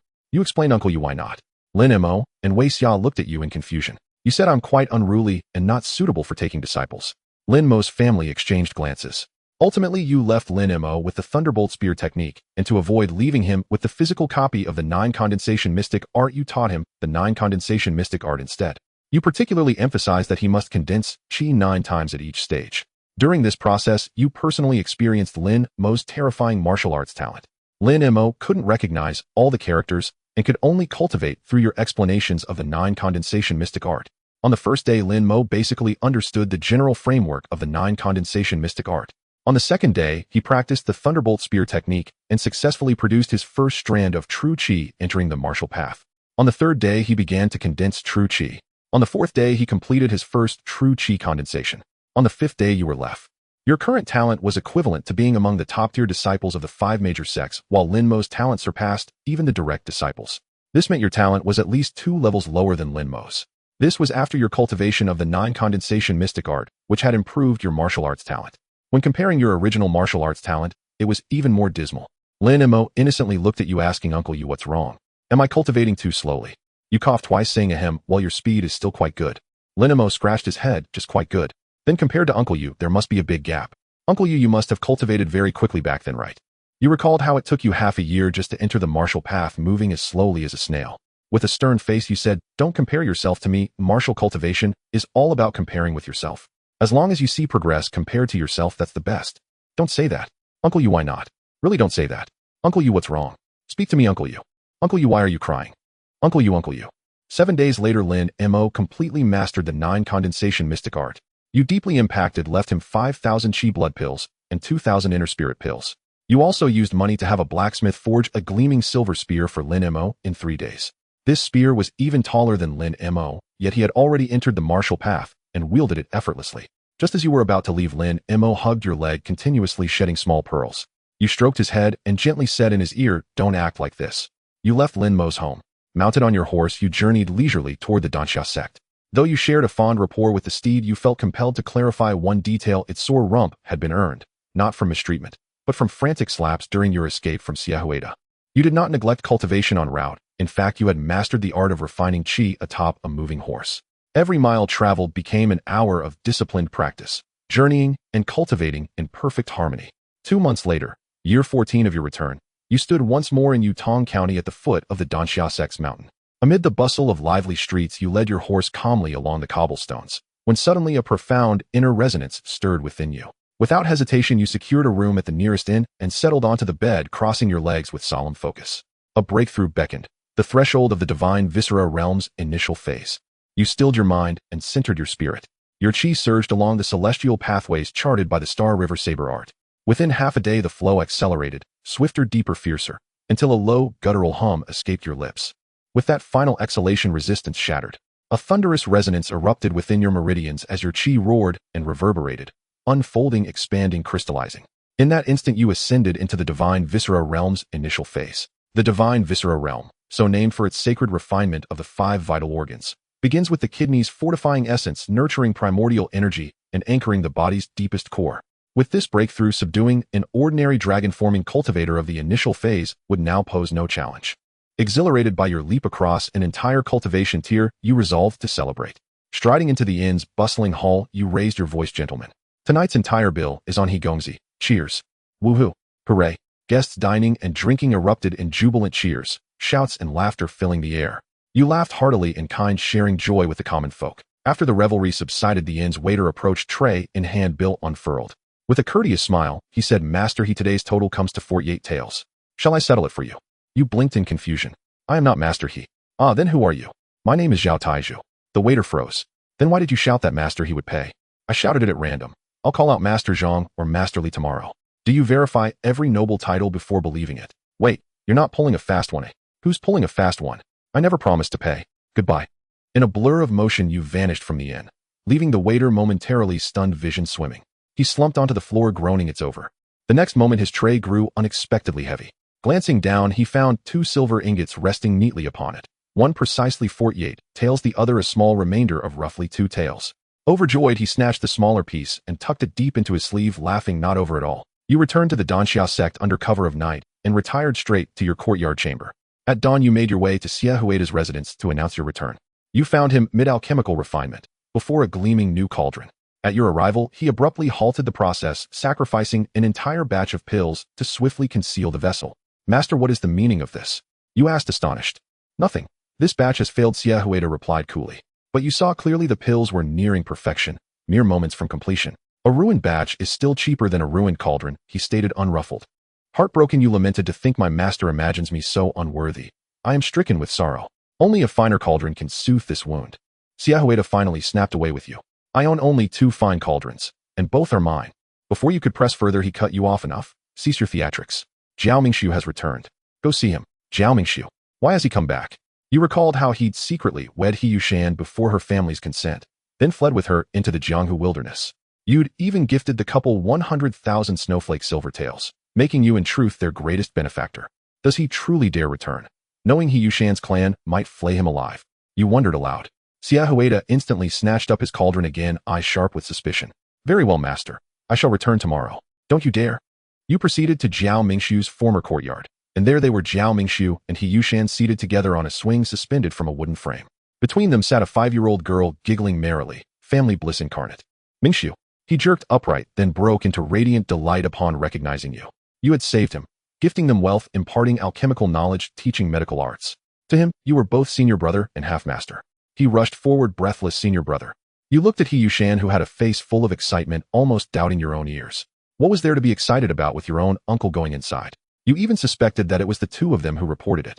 Seeing their excitement, you didn't want to spoil their joy and could only respond. All right, it's good that he went in early for early liberation. Senior brother, he wasn't sentenced to execution, just exiled. He Yushan explained earnestly. You looked at her speechlessly. Just exiled, huh? You increasingly suspected that this couple was involved in the reporting. That night you called Bai Chun, and the 3 of you as brothers drank and celebrated in your courtyard. You drank freely and indulged in meat. Zhao Mingxiu recounted his life over the years since leaving, occasionally showing a happy smile. Bai Chun talked about the various skills of the courtesans in the nearby county, occasionally revealing a lewd grin. They all had bright futures. The next day you went to Xie Huida courtyard. He told you that he and Deng Rusong would begin refining the return to Yang Pil in 8 months, and that he needed to go out to find an important ingredient. He told you to consult Deng Rusong if you had any questions about alchemy. Master, go early and return early, don't die out there. Xie Huida's face darkened. You ungrateful disciple, you wish for my death every day, wanting to inherit my alchemy furnace, huh? This is a sincere blessing. Xie Huida snorted and turned to leave, but suddenly stopped, astonished. You have already reached the initial stage of the divine vessel. Since you no longer use the concealment technique to hide your cultivation level, Xie Huida discovered your initial level of the divine vessel. You chuckled lightly, just lucky, that's all. This is not something luck can achieve. He lamented repeatedly. Your martial talent is far superior to mine. Xie Huida was somewhat disheartened. You quickly comforted him. Master, although my talent surpasses yours, you are old. Xie Huida suppressed the urge to hit you and left the Danxia sect. After he left, you threw yourself wholeheartedly into cultivation and alchemy. You spent 2 months completing the first condensation of true qi in the divine vessel realm. The 9 condensation mystic art was a crucial support for your strength, so it was prioritized in your training. Then you spent another 2 months improving your alchemy skills. Your 5th grade alchemy skill had stabilized at producing 3 pills, and occasionally, you could refine 4 5th grade pills. Your 5th grade alchemy skills had entered an initial stage of proficiency. During that time, you continuously tried to enter the state of perception of subtlety. You wanted to explore that source of the earth once more. Even though you had successfully entered the state once before, trying again now was still difficult. After more than a month of attempts, you finally had a faint feeling. You persisted in practicing for another 10 days and 1 day. Perhaps I haven't comprehended it successfully. This source is making me overly clever. You felt as if you were holding onto a mountain of gold, but couldn't dig it out, which made you very frustrated. 2 days later, Xia Huida returned to the Danxia sect. In 2 months, he and Deng Rusong would begin refining the return to Yang Pil. Deng Rusong gradually handed over various sect affairs to the elder Yu Yun. Xia Huida also tried not to expend energy on other matters. He carefully explained to you the details of taking care of Deng Wanshu. You began to be responsible for her care. In another month, the two of them would officially start refining the return to Yang Pil. Deng Rusong and Xia Huida completely withdrew from all matters, both locking themselves away to focus on adjusting their condition. You could feel their tense emotions. However, this matter didn't significantly affect you, and you continued your training as usual. That day, feeling unwilling, you practiced entering the state of perception of subtlety once again. Whether it was a coincidence or not, you smoothed. Just when you were maintaining the state of perception of subtlety deep in thought, you suddenly sensed an inexplicable spying. With your heightened sensitivity to the surrounding environment, while in the state of perception of subtlety, you couldn't be mistaken. You quickly exited the state and glanced around, asking, "Who? I already saw you. Get out." Someone actually dared to spy on you in Danxia sect. You guessed it was an outsider. This person must have known that Deng Rusong, the only master of Danxia sect, was in seclusion, which was why they dared to infiltrate. Even with the transformation dragon elder in the sect, this person didn't seem afraid. Could it be that the intruder was a master? You frowned, slowly stepping back 2 paces, shielding non-existent people in front of you. Just as you intended to slip away, a voice came. "Ha, your strength isn't bad, junior nephew. I was discovered as soon as I arrived." The great elder of Danxia sect, Yu Yun, appeared at your courtyard door with a light smile. Yu Yun was at the peak of the transformation dragon stage, a 7th-grade alchemist with impressive strength. A myriad of thoughts flashed through your mind instantly, and you silently thought, "So it's you, old fellow, you scared me."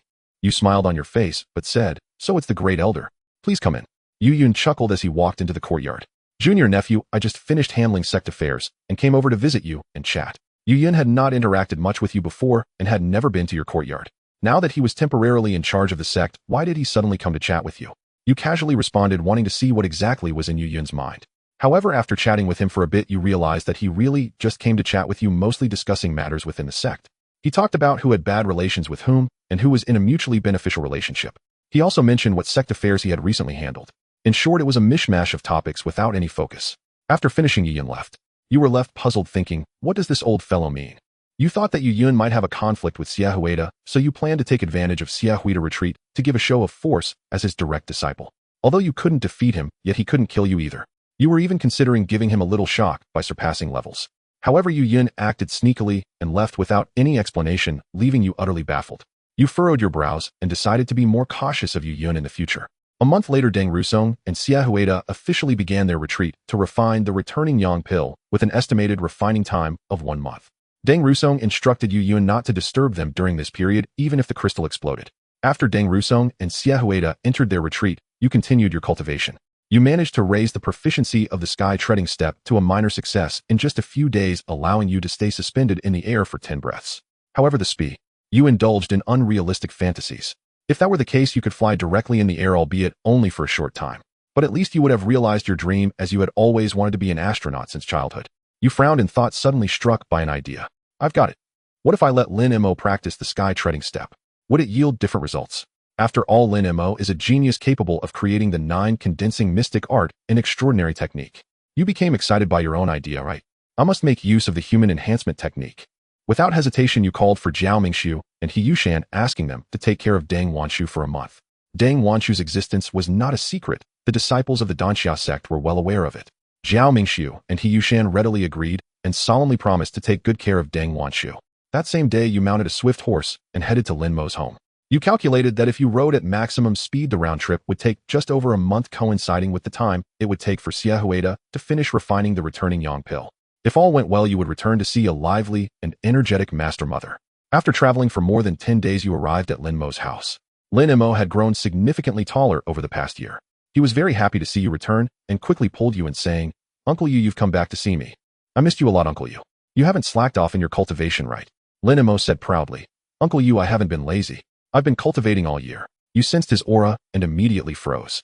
Lin Mo had already reached the late stage of skin refinement in just 1 year. You took a full 15 years to reach that stage. All right. So you've reached the late stage of skin refinement in a year, huh? I must increase the intensity for you. You took out the sky-treading step and handed it to Lin Mo, saying, "Here, kid, take this. It's a martial technique for body movement." Lin Mo took it with a serious expression and said, "Thank you, Uncle Yu. I will definitely learn it." You added, "Not only should you learn it, but I want you to modify this technique so that the cultivator's speed in the air reaches its maximum." Modify a martial technique. Uncle Yu, do you really think I can do it? Lin Mo hesitated. You glared at him, saying, "When I was your age, I had already started creating martial techniques myself. A little modification is nothing." Lin Mo's face grew serious as he declared, "Uncle Yu, I will work hard and strive to keep up with your pace." You smiled and nodded, saying, "Good boy, it won't be easy to catch up to me. So work hard." After finishing your talk with Lin Mo, you felt satisfied and made your way back to the Danxia sect. You didn't waste any time on the road. After another 10 days, you returned to the Danxia sect. The round trip took just over a month, which was quite fast. However, once you returned, you didn't see a lively Master Mother or Deng Rusong and Xia Huida. It turned out they were still busy refining the returning Yang pill and had not yet emerged from their retreat. So you dove back into your cultivation. A month later, your alchemy skills improved, and you could now reliably refine 4 5th-grade pills, firmly establishing your initial proficiency. Yet Deng Rusong and Xia Huida still hadn't emerged from their retreat, which made you feel something was off. You began to loiter outside their alchemy chamber from time to time, but you couldn't disturb them and could only watch. One day, while you were cultivating in the courtyard, Yu Yun came to find you again. He started chatting with you casually again, this time, bringing up Xia Huida. He said that Xia Huida was the most talented in alchemy among their group of disciples, and everyone believed he would eventually become the master of the Danxia sect. However, no one expected the incident with Deng Wanshu to happen, which plunged Xia Huida into madness, obsessively researching various pills and medical techniques to awaken Deng Wanshu, neglecting proper alchemy and falling behind in martial arts. After finishing his words, Yu Yun shifted the conversation back to you, praising you as an outstanding direct disciple of Xia Huida and stating that you even surpassed the Xia Huida of the past in martial arts. You were bewildered by Yu Yun's flattery and directly asked, "Elder, please stop beating around the bush. What exactly do you want to say?" Yu Yun was taken aback, but then smiled, saying, "Nephew, you are straightforward. I won't beat around the bush with you anymore." He glanced around and quietly added, "The sect master has already passed on the position of the next sect master to you, hasn't he?" You suddenly understood. So Yu Yun had come to discuss the internal power struggles of the Danxia sect. You thought he had some fresh news. Realizing this, you recalled that the last time he sought you out for a supposedly casual chat, he was actually trying to gauge your stance on various matters within the Danxia sect to assess your situation. Yu Yun must have noticed your close relationship with Deng Rusong recently, and given his connection to Xia Huida, he was only speculating about the matter. You didn't want to get caught up in endless struggles over such matters which would only hinder your cultivation. You planned to wait until Deng Rusong emerged from his retreat to explain that you had no intention of becoming the sect master of the Danxia sect, and just wanted a job that required less work, paid well, and was close to home. You said to Yu Yun, "Elder, how come I haven't heard about this?" Yu Yun, however, was persistent. He smiled and said, "Nephew, there's no need to be so vigilant. My faction has no intention of vying for the position of sect master. We only wish to assist the next sect master to make the Danxia sect even more prosperous." You repeatedly denied it, and only then did Yu Yun leave somewhat uncertain. Watching his departing figure, your gaze flickered. You were already contemplating whether it was time to leave the Danxia sect, as your involvement there had gone too deep. Any minor issue could distract you and consume your time, which was far from your initial intention of focusing on alchemy and enhancing your cultivation. You began to reminisce about your previous life, longing for the freedom of a wild donkey galloping across the grasslands. Your eyes flickered thoughtfully as you pondered. As you ponder, a disciple suddenly rushes in, informing you that Xia Huida and Deng Rusong have emerged from their seclusion. Both of them are in Xia Huida courtyard requesting your presence. You immediately head to Xia Huida location. Upon arrival, you find only Xia Huida and Deng Rusong present, both wearing grim expressions. Especially Xia Huida, who slumps in a recliner, eyes vacant and face ashen. When he sees you approach, he casts a faint glance your way. After a long pause, he slowly speaks, "Have failed." You had already anticipated this outcome in your heart, knowing they had spent over a month longer than expected on alchemy. Such a situation is nearly unheard of during the alchemical process. You remain silent for a moment before asking, "What went wrong?" Xia Huida merely shakes his head, tilting it in silence. Deng Rusong sighs softly and explains to you. It turns out that Deng Rusong's part went smoothly, but when it came time for Xia Huida to merge with the Earth Source, an unexpected mishap occurred. Xia Huida initially could not enter the state of subtle observation at all. Just as he was about to miss the final opportunity, he barely managed to enter the state. However, before they could breathe a sigh of relief, Xia Huida's state wavered again. His subtle observation had reached a high level of mastery, a state that had never occurred before. This time his mindset was extremely off. Despite Deng Rusong's repeated encouragement, it was of no use. Ultimately, at the last moment, Xia Huida abruptly exited the state of subtle observation, causing the half-merged Earth Source to dissipate suddenly. Xia Huida went into a frenzy at that moment, filled with unwillingness, mumbling that it was impossible and frantically grasping at the air. Xia Huida did not even raise his head, saying, "It's no use, it's no use." "Why is it no use?" Deng Ruzong's tone was mournful. "Your master has suffered too great a shock and can no longer enter the state of subtle observation." You then realized that there was such an explanation. This state of subtle observation was indeed too esoteric. You couldn't help but wonder what the essence of subtle observation actually was. Additionally, you noticed that Xia Huida's state during the refinement of the yang pill was rather peculiar. Given Xia Huida's level of seriousness, it was normal for him to be tense before refining the yang pill. Yet for a 7th grade alchemist with a complete mastery of subtle observation, such a poor performance was evidently unreasonable. It was akin to a top chef preparing a gourmet dish only to find out they had forgotten how to toss the ingredients, resulting in a burnt mess. Clearly something was amiss. You were not afraid to touch upon Xia Huida's wounds and directly asked, "Master, why did you fail?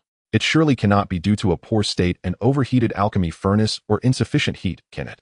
Xia Huida pondered for a long time before finally speaking. He still kept his head lowered, murmuring softly, "Hu Zhongshuan, no need to hide, come out." You and Deng Rusong were taken aback. Clearly neither of you had realized that Hu Zhongshuan was nearby. Especially Deng Rusong, who as a master had not even detected him. Could it be? You had a hunch. Sure enough, moments later, Hu Zhongshuan slowly descended from above. "Extreme Dao Master. Hu Shidi, you have succeeded." Deng Rusong exclaimed in surprise. Hu Zongshuan's expression was calm. "Brothers, it has been a long time." He then turned to you. "Nephew, it's been a while since we last met." You nodded gently in greeting. Hu Zhongshuan had indeed successfully comprehended the earth source and advanced to the level of Extreme Dao Master. His martial arts talent had some reputation. You thought to ask him in detail later about the specifics of comprehending the earth source. At this moment, you suddenly recalled that when Yu Yun first came to find you, you were in the state of subtle observation.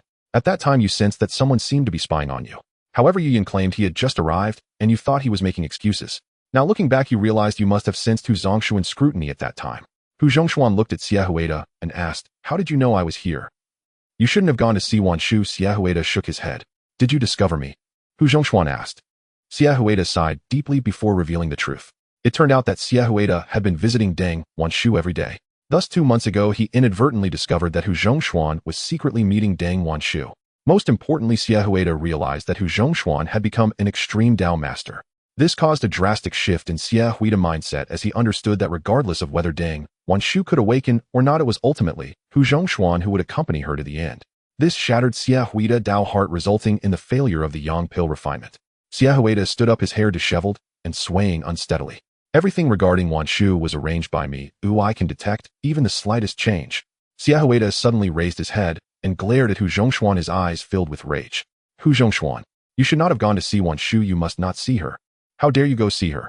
Xia Huida pointed at Hu Zhongshuan, his hand trembling with anger. "What have you done? What does it matter that you pursue martial arts? What does it matter that you are an extreme Dao master? Can you make her awaken? You cannot. You and I are the same, both worthless." "Worthless?" Hu Zhongshuan remained stoic, watching Xia Huida increasingly frenzied state without uttering a word. "Enough, Huida," Deng Rusong shouted softly. Xia Huida let out a bitter laugh, shaking his head weakly. He then staggered out of the courtyard laughing. "Ha ha, all are worthless." Xia Huida's voice gradually faded away.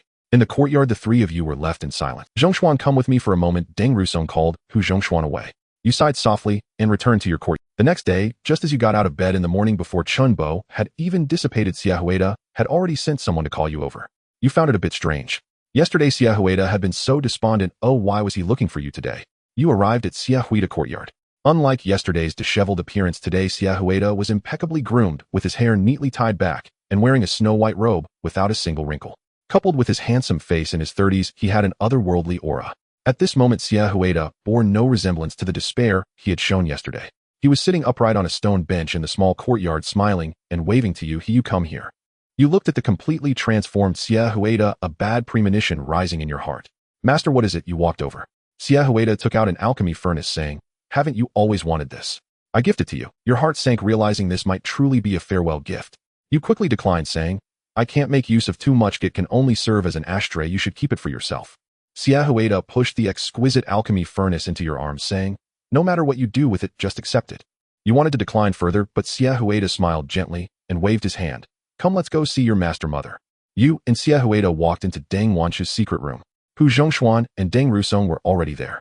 Xia Huida didn't even glance at the two, instead turning to you and saying, you no longer need to take care of my master, but I am very grateful that you promised me back then. Without waiting for your response, Xiaohuida walked over to the cold jade bed, heading towards his beloved in his heart. He sat on the cold jade bed, then turned to lie beside Deng Wanshu. He gently caressed Deng Wanshu's cheek, murmuring a stream of words. Xiaohuida's voice was low, unsure if Deng Wanshu could truly hear him. He poured out everything as if no one else was present. Suddenly a tear slipped down the corner of Deng Wanshu's eye, causing Xiaohuida to pause, his expression touched. He gently wiped away Deng Wanshu's tear stain, saying, "Wanshu, did you hear me? That's wonderful." Xiaohuida's tone was incredibly gentle, but Wanshu. He began to say something, but fell silent. After a long while, Xiaohuida suddenly propped himself up, desperately looking at Deng Wanshu. His face turned grotesquely terrifying, as if he were facing the most horrifying existence in the world. His voice became sharp and high-pitched as he screamed, "But Wanshu, I don't want to die." After Xiaohuida's scream, he collapsed onto the cold jade bed, his gaze still directed at Deng Wanshu's gentle face. In his eyes, a clear tear also streamed down. This tear flowed onto the cold jade bed, mingling with Deng Wanshu's tears, creating a small puddle. The puddle reflected the sleeping faces of both individuals. You looked at Xiaohuida, who lay motionless on the cold jade bed, and uncertainly turned to Hu Zhongshuan and the others, saying, "Master, sect leader, my master." The two nodded solemnly. It seemed that Xiaohuida had indeed died right beside the one he loved most. You instinctively rubbed the Dan furnace in your hand, deciding to cherish it well. Deng Rusong held a grand funeral for Xiaohuida, burying him on the back mountain of the Danxia sect. From time to time, you would go to burn paper for him. Remembering Xiaohuida's various deeds, you couldn't help but have bricks in your eyes, shedding a few drops of tears. You explained to Deng Rusong that you would not be calm. Hu Zhongshuan had been at Danxia for half a month, visiting Deng Wanshu daily. Yet even as a supreme Dao master, he could not find joy, for he discovered he still could not awaken Deng Wanshu. What filled him with despair was the realization that there was no further path beyond the supreme Dao master. He had reached the end of martial arts. The only comfort he found was that he had nearly 200 years of lifespan left, enough to accompany Deng Wanshu for the rest of her life. One day you approached Hu Zhongshuan, inquiring about the source of the earth. As someone with experience, Hu Zhongshuan candidly shared his insights about comprehending the source. It turned out just as you had guessed, that each source had a different essence. It could be a sword, a knife, a folding fan, or even a pen. Some might even be just a phrase that appeared out of thin air. To comprehend the source, one must possess attributes similar to that source. For instance, Hu Zhongshuan's source was a large tiger with distinct features. To understand it better, he specially went to the Haiqiu forest to observe tigers. In the end, he even began to live and eat with them. You widened your eyes in surprise, asking, "Master, do I really have to sleep with them? Is it possible to skip that part?" Hu Zhongshuan's forehead bulged with veins. "I'm living with tigers, not engaging in marital relations with them." You sighed in relief. "Oh, that's good, that's good." After Hu Zhongshuan had completely immersed himself in the habits of the tiger and absorbed its essence, he finally could comprehend the source. Everyone's time to perceive the source varies, some take longer, some shorter. Hu Zhongshuan's time was remarkably brief. He completed the comprehension and integration of the source in just 3 years. And then there's integration. You recalled Hu Zhongshuan mentioning before that the source was merely a matter of comprehension. Hu Zhongshuan explained, once comprehension is achieved, integration is a natural process akin to the source recognizing you and willingly merging with your body. So once it's integrated into the body, one can become a supreme Dao master. Yes, once the source merges into your body, you share a symbiotic relationship. If one perishes, so does the other. After the source and the master merge, the master's body undergoes a transformation, granting the ability to fly and a lifespan extension of 200 years. More importantly, the true energy within the supreme Dao master's body will transform into source power. Compared to true energy, source power is an entirely different level of strength. Hence, there lies a vast chasm between a master and a supreme Dao master. The fact that Lin Mo Miao Li Wu could contend with a supreme Dao master at the peak of master level is akin to wielding a wooden stick against someone with a Qinglong Yenhue Dao, yet not falling behind. Such talent is truly terrifying. You couldn't help but marvel at this talent. Simultaneously, you contemplated the various abilities of a supreme Dao master, such as another level of power, flight, extended lifespan. You furrowed your brow, thinking, isn't this essentially immortality? However, Hu Zhongshuan informed you that there was no further path beyond a supreme Dao master. Even a supreme Dao master could not enhance their combat power or cultivation. Moreover, each master could only integrate one source. Even if one comprehended a second source, it would not merge into the martial artist's body, but would dissipate instead. You pondered for a moment and then asked, "Master, what happens if someone who is not a master comprehends the source?" Hu Zhongshuan replied, "They will die." You were taken aback, asking, "Die? Why?" Because only a body at the peak of master level can withstand the transformation brought by the source. A frail body would simply collapse. You nodded thoughtfully. You had initially believed that by understanding the subtle aspects of the source you could test its depth. Yet you didn't expect to hit another wall in the integration process. Do I really have to wait until I reach the peak of master level to unlock this treasure of the source? As you contemplated, a sudden realization flashed in your eyes. Perhaps not. After cultivating the 9 condensation mystic art, I should be able to kill enemies across 2 major realms. Does that mean my body has already reached the necessary strength 2 major realms ahead? In other words, I might be able to reach the body strength of a master at its peak, while still in the pinnacle of refining essence and condensing chi 9 times. The more you thought about it, the more feasible it seemed. Besides, you had a backup plan. Even if your guess failed, it would only result in your death. Were you afraid of death? You only feared dying without reason. As long as you died for a worthy cause, you had nothing to fear. You had another long conversation with Hu Zhongshuan. He learned about your promise to take care of Deng Wanshu. Hu Zhongshuan's impression of you has changed significantly. He used to think you were just a carefree and cowardly person, but now he sees that although you are indeed carefree and cowardly, you are also quite the talker. Hu Zhongshuan wrote down the entire process and insights he gained regarding the essence of the earth and presented it to you. Junior nephew, I hope one day you can make use of this. Hu Zhongshuan sincerely wishes you well. I will definitely be able to make use of it. You are very confident in your external abilities. Hu Zhongshuan left 2 days later, returning to Yajianku. Due to his rapid advancement to master level, he gained recognition from Lian Long and was promoted to vice commander. Hu Zhongshuan told Deng Rusong that he would take care of Deng Wanshu in the days to come, to which Deng Rusong replied that he was still alive. Hu Zhongshuan also expressed his desire to keep Deng Wanshu by his side, which caused Deng Rusong to angrily tell him to leave. The conditions at Yajianku are harsh, making it inconvenient to bring Deng Wanshu along.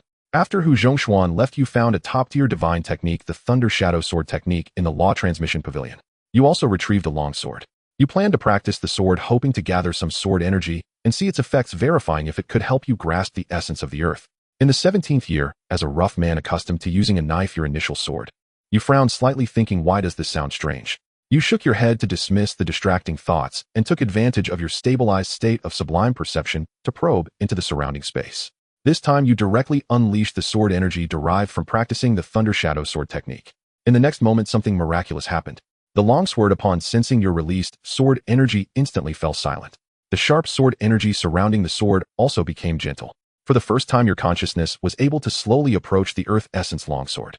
You were immensely excited, nearly losing your composure and exiting the state of sublime perception. You quickly steadied your mind. As your consciousness gradually neared it, finally completely adhered to the earth essence longsword. The few powerful sword energies surrounding you still caused a slight pain in your consciousness, but it was within bearable limits. Following the notes left by Hu Zhongshuan, your consciousness explored the earth essence longsword back and forth, carefully comprehending its mysteries. Regrettably, until you exited the state, you did not achieve any substantial insights.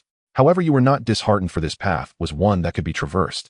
After exiting the state of sublime perception, you were surprised to find that this time your feeling of weakness had significantly decreased compared to before. This indicated that your state of sublime perception had made tangible progress. You were very pleased. To celebrate, you invited Jiao Mingxi's family and Bai Chun over for a small barbecue in your courtyard. When Jiao Mingxiu arrived, he was carrying a large bag. You hurried over, saying, "Junior brother, you could have just come without bringing anything." "Oh, you didn't bring anything. It's all toys for Jiao Xiaoyao.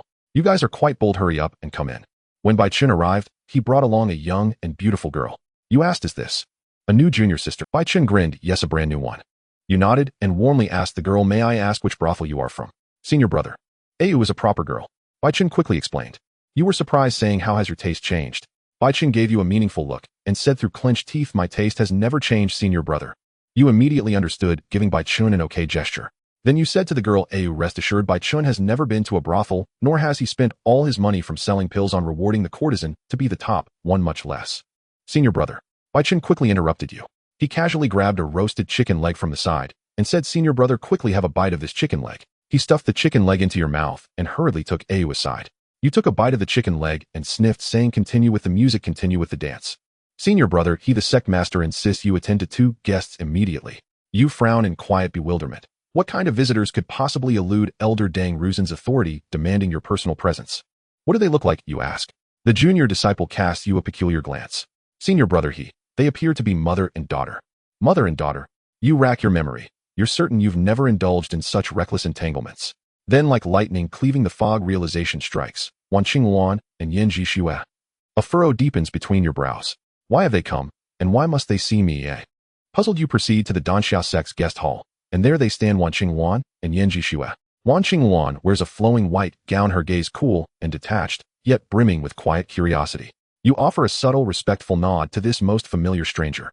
Yan Jixue, draped in elegant black silk, exudes gentle refinement. Her ever-present smile radiates warmth.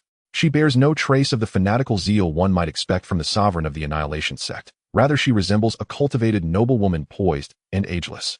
You cannot help but wonder how could such serene composure conceal the mind that commands a sect of unchained zealots. Greetings, honored guests. Your voice remains measured, restrained. At your entrance, Yin Jishua turns instantly, her gaze lingering, appraising. Her smile is tender, her voice rich and honeyed with the mellow resonance of mature grace. Young hero He, you are truly exceptional. A perfect match for my Qingwan. You freeze, stunned, disoriented. Are they here to propose marriage?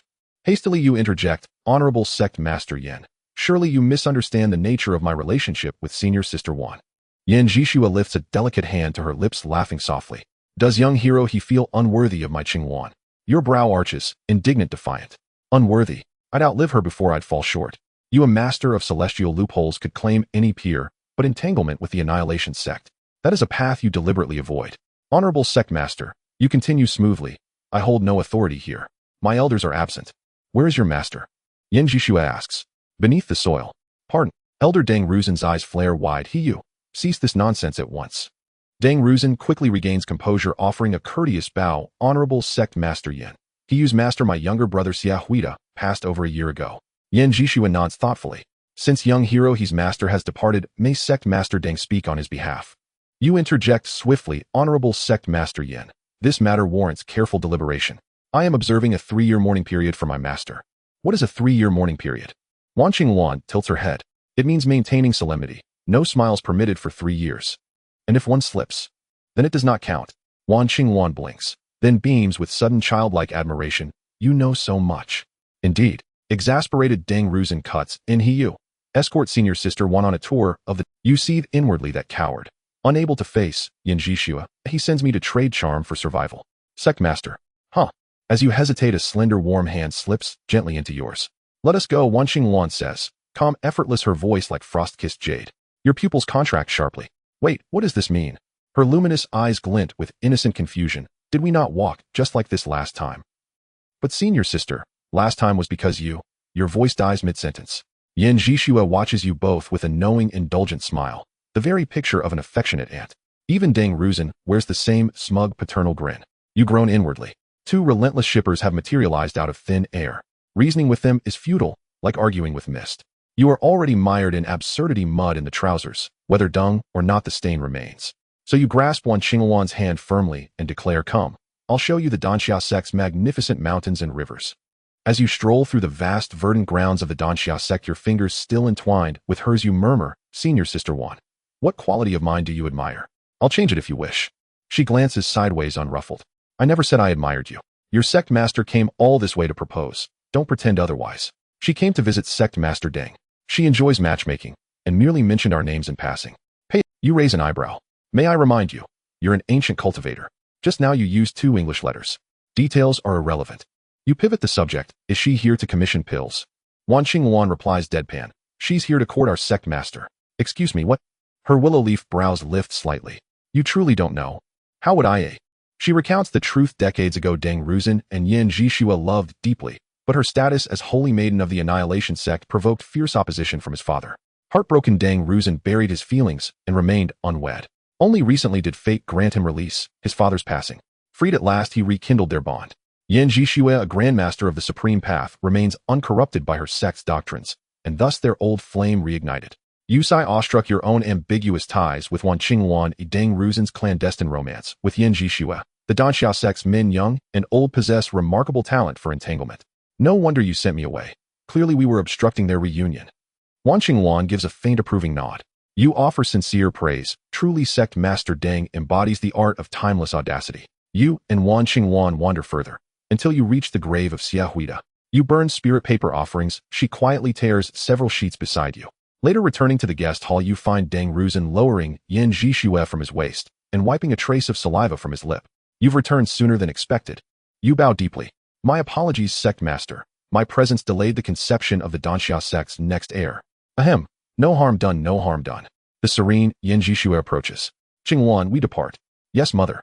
Wan Qingwan releases your hand, fingers slipping free with quiet finality. You stand shoulder to shoulder with Deng Ruzhen at the hall's threshold, watching Yin Jishua carry Wan Qingwan skyward until they dissolve into the distant horizon. You speak slowly, softly, Sect Master. You wouldn't want your affair with Sect Master Yin exposed, would you? Speak. 5 formulas for grade 8 pills. You returned to your courtyard from Deng Rusong. In your hands, you now held 5 8th grade alchemy recipes. You lit a lamp and worked late into the night meticulously studying these 5 recipes, which provided you with great inspiration regarding the refining techniques and material combinations. Your current proficiency in 5th grade alchemy is at a minor success level, and you plan to focus on refining techniques to strive for major success, aiming to become a genuine 5th grade alchemist. You began to concentrate on refining the 5th grade elixir. You were completely certain that the more times you refined your true energy, the better your proficiency in vision of subtlety would advance. This discovery made you very excited, and you also had a guess your talent for vision of subtlety was not innate, but rather due to the multiple refinements of true energy, allowing you to accommodate high-quality true energy 1 or 2 realms ahead, resulting in nearly perfect control over true energy at each level. This was what led to the awakening of vision of subtlety later on. You murmured to yourself, so it turns out I'm not a genius. Your tone was filled with surprise as if you had just learned this fact for the first time. Feeling disheartened, you clenched your teeth and stomped your foot, and in a fit of extreme anger, you raised your 5th grade alchemy technique from minor success to major success. At the age of 34, you became the youngest 5th grade alchemist in the history of the Danxia sect. If you add the time spent on your 3rd simulation of refining blood-boosting pills for over 70 years, then you would be the oldest 5th grade alchemist in Danxia sect's history. Regardless of how you calculate it, you were a record-setting existence, and you felt proud of yourself. One day, Deng Rusong came to your courtyard to find you. He had often come to chat with you over the past year, discussing trivial matters. Today, he planned to have a casual conversation with you again, but he suddenly noticed the 8 5th grade elixirs you had just refined. Deng Rusong was astonished and pointed at the alchemy furnace you had borrowed from Xiaohueda, saying, "Did you refine these?" "I didn't refine them. I made a wish to the alchemy furnace and they grew by themselves." Deng Rusong's face darkened. "Master, there is no one else in this courtyard." Deng Rusong looked deeply at you. He picked up the 8 5th grade elixirs and examined them carefully, confirming that they were indeed the elixirs you had just refined. He sighed and said, "Are you really not planning to become the master?" "Master, you have asked me 800 times this year already." Deng Rusong found a recliner and lay down, rocking back. "You really know how to hide your talents, always staying in the teaching pavilion and working hard in secret." "Master, I haven't hidden my talents. You just weren't paying attention before." Deng Rusong tilted his head and glanced at you, saying, "That is true. I only thought your martial arts talent was good and your alchemy talent was just passable. I didn't expect you to surpass your own master from back then." You lay down in the chair next to Deng Rusong and asked, "Master, you seem a bit troubled lately." Deng Rusong hesitated before replying, "Indeed, I am a bit troubled." "Is it because of the menopause of sect leader Yin?" Deng Rusong shot you an annoyed look, saying, "If Ji Shui really had menopause, she would have killed you the last time." "What do you mean?" You were taken aback. Ji Shui said you know many secrets of Wanqingwan, and that you even secretly learned the cultivation technique of the exterminating sect called Heavenly Desire No Form. From any angle, Ji Shui should have killed you. In fact, she was here last time to kill you. You were somewhat surprised you hadn't sensed any murderous intent from Yin Ji Shui last time. You only felt that she was a gentle, neighborly woman. Was this truly a supreme master of the exterminating sect? You inwardly cursed. This old hag seems gentle, but has a belly full of schemes. The exterminating sect is indeed sinister. You looked at Deng Rusong and asked, "Master, did you protect me?" Deng Rusong shook his head, candidly, a hint of guilt in his eyes. "I cannot protect you from those Ji Shui wants." You paused, surprised, and said, "Master, you're quite honest. I almost want to give you a little red flower." Deng Rusong looked up at the sky. "You should indeed blame me. If Ji Shui really killed you, Hueda would blame me too." He remained silent for a long time. You didn't say anything either. In fact, you felt no resentment towards Deng Rusong. You understood the temper of those from the exterminating sect. This was indeed not something Deng Rusong could intervene in. Why didn't the old hag Yin kill me in the end? Deng Rusong knew you were angry and did not mind your change in address. Because of Wan Qingluan, Ji Shui noticed that Wan Qingluan had developed feelings for you. If she killed you, Wan Qingluan's heart would be troubled, and you know this would have serious consequences for their exterminating sex techniques. You nodded and fell silent. Yin Ji Shui was very unstable for you. Perhaps one day, without Wan Qingluan's restraint, Yin Ji Shui would quietly eliminate you. Having a supreme master always eyeing you made you feel insecure. You just wanted to focus on refining pills and leveling up, not wanting to live under the constant threat of death. Your gaze gradually became fierce as a small plan formed in your mind, and your expression turned cold as you thought, "Old hag, let's experience that death once more." Deng Rusong saw you remain silent for a long time and could only comfort you, saying, if one day Ji Shui really kills you, I will do whatever it takes to bury you and your master together." You smiled and said, "Master, I truly thank you. However," you paused, "I hope Master won't mind." You quickly arrived at Lin Mo's house on horseback. 10-year-old Lin Mo had already reached the peak of bone, quenching not far from cleansing the marrow. Seeing you, Lin Mo happily exclaimed, "Uncle, you came to see me again." You nodded, saying, "I came to see how you did on the little test I left you last time." Lin Mo's cheerful expression suddenly turned a bit troubled. Uncle Yu, I haven't successfully modified the treading sky step yet. You didn't expect Lin Mo to actually fail, so you probed. It's okay, show me how far you've gotten. Lin Mo hesitantly nodded. Suddenly, without any warning, he shot up into the sky like a cannonball, the dust swirling from where he stood. He flew around you several times at an astonishing speed. After a few breaths, Lin Mo floated back down embarrassed and said, Uncle Yu, I think my speed hasn't reached the fastest you mentioned, but I can improve. Your eyes widened in disbelief, and you were momentarily stunned.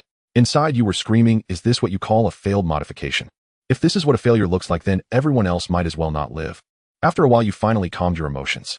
You patted Lin Mo's head and said, good boy, you've done very well. You've already touched the heels I had back in the day. Lin Mo jumped up joyfully, exclaiming, yay. I love touching heels.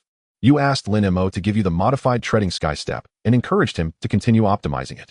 Although the speed of the new version had significantly improved, it still fell short of the speed of a grandmaster. Moreover, the time spent in the air hadn't increased, making it somewhat impractical overall. However, you believed Lin Mo would provide you with a surprise. You renamed the new treading sky step to Yution step, and then told Lin Mo to start recruiting some warriors to form his own small group.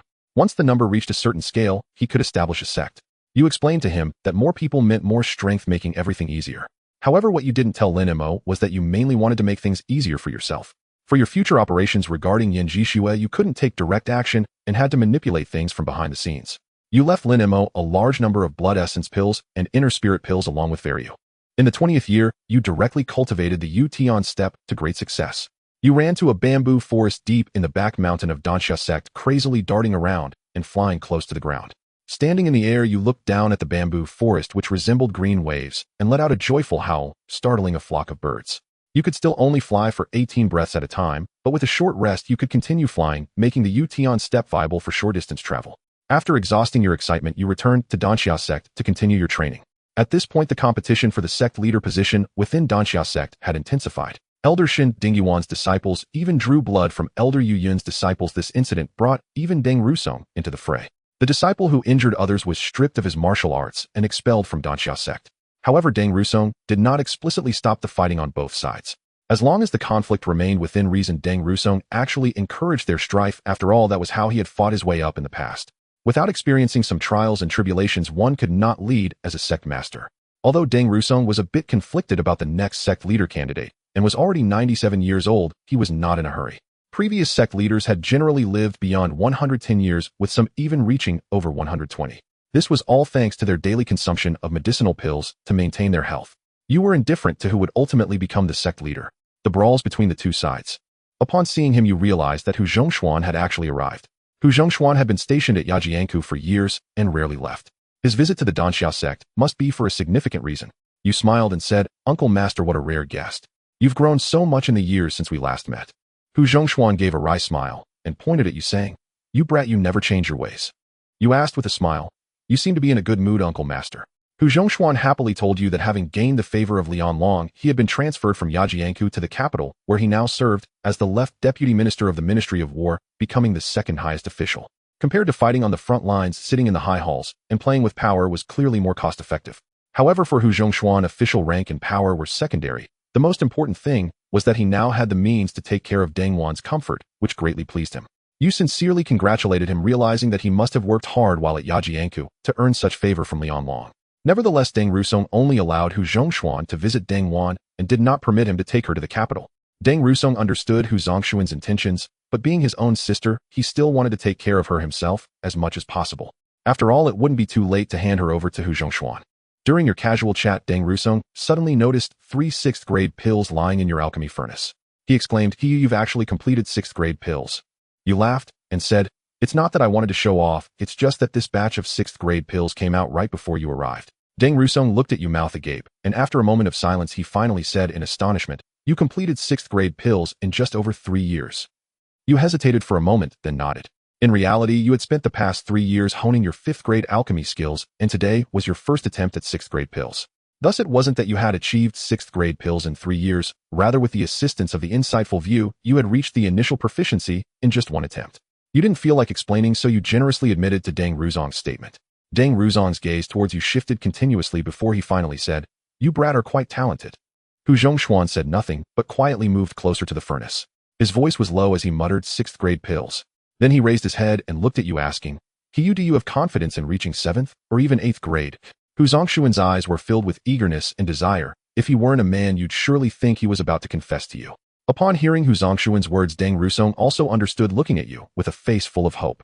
You realized what they meant. They wanted you, who possessed the talent of insightful view, to refine the returning sun pill to awaken Deng Wan.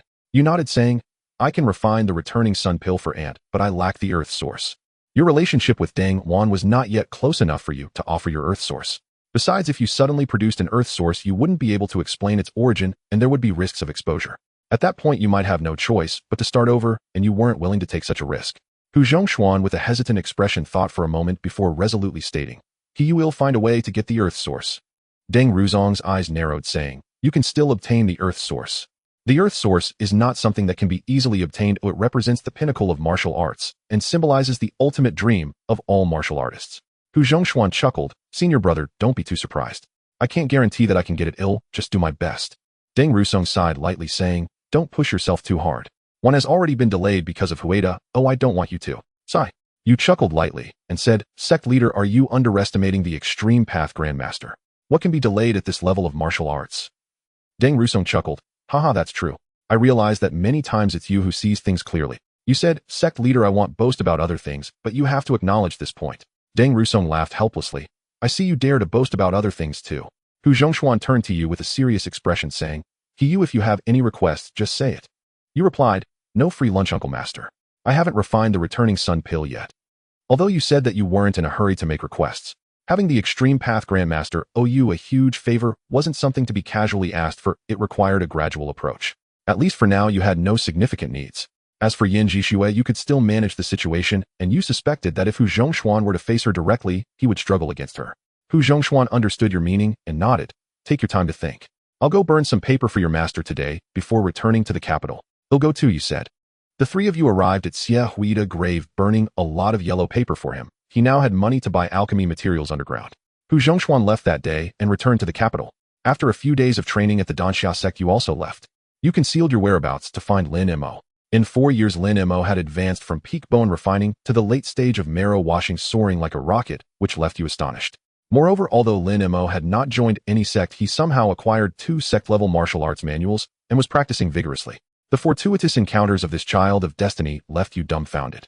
Uncle Yu, I've improved the Yutian Bu. My speed has greatly increased. You said, show me. Lin Mo soared into the sky, once more stepping on the gas and instantly flying far away, only to return shortly after. His speed was already almost on par with those extreme path grandmasters you had seen before. However, the time he could remain airborne had not increased, which was still a problem Lin Mo couldn't solve. But these were minor issues now. You shouted at Lin Mo, who was in the air, Great Sage, quickly retract your divine ability. Lin Mo slowly descended and excitedly said, Uncle Yu, is my speed after the improvement very fast? Lin Mo's eyes lit up instantly, and he lavished genuine effusive praise upon the Juning mystic art.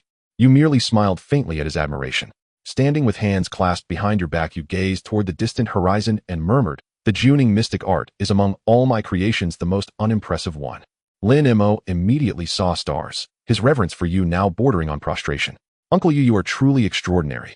Ever since mastering the Juning mystic art, I felt perpetually eclipsed by your shadow. You nodded calmly. My thoughts run too deep. It is only natural you feel this way. Continue your cultivation. The depths are vast. You seized the moment without restraint, indulging fully in the charade. You knew time was slipping away. Lin Mo's cultivation would soon surpass yours within a few years, then all illusions would shatter. This final grand performance would be worth every ounce of pretense. You then asked Lin Mo about assembling his team. He reported that per your instruction, he had gathered a cohort of several dozen individuals. Through generosity and vision, Lin Mo had drawn loyal, devoted followers to his side. He named the group the Tian Dao Alliance, Alliance of the Heavenly Dao, a title implying righteous retribution. The name alone betrayed its nature. Its ranks were filled largely with wanted outlaws, brigands, arsonists, and plunderers, not a single upright soul among them. Yet you cared not so long as they obeyed Lin Mo. Next, you instructed him to dispatch A.T. Lin Mo asked nothing, only replied, Understood, Uncle Yu. I shall send my most trusted man. You nodded and departed. Returning to Danxia sect with the second-generation refinement of the Yutian steps, you immersed yourself immediately in its cultivation. 24th year. In a secluded gorge 2 days' journey from Danxia sect, you soared like a raptor, cleaving the heavens, gliding, circling, and diving above mountain streams. After a long while, you landed gracefully, feet settling firmly upon the earth. At last, I have mastered it fully. Exhilaration flared across your features. You had perfected the refined Ution steps in just half a year. Your aerial speed now rivaled that of an apex Dao master. You could remain airborne for 36 breaths, double your previous endurance. Though still dwarfed by the near limitless flight stamina of an apex Dao master, this achievement satisfied you completely henceforth. Unless hunted by such a master, you could go wherever you willed. During those months, you had also deeply contemplated the earth source. Guided by Hu Zhongshuan's insights, you finally made breakthrough progress, drawing forth a single sword aura from the earth source itself. To the eye, it resembled an ordinary sword aura, but its destructive power exceeded that of common auras by dozens of times. This supreme sword aura carried an unsettling instinctive dread, an omen of extraordinary potency. You resolved to conceal one such aura within your ordinary sword strikes during combat. So treacherous a tactic would ensnare even a Dao master, if he let his guard slip even once. Thrilling. You returned to Danxia sect. The question of the next sect master had now risen openly within its walls. Thanks to the vigorous campaigning of Elder 5 Shun Dingyuan, roughly 70% of the sect, supported by Wenyu Yun and his direct disciple Ruan Bai, found themselves increasingly marginalized. You paid no mind to their fierce rivalry, remaining serene, absorbed solely in your own pursuits. One day you visited your own clinic in Yutong County. After 3 days of attending patients, a scholar-like figure entered, short-bearded, deliberate in bearing. He arrived deliberately during a lull in patience.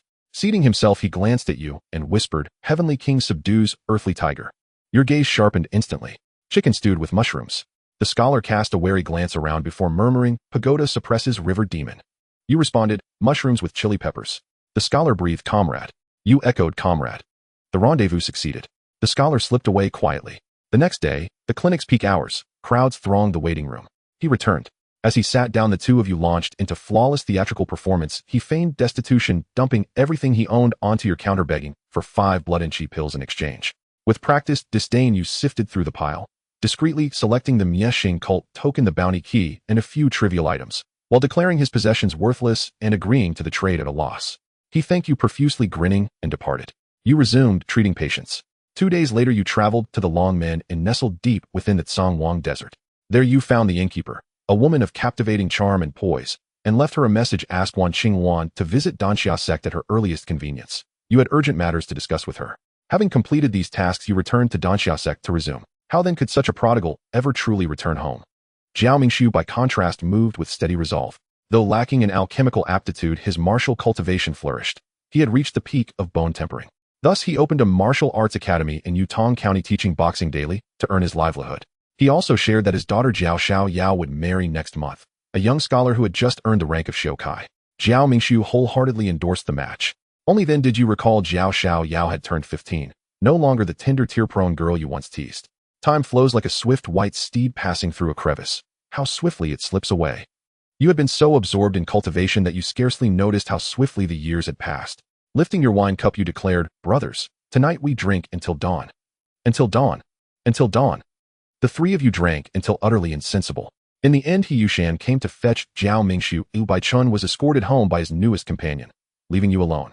Staggering unsteadily through the courtyard, you mistook the yard for your bedroom and collapsed straight into sleep. At dawn, you awoke to find yourself sprawled beneath a massive millstone, having spent the night performing crushing stones upon the chest. You cursed under your breath, "Damn it. No wonder my blanket felt so hard." Wan Qingwan suddenly appeared at the courtyard gate. Tilting her head slightly, her voice rang cool and clear. "You said something was very hard." You glanced at the suddenly appearing Wan Qingwan and said, "Don't ask, little one." Despite the confusion in Wan Qingluan's eyes, she truly did not ask any further. You couldn't help but frown slightly. You felt that this time Wan Qingluan's curiosity seemed less intense. She didn't even ask why you knew about her cultivation flaws, which was a bit strange to you. You sensed that Wan Qingluan this time seemed less delirious than before. Could it be another new trick of the destruction sect? You pondered silently. You invited Wan Qingluan into the small courtyard, and the 2 of you sat around the stone table and stone benches in the courtyard. You asked, "Did you see the message I left for you at the Dragon Gate Inn?" Wan Qingluan nodded. "Yes, you said you had something very important to tell me." You smiled slightly and placed the destruction sect token and the bounty key on the table. Wan Qingluan's red lips parted slightly in surprise. "How do you have this key?" "Indeed, these are all items from your destruction sect," you said, revealing a knowing expression. You believed you performed quite convincingly. Wan Qingluan nodded. "Where did you get it?" "A patient couldn't afford the price for the pills, so he exchanged it with me." Wan Qingluan looked at the key twice. You waved your hand. "Who are we to each other? We're good buddies. I'll give it to you at a friendly price, 50,000 taels. Wan Qingluan frowned slightly. "You don't really want money, do you?" You were taken aback, thinking, "Damn. I almost forgot that this girl is quite perceptive and might see through my shoddy act. You quickly composed yourself, trying to appear more natural. You calmly said, you figured it out. I just wanted to see how important this key is to your destruction sect people. Wan Qingwan smirked slightly. It can be considered very important. Oh, why do you say that? Wan Qingwan glanced at you and explained the matter of collecting 5 keys. You listened intently and paused for a moment.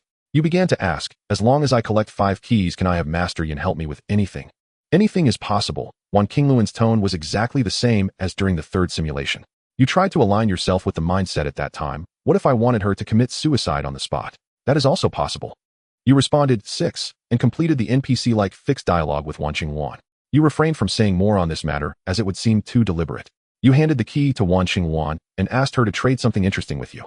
Wan Qingwan thought for a moment and gave you a spirit awakening technique which allows one to maintain mental clarity. What? Maintain mental clarity? You questioned as you flipped through the pages. Is there credibility in this coming from someone of your destruction sect? Wan Qingwan was not surprised and replied coolly, without practicing the spirit awakening technique, we would be even more delirious. Reasonable, impeccable logic. You couldn't help but applaud Wan Qingwan. You thought to yourself, the ancestors of the destruction sect must have worried themselves sick over these disciples, knowing that their techniques could drive them mad, so they created a spirit awakening technique for them. It's like adding more flour when there's too much water. At this rate, the left and right brains will end up short-circuited. You glanced at Wan Qingwan. You're cursing me. Wan Qingwan replied lightly, sister, I haven't said anything at all. Your eyes say otherwise. If you think that way, there's nothing I can do about it. Now there's nothing to be done. Why were there so many ways when you were pursuing me back then? Are you a bit off script? Wan Qingwan pondered for a moment. Sorry, I got a bit emotionally involved. You were left speechless. Then I'm leaving. Wan Qingwan stood up from the stone bench and walked towards the courtyard exit. You also stood up to see her off to the door. Your purpose had been achieved and you did not intend to retain Wan Qingwan. Wan Qingwan paused at the door. She turned to look at you, her eyes filled with a hint of expectation. Aren't you going to say something else? You shrugged. I have nothing else to say. Wan Qingwan pouted and ultimately said nothing, directly leaving. You frowned. Can you please slap your own backside next time? Wan Qingwan let out a soft huff and walked away without looking back.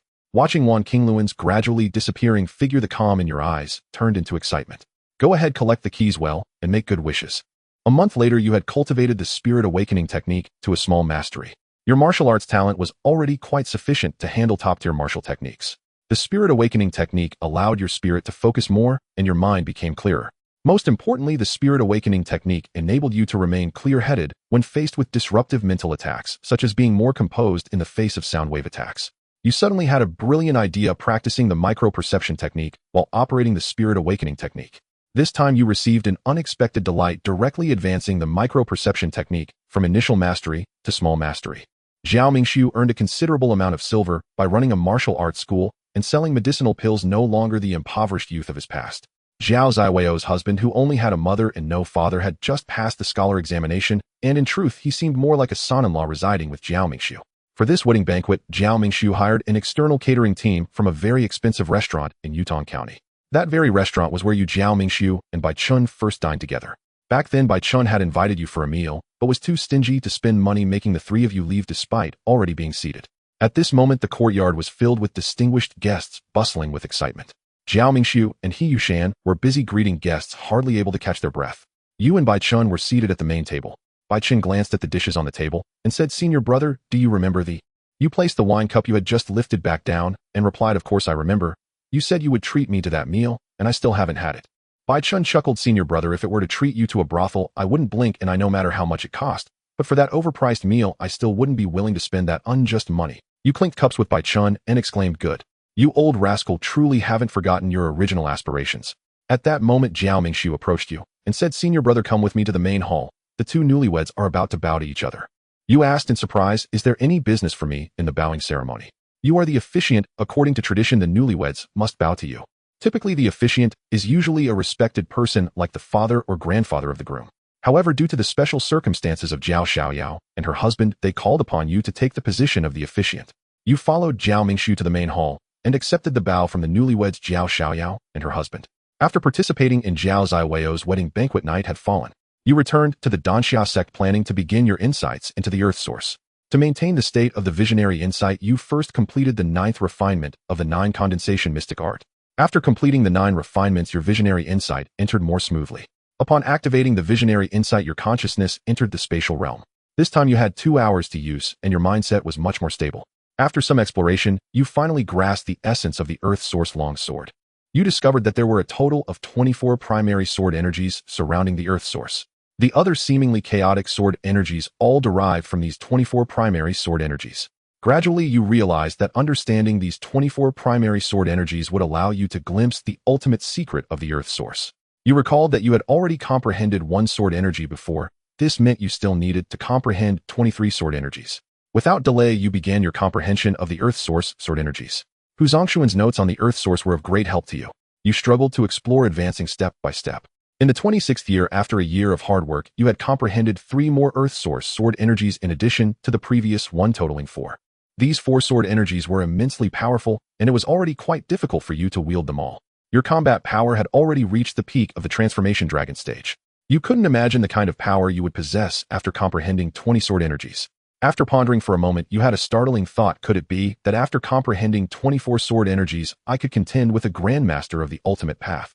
In the midst of your training, you noticed that the power struggle for the position of sect leader within the Danxia sect had fallen into a peculiar balance. Both sides realized that no matter how fiercely they fought, Deng Rushang had not made any clear stance, keeping both sides in suspense. Both sides were eager for action. If it weren't for the fact that they couldn't overpower Deng Rushang, they would have loved to stirred by a grandmaster of the ultimate path, who had completely integrated with the Earth Source. Yet you could slightly taste its flavor, which made you quite excited. You also perfected the awakening method, allowing you to enter a state of utmost focus at any time. This state greatly aided you in alchemy. You were already able to refine 6 6th-grade pills. Although your proficiency in 6th-grade pills was still within the minor achievement range, you were only one step away from major success. In the midst of your training, you noticed that the power struggle for the position of sect leader within the Danxia sect had fallen into a peculiar balance. Both sides realized that no matter how fiercely they fought, Deng Rushang had not made any clear stance, keeping both sides in suspense. Both sides were eager for action. If it weren't for the fact that they couldn't overpower Deng Rushang, they would have loved to stirred by a grandmaster of the ultimate path, who had completely integrated with the Earth Source. Yet you could slightly taste its flavor, which made you quite excited. You also perfected the awakening method, allowing you to enter a state of utmost focus at any time. This state greatly aided you in alchemy. You were already able to. Deng Rushang pressed his hands in the air as if silencing everyone, and all the disciples instantly fell silent. He didn't keep anyone in suspense and directly announced, I have decided that the next sect leader of the Danxia sect will be Ruan by the direct disciple of the Grand Elder Yu Yun. With Deng Rushang's decisive proclamation, the entire sect was thrown into an uproar, which surprised most people. Only the Yu Yun faction was secretly elated as they had turned the tide. After establishing Ruan Bai as the next sect leader, the internal turmoil of the sect did not cease. Instead, it became more turbulent.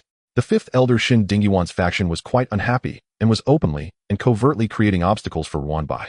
Ruan Bai merely wanted to maintain stability within the Danxia sect, which was also the most important reason Deng Rushang valued him.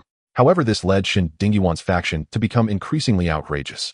Fortunately, Deng Rushang's strong suppression temporarily kept Shin Dingyuan and Bai Wenyu at bay. A year passed. In the 27th year, you received news from Wanqing Wan. She said she had collected 2 more keys, and she already had 3 keys in her possession. You knew that your plan was getting closer to realization.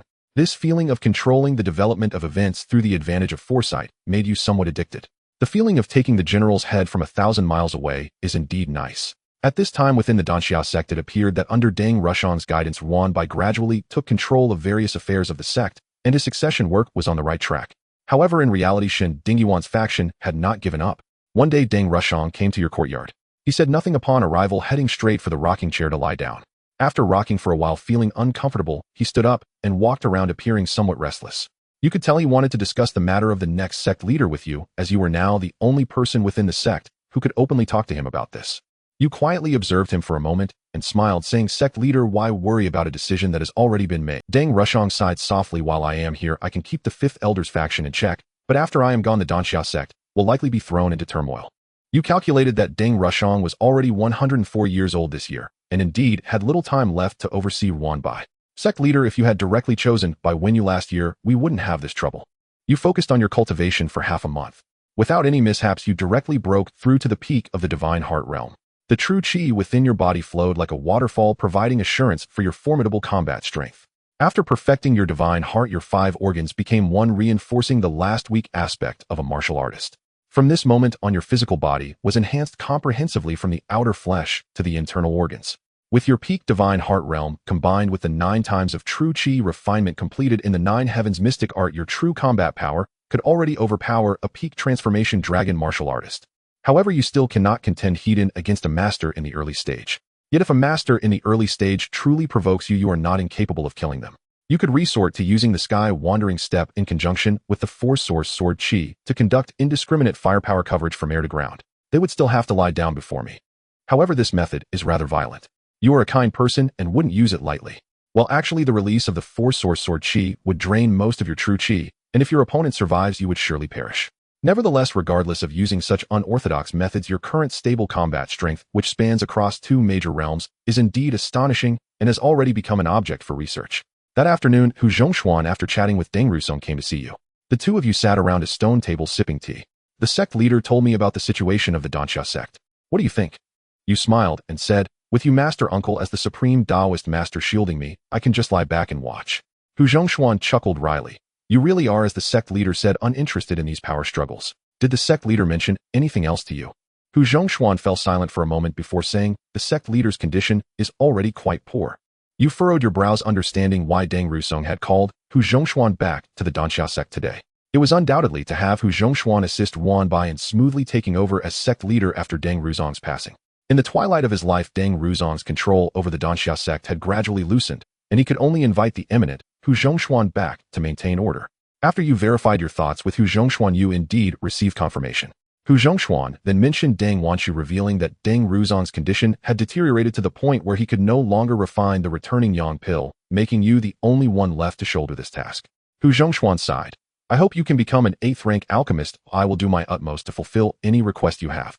You smiled and replied, Master Uncle is being too polite. This is also my master's last wish.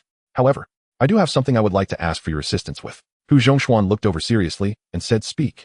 I would like to ask Master Uncle to investigate the situation of Duan Qian, the governor of Danzhou, as thoroughly as possible, such as whom he associates with and what experts are around him, etc. Duan Qian, Hu Zhongshuan asked with some confusion, why do you have a conflict with him? You casually replied, just a little friction. Hu Zhongshuan thought for a moment and said, that's a minor issue. They'll help you investigate. If you have any other requests later, just let me know. Seeing Hu Zhongshuan so accommodating made you quite happy. This investigation into Duan Qian could be considered an advance payment of interest for saving your master's wife. As for becoming an 8th-rank alchemist, you are very confident thanks to your mastery of the 9 Heavens mystic art and the awakening technique. However, you did not give Hu Zhongshuan any absolute guarantees to avoid unexpected issues. Although you have a thick skin, you still care about your reputation.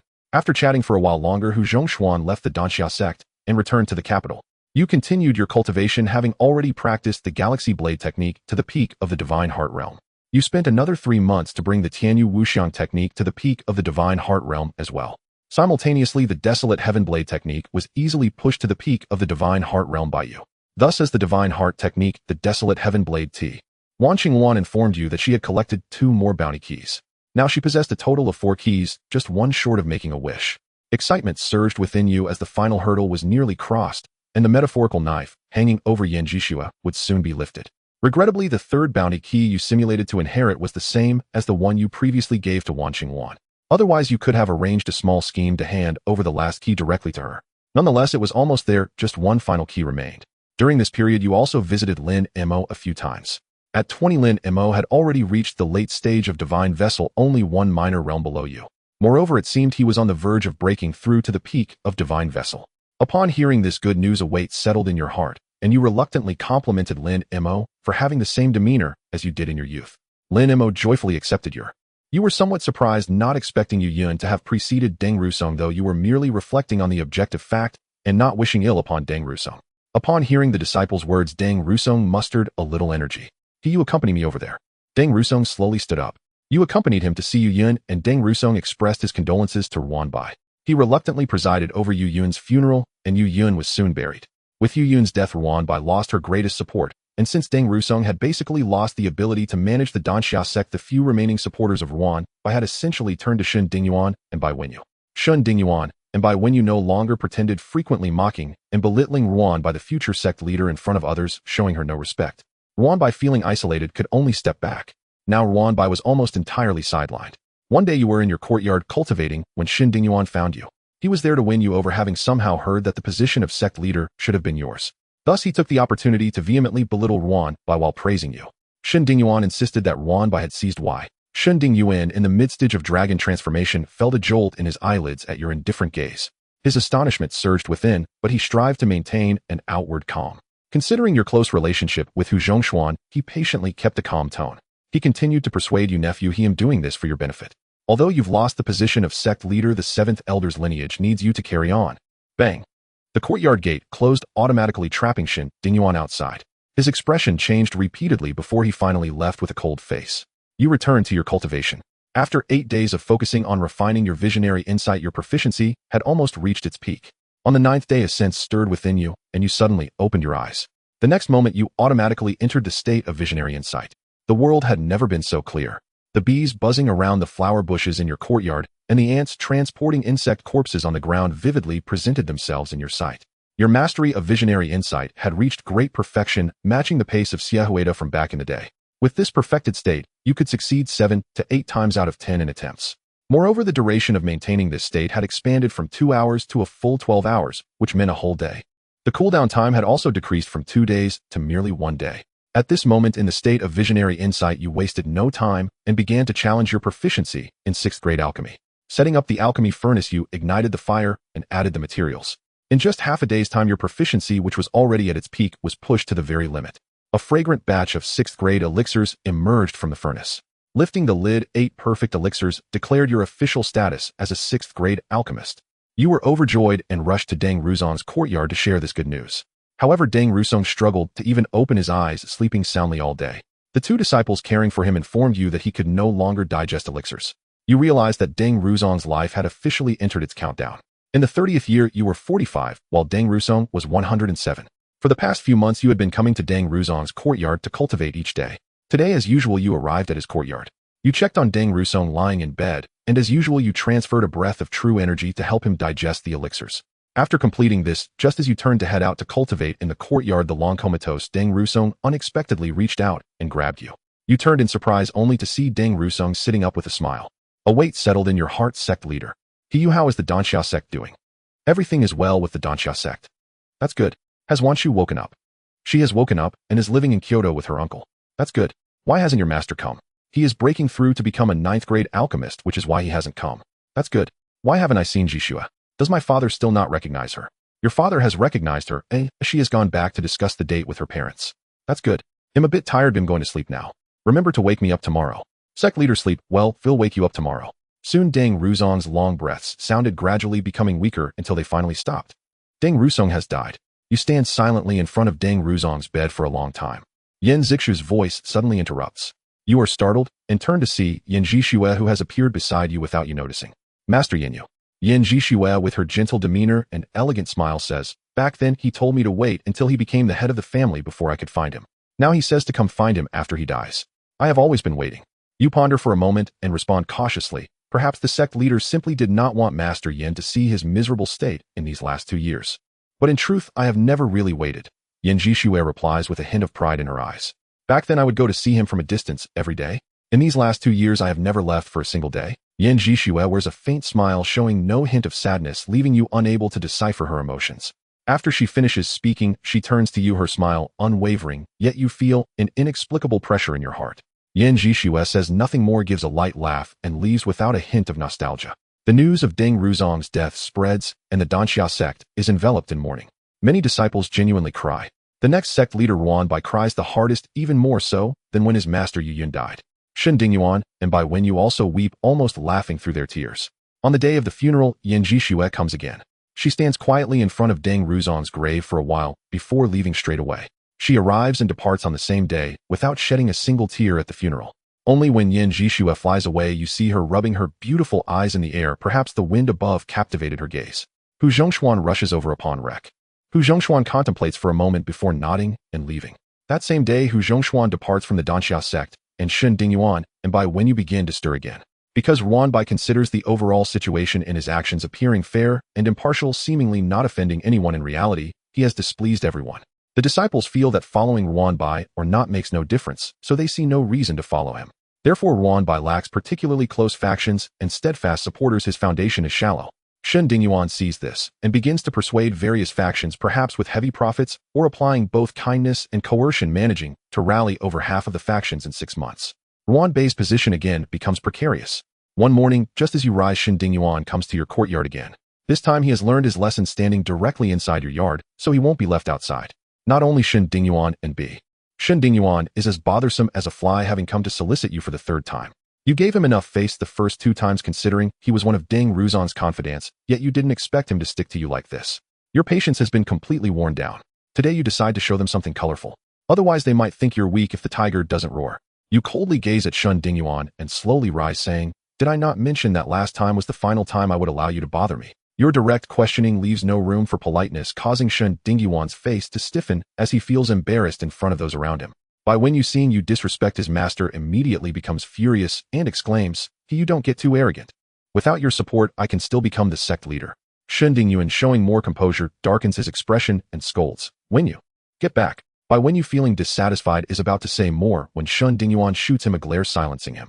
You glance at Shen Dingyuan, thinking to yourself that indeed the old ginger is still spicier. Shen Dingyuan chuckles awkwardly. Ahem, well nephew, he Wenyu is just a bit naive. Your gaze shifts to Bai Wenyu. Your soul awakening blade appears in your hand as if summoned. Its dark blade, having reaped countless lives, draws everyone's attention like a black hole. Seeing you draw your sword, Shen Dingyuan's expression darkens with a hint of joy. As a mid-stage transformation dragon, Shen Dingyuan does not perceive you at the pinnacle of divine vessel as any threat.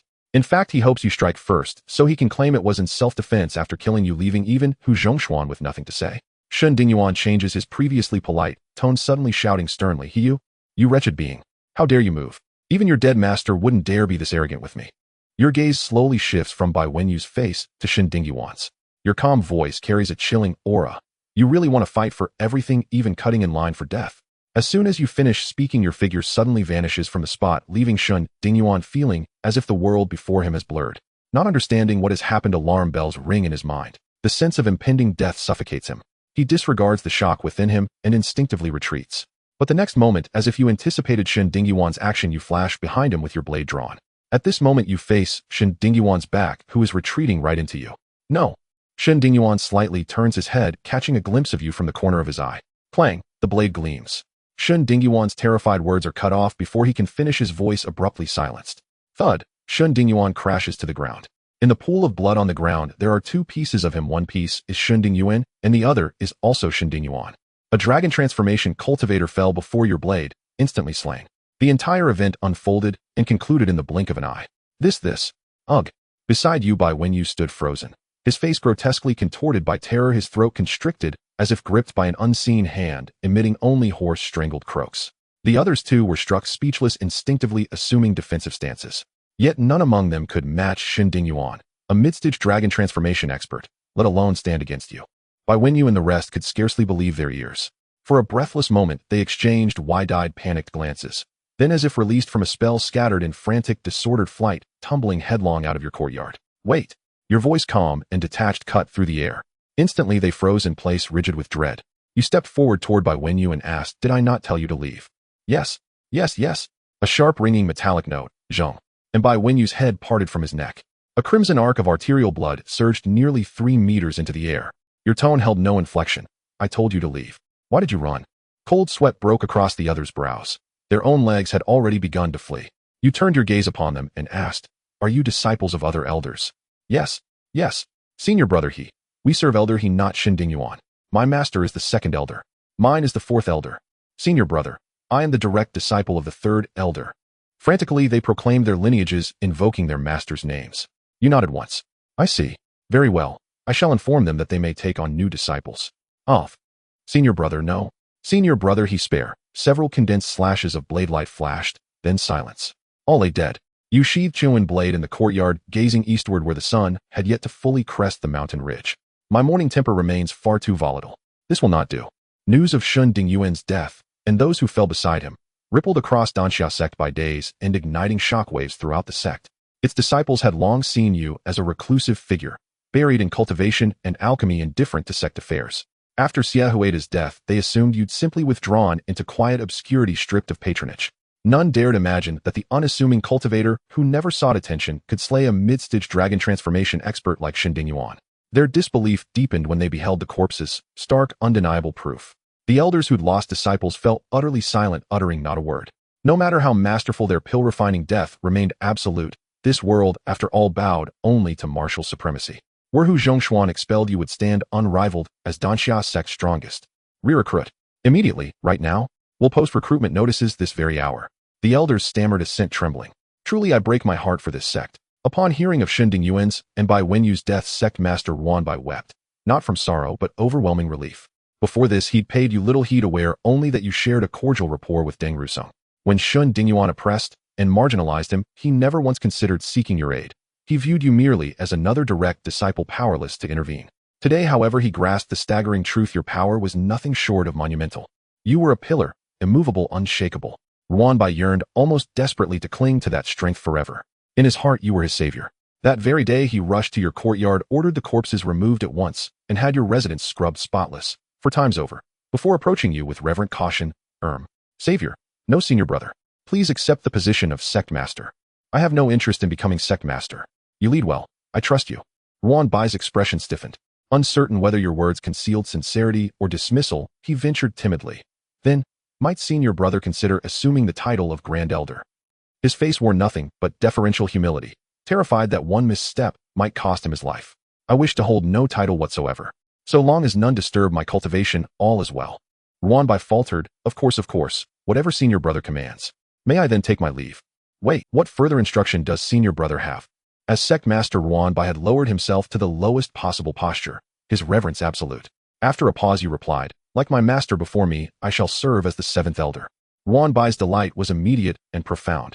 He feared not your demands, but your silence. Every request you voiced eased his anxiety. What truly unsettled him was your overwhelming power coupled with inscrutable intent.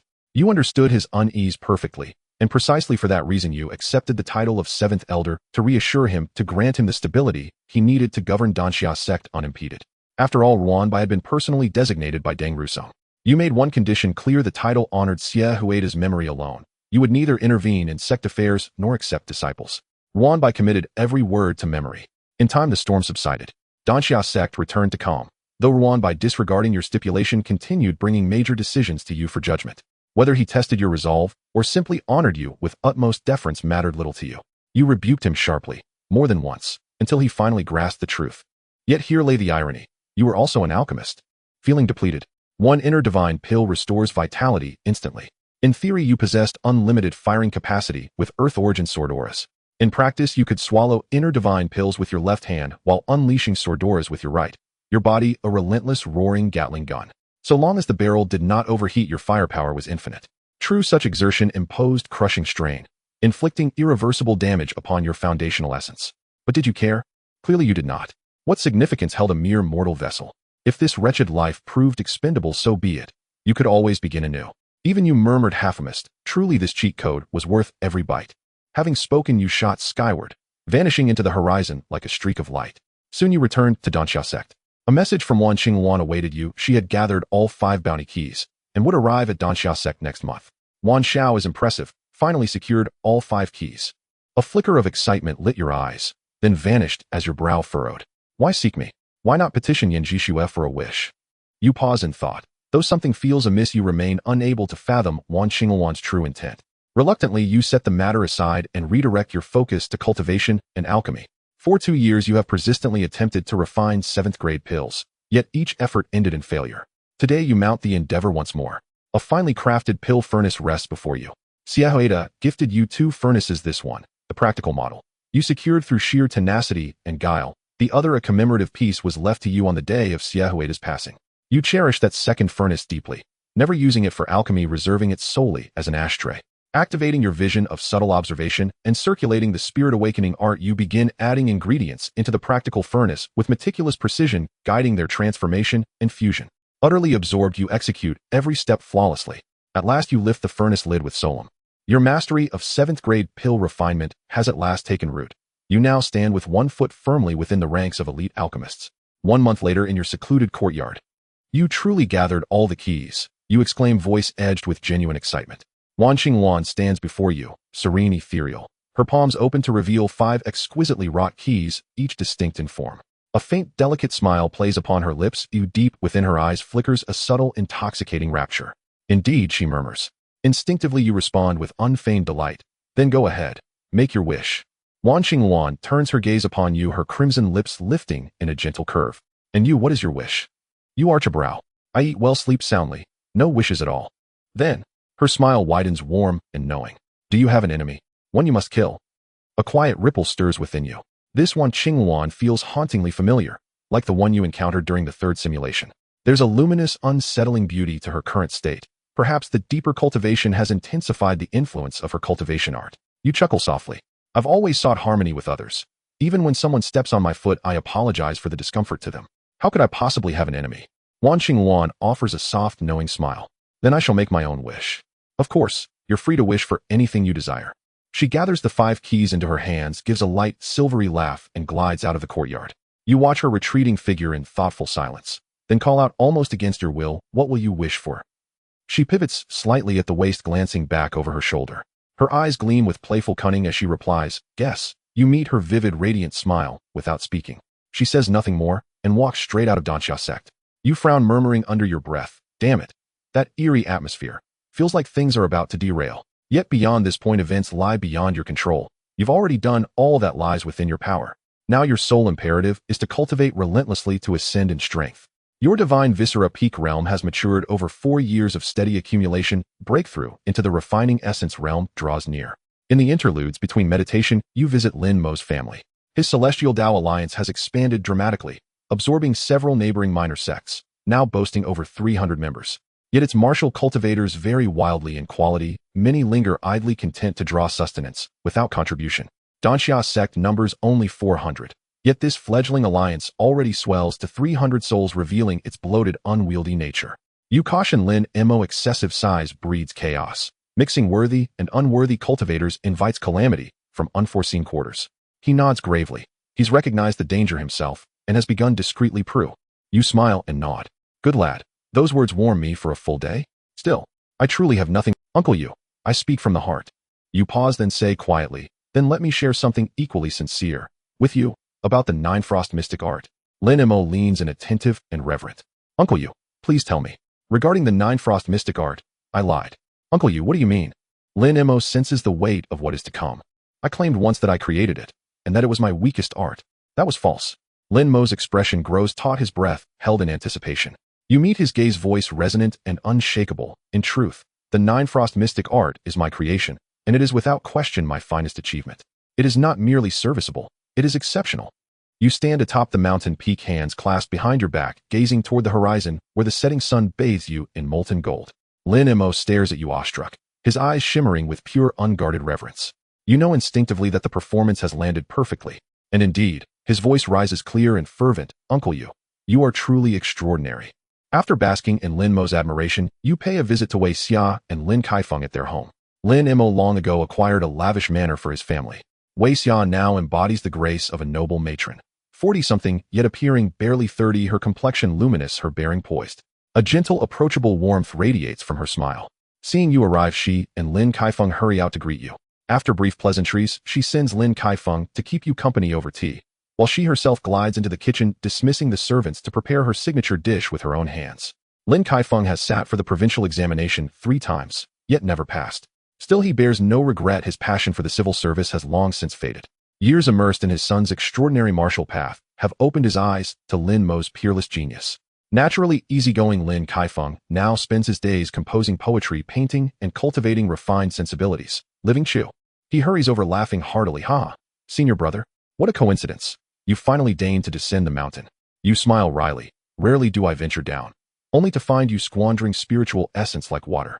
Senior brother, whatever do you mean? Before he can finish, a flustered courtesan darts from the Mingshun courtyard and seizes his arm. Her voice melts like honey as she pouts. Master, another guest refuses to settle his bill. You raise an eyebrow. Master, so you own the Mingshun courtyard? Bai Chun beams delighted. Haha, senior brother, my grand opening. Care to experience it firsthand? Do I strike you as someone who indulges in such experiences? Bai Chun brushes off your refusal entirely. Already treating you as a prized patron, senior brother. We're running special promotions. You regard him with a faint, knowing smile. What promotion? First day admission, complimentary. You'd best mean literally the first day. Even after day 1, the offers continue. If you refer a new guest, your second visit is half price. Bai Chen's words made you laugh with anger. How come I never realized you were such a business genius? And you really didn't expect Bai Chun, who frequents brothels every day, to open one himself. It's like many people spend a lot of money going to internet cafes every day only to realize that the money could have bought them a computer to play at home. Let's just consider it a compliment to me, senior brother. Let's go sit down for a moment and support me. You step towards Mingchun courtyard. Let's just sit down, no need for fancy services, plain is fine. Of course I'll listen to you, senior brother. You and Bai Chun entered Mingchun courtyard. You arrived at Bai Chun's exclusive private room on the second floor with a broad view that allowed you to see the entire hall below. On the high platform in the center of the hall, the courtesan was dancing gracefully, her figure enchanting and elegant. Surrounding scholars and poets were either drinking and enjoying themselves or composing poetry, the hall bustling and lively. Bai Chun had someone bring a pot of tea and some snacks. The two of you overlooked the lively scene below, sipping tea leisurely and chatting. You finished a cup of tea in one gulp, leaned back against the chair and asked, "How was that debtor dealt with just now?" Bai Chun calmly poured you more tea. "I had that kid Jiao Mingxi's men dragged to the magistrate's office." You were taken aback. "Is that kid Jiao Mingxiu involved with Mingchun courtyard too?" You truly didn't expect such an honest person like Jiao Mingxiu to get involved in something shady. Bai Chun tossed a peanut into his mouth. "No, Mingchun courtyard is just mine, but Jiao Mingxiu's kid operates a martial arts school, so I borrowed a few martial artists who looked like they weren't good people to maintain order." You took a sip of tea. "Are you giving Jiao Mingxiu money?" Bai Chun hurriedly said, "I wanted to give him a cut, but he absolutely refused. He just wanted me to pay these martial artists their wages." You nodded. "That works too. Don't let money get too involved or it's easy to hurt feelings. That kid has become quite wise." Bai Chun nodded in agreement. "That kid looks honest, but he knows better than anyone else. He has never made a misstep all these years, very steady." You laughed. "How could he not have made any mistakes when he was chased around by He Yushan's family back then?" Bai Chun laughed. "Ha, the only mistake after all, who hasn't stumbled at least once." After saying this, Bai Chun looked at you and realized you hadn't stumbled in all these decades. He quickly corrected himself. "Of course that was them. Someone like you, senior brother, would never fall into such traps." You glared at him, laughing without any good humor. "What kind of perfect person? Are you implying something?" Ha, just drink your tea, senior brother, drink your tea." After chatting for a while in Mingchun courtyard, you returned to the. During this time, you also learned that Bai Chun had spent a large fortune to establish connections with the county office before opening Mingchun courtyard. Otherwise, not just anyone could open a brothel. Moreover, Bai Chun must have spent quite a bit of money, as on the very first day of its opening, Mingchun courtyard had already received the honorary title of a famous enterprise in Yutong County. Bai Chun transformed into a renowned entrepreneur. Who could argue about this? Clearly, the county office had given him ample face. After returning to the Danxia sect, you resumed your cultivation. 3 days later, Hu Zhongshuan arrived at the Danxia. Hu Zhongshuan arrived holding the sliding cover cold jade coffin of Deng Wanshu with true energy and slowly landed in your courtyard. You paused your cultivation and smiled. "Master Uncle, what brings you back to visit home?" Since the last time you provided protection for Ruan, Hu Zhongshuan hadn't visited the Danxia sect for over a year. According to Deng Ruzong's last wishes, Hu Zhongshuan should have returned every month or two to ensure the stability of the Danxia sect. Hu Zhongshuan felt somewhat guilty. "I've indeed been delayed by some matters lately." However, seeing the Danxia sect peaceful and quiet, he secretly breathed a sigh of relief. Looks like Ruan Bai is managing the sect very well. Hu Zhongshuan didn't know it was you who had killed Shinding Yuan's faction, which ensured the stability of the Danxia sect. Otherwise, Ruan Bai wouldn't have been managing the sect. His body might have already been feeding rats in some stinking ditch. You couldn't be bothered to explain, casually saying, "Yes, Ruan Bai is managing it quite well." Hu Zhongshuan nodded. "Then I can rest assured Master Brother surely didn't choose the wrong person back then." "Master Uncle, you came this time for something, right?" You asked. Hu Zongshuan's eyes suddenly lit up with excitement. "You, how are you doing with alchemy now? How long until you reach the 6th rank?" You glanced at the quiet Deng Wanshu and roughly understood the situation. You didn't hide it and directly replied, "I'm now at the entry level of the 7th rank." "You've reached the entry level of the 7th rank?" Hu Zhongshuan exclaimed in surprise. "Yes." "Huh. Good. Great." Hu Zhongshuan vigorously patted your shoulder, filled with excitement. The strength of an extreme Dao master was indeed great, almost dislocating your shoulder. You rubbed your shoulder. "Master Uncle, let's get to business. If you wear me out, no one will be left to do alchemy." "Haha, looks like you guessed it. I indeed have hope of obtaining the earth source, which means I also have hope of refining the returning yang pill." "Is there a good chance of obtaining the earth source?" Hu Zhongshuan calmed down a bit. "I can't say for sure, but at least there's a glimmer of hope." However, Hu Zhongshuan didn't tell you how he planned to obtain the earth source, and you were wise enough not to ask. Hu Zhongshuan chatted with you for a while longer before heading to find Wanbai. But not even a quarter of an hour later, Hu Zhongshuan returned looking excited. "You? Wanbai said you killed Shinding Yuan." Hu Zongshuan's face was filled with disbelief. You looked at Hu Zongshuan's astonished expression and exaggeratedly said, "Master Uncle, he wouldn't happen to be your relative." "Don't be ridiculous. You actually managed to kill Shinding Yuan." "If I hadn't killed him, the Danxia sect would never find peace." Hu Zhongshuan looked deeply at you. You at the peak of the divine vessel realm could actually kill someone in the midstage of the transformation dragon realm, and did it so easily. I've never seen such a thing. Master Uncle, it was just luck. Don't say it was luck. I am an extreme down master. Do you think I wouldn't know whether it was luck or not? Master Uncle, that statement could give the sound engineer half a life's worth of stress. Hu Zhongshuan walked around you several times looking at you with admiration and nodding. I've never seen such achievements. Then Master Uncle, you've just seen too little. Hu Zhongshuan reached to pat your shoulder again, but you sidestepped and avoided it. He awkwardly retracted his hand. Well, Master Brother was considerate of our brotherhood and didn't let me kill Xinding Yuan, but I was indeed worried he had ambitions. I planned to check back often, but I was delayed by the Earth Source matter. Now that you're here at the Danxia sect, I can relax. Wan Xingwan looked at you with an inexplicable smile, not saying a word. After a long while she dreamily said, the leader asked me about the 5 keys and how they came to be. After I told her, she specifically inquired about the key you gave me, then she said, she will come looking for you next month. Your heart sank. What does she want with me? She wants to ask you why you deliberately gave me the key. Your expression remained calm, but your heart trembled. Damn. Has it been exposed? Has she sensed my intentions and wants to come and eliminate me? Your mind raced, and in an instant you thought of many things. You couldn't help but exchange a glance with Wan Xingwan, and you argued stubbornly. What deliberate key giving? I just happened to be running a clinic for a few days, happened to receive a patient, happened to see the token of the destruction cult, happened to exchange for the key, and happened to know you a member of the destruction cult, so I handed it to you. A slightly frivolous, entranced smile appeared on Wan Qingluan's stunningly beautiful face. She ignored your defense and turned to walk out of the courtyard. You hurriedly called out to her, wanting to make one last struggle. You asked, may I ask what wish you made?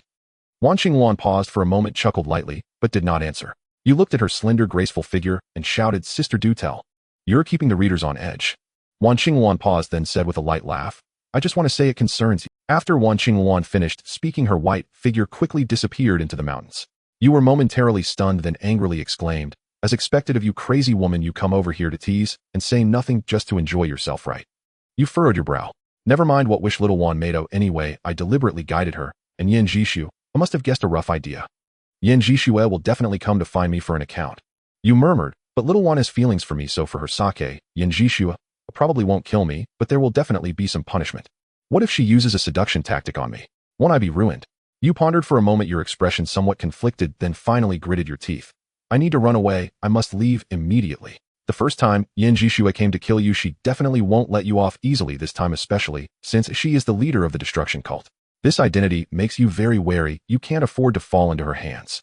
You decided to leave the Danxiao sect and head to the capital to seek refuge with Hu Zhongshuan. This way, even if your whereabouts were exposed, there would still be Hu Zhongshuan, an extreme Taoist master, to protect you. Hu Zhongshuan would certainly be willing to take you in. He was looking forward to you refining the return yang pill for Deng Wanshu, and he couldn't wait to see your progress in alchemy every day. Moreover, Hu Zhongshuan was also the deputy minister of the Ministry of War, wielding immense power.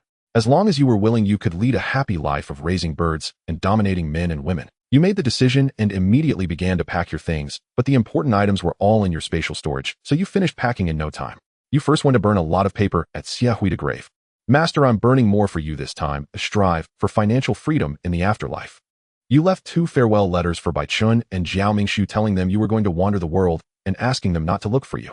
You then called over a disciple who stood respectfully outside the courtyard. 7th Elder. In the evening at Hu Zhongshuan's residence, come, you drink. You and Hu Zhongshuan drank openly. During this time, you informed Hu Zhongshuan about the situation of the Danxiao sect, and he shared the political climate of the capital with you. You chatted about everything under the sun, indulging in drinks. Hu Zhongshuan had previously served at the Yajianku and had not spent much time in the capital, so he didn't have many close friends. Seeing you, a familiar face from his hometown, come to visit him, he naturally felt delighted and poured himself drink after drink. After clinking glasses with Hu Zhongshuan again, you glanced at Deng Wanshu, who lay in the cold jade coffin beside him. Hu Zhongshuan always took Deng Wanshu with him, except when he was attending court. Now Deng Wanshu was naturally lying beside the table. Hu Zhongshuan had set up an exquisite wooden rack beside the table to place the cold jade coffin for Deng Wanshu. The rack was slightly lower than the tabletop, allowing Hu Zhongshuan to eat, while keeping an eye on Deng Wanshu in the. Hu Zhongshuan looked kindly at Deng Wanshu beside the table and smiled. Wanshu is fine, I take good care of her. You nodded. What about the earth source? Suddenly, Hu Zhongshuan fell silent. After a long while, he said, it's not easy to obtain, but I'm trying. You knew that Hu Zhongshuan would have to pay a great price to acquire that earth source. Seeing his somewhat low mood, you comforted him. Master Uncle, don't be too disheartened. What if there are other elixirs that could wake Master Ant? Hu Zhongshuan placed his wine cup on the table and sighed. Your master has tried for many years, and he has tried everything he can. Except for the returning yang pill, nothing else should work. You laughed. Master Uncle, don't be too pessimistic. What if I accidentally advance to a 9th-rank alchemist? Hu Zhongshuan shook his head with a helpless smile. If you really become a 9th-rank alchemist, your master would be so happy he could rise from the grave. You and Hu Zhongshuan continued to drink for a while, concluding the meal. You both returned to your rooms. But that night you quietly sought out Hu Zhongshuan again. You told him that you intended to stay long-term at his place and mentioned that you were being targeted by a ruthless extreme path master. Hu Zhongshuan naturally agreed to let you stay and promised to protect you. He asked if it was because you had offended Duan Qian or Prince Yoning Liu that you were discovered. You said no, it was because Yin Jishua was after you. Hu Zhongshuan was surprised. I heard from the sect master that you were quite close to the saintess of the Annihilation sect. Why is Yin sect master targeting you? It's a complicated situation, but that's how it is now. Hu Zhongshuan suddenly realized. You little rascal got the saintess of the Annihilation sect pregnant, didn't you? What? No, don't deny it. You definitely got her pregnant, and now you don't want to take responsibility, so you came to hide here. You responded helplessly, Master Uncle, how did we end up here? Can you please stop making assumptions? I'm still practicing my childlike skills. Hu Zhongshuan frowned, hesitating. Really? Really? I swear if I tell a single lie, may my master never win a resurrection match. Seeing you make such a powerful vow, I believe you. You finally smiled. Master Uncle is still so understanding. After I attend court, I won't rush back. Can you help me take care of your master aunt during that time? No problem. They'll just stay in the residence to cultivate, and will definitely take good care of master aunt. From then on, you directly moved into Hu Zhongshuan's residence.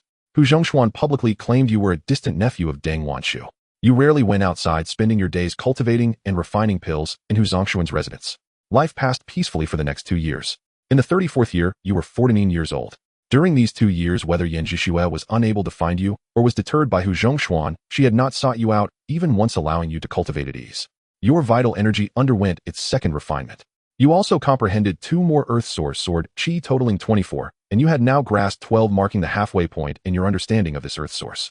According to your current pace, once you completely grasped this Earth Source, you would become the first martial artist in history to merge with it without reaching the peak of a master.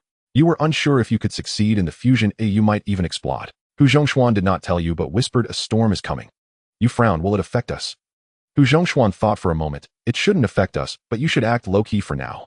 You immediately felt relieved. Oh, as long as your cultivation wasn't affected, no matter how big the storm, it didn't matter. After Hu Zhongshuan finished speaking with you, he set off for the Danxia sect that very day. Before leaving, he instructed the people at the mansion that during his absence, all matters of the estate would be under your control.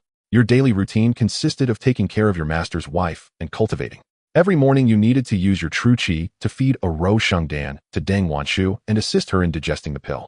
The Ro Sheng Dan is a 4th-grade pill specially formulated by Xiehueda for Deng Wanshu. Just 1 pill a day is enough to maintain her normal life activities, akin to a compressed biscuit, albeit far superior. In addition to providing essential nutrients, the Ro Sheng Dan also slowly enhances Deng Wanshu's martial realm without the need for her to practice any techniques, thus avoiding chaotic fluctuations of true qi within her body, as seen with Jiang Manzi. Over the past few decades, Deng Wanshu has reached the late stage of bone tempering. You have been You were somewhat surprised. You had been very reclusive in the capital for the past few years, rarely going out, even more so than many noble young ladies, and you couldn't comprehend why someone would specifically seek you out. You paused your cultivation and asked, is the person male or female? What do they look like? Young master, it's a young lady, and she is very beautiful. A cheerful voice of Wan Qingwan chimed in, and at the same time, she pushed your door open. Seeing Wan Qingwan intrude into your room, Steward Wang was startled and immediately shouted, come quickly. Someone has broken into the mansion. Protect the young master. Quick, come help. Someone has intruded into the mansion. Protect the young master. Wan Qingwan, however, paid no heed. She cheerfully ran up to you, and with a playful gesture plopped herself right beside you on the bed. At that moment, a group of martial artist guards rushed in, each holding weapons, their expressions tense. During your 2 years in the mansion, the guards had long understood Hu Zhongshuan's regard for you. Your status in the mansion was second only to Hu Zhongshuan, and if anything were to happen to you, they would be unable to bear the consequences.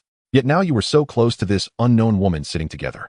They realized that a direct assault might lead to your death, even sooner, resulting in a moment of tense standoff. Steward Wang quickly stepped forward and cautiously said, you rogue. Young lady, this is the residence of Minister Hu of the Ministry of War. You must not act rashly. Think about your parents, think about your family. You sighed quietly and interrupted Wang. Everyone step back. Young master, step back. You waved your hand helplessly. Seeing your demeanor and glancing at the lively and beautiful Wan Qingwan, Steward Wang's eyes turned, and he suddenly understood what was happening. Oh, young master, I understand. Steward Wang hurriedly retreated outside, even closing the door behind you. As soon as the door closed, you could hear him scolding the guards outside. What are you all doing with those big knives? Trying to kill someone? What if you scare the children? What if you frighten a guest? What are you looking at? Aren't you all supposed to be on duty? Get back to your posts. After a flurry of footsteps outside, the guards all retreated. Steward Wang smiled obsequiously outside the door, saying, Hee hee, young master, you two, just enjoy yourselves. I've sent them all away. You were speechless. You can go away too. Haha, all right, young master, I will leave too. Steward Wang wore an ambiguous smile as he scampered away. You turned to look at Wan Qingwan, who was sitting on your bed with a bright smile, and asked, Is today a happy day? Hee hee, yes. You nodded calmly. You no longer wanted to ask how she knew you were here at Hu Zongshuan's place. You had gradually gotten used to being marked on the map for everyone to find. Your sect leader knows him here, right? Yes, I followed her here. You were startled and pulled back your neck. Yan Jishue is in the capital. Yes, she's right here in the capital. Damn. You jumped up from the bed and ran outside.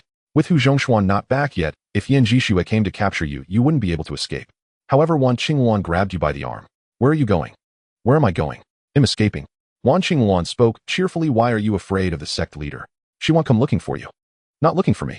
Isn't she supposed to ask me about the key? She's with the other extreme path masters at Li Onlong's place, oh, and she won't be out of the palace for the next few days. Other extreme path masters. You frowned, feeling that something was amiss. Coupled with Hu Zongshuan's remark about a change in the weather, you sensed that something was about to happen in the palace. However, regardless of what was going on, as long as Yan Jishue wasn't coming to find you, you had time to make your escape. You stood up and walked outside, not bothering to pack anything, ready to flee at any moment. As you took a couple of steps, you felt a small hand slip into yours. You were completely focused on escaping and initially intended to shake off Wan Qingluan's hand, but decades of muscle memory tightened your grip around her delicate hand. After a moment's thought, you figured it wouldn't hurt to bring her along, so you led Wan Qingluan and pushed the door open. Just as you stepped out, you bumped right into Steward Wang, who had been hastily retreating. Hu Zongshuan glanced at you and then around, saying, Let's discuss this in my study. The three of you arrived at Hu Zongshuan's study. You each took your seats, with Hu Zongshuan sitting opposite you and Wan Qingluan beside you. Hu Zongshuan explained the situation in detail. 4 days ago, the front line at Yajianku was suddenly attacked by several extreme masters from the Jin Yu Kingdom, suffering heavy losses. The next day, Jin Yu Kingdom gathered over 20 extreme masters to launch an assault, almost breaching Yajianku. In past conflicts, extreme masters rarely took action, serving merely as a deterrent. This surprise attack caught General Ding Hanfei off guard. Ding Hanfei hurriedly reported the situation to Li Onlong. In this urgent situation, Li Onlong had no time to consider and directly dispatched most of the extreme masters from the capital to provide support. As a result, the defensive power around Li Onlong became severely depleted. If someone were to gather around 10 extreme masters in the capital at this moment, there would be a significant chance. The Jin Yu Kingdom was responsible for applying pressure on the Yajianka defense line, forcing Li Onlong to urgently relocate most extreme masters from the capital for defense. Li Jiang was responsible for gathering the 20 extreme masters to launch an assassination against Li Onlong after the extreme masters were dispatched. Li Jiang was very eager to become emperor. He was nearly 70 years old, while Li Onlong was not yet 130. Li Jiang watched helplessly as he faced a fate similar to his father's, being driven away by his grandfather. Unable to wait any longer, Li Jiang decided to follow the glorious tradition of usurping the throne. He voluntarily colluded with the Jin Yu Kingdom, and after making some humiliating promises, secured their strong support. But who was Li Onlong? He had held the throne for more than 70 years and was an exceptionally rare extreme master emperor.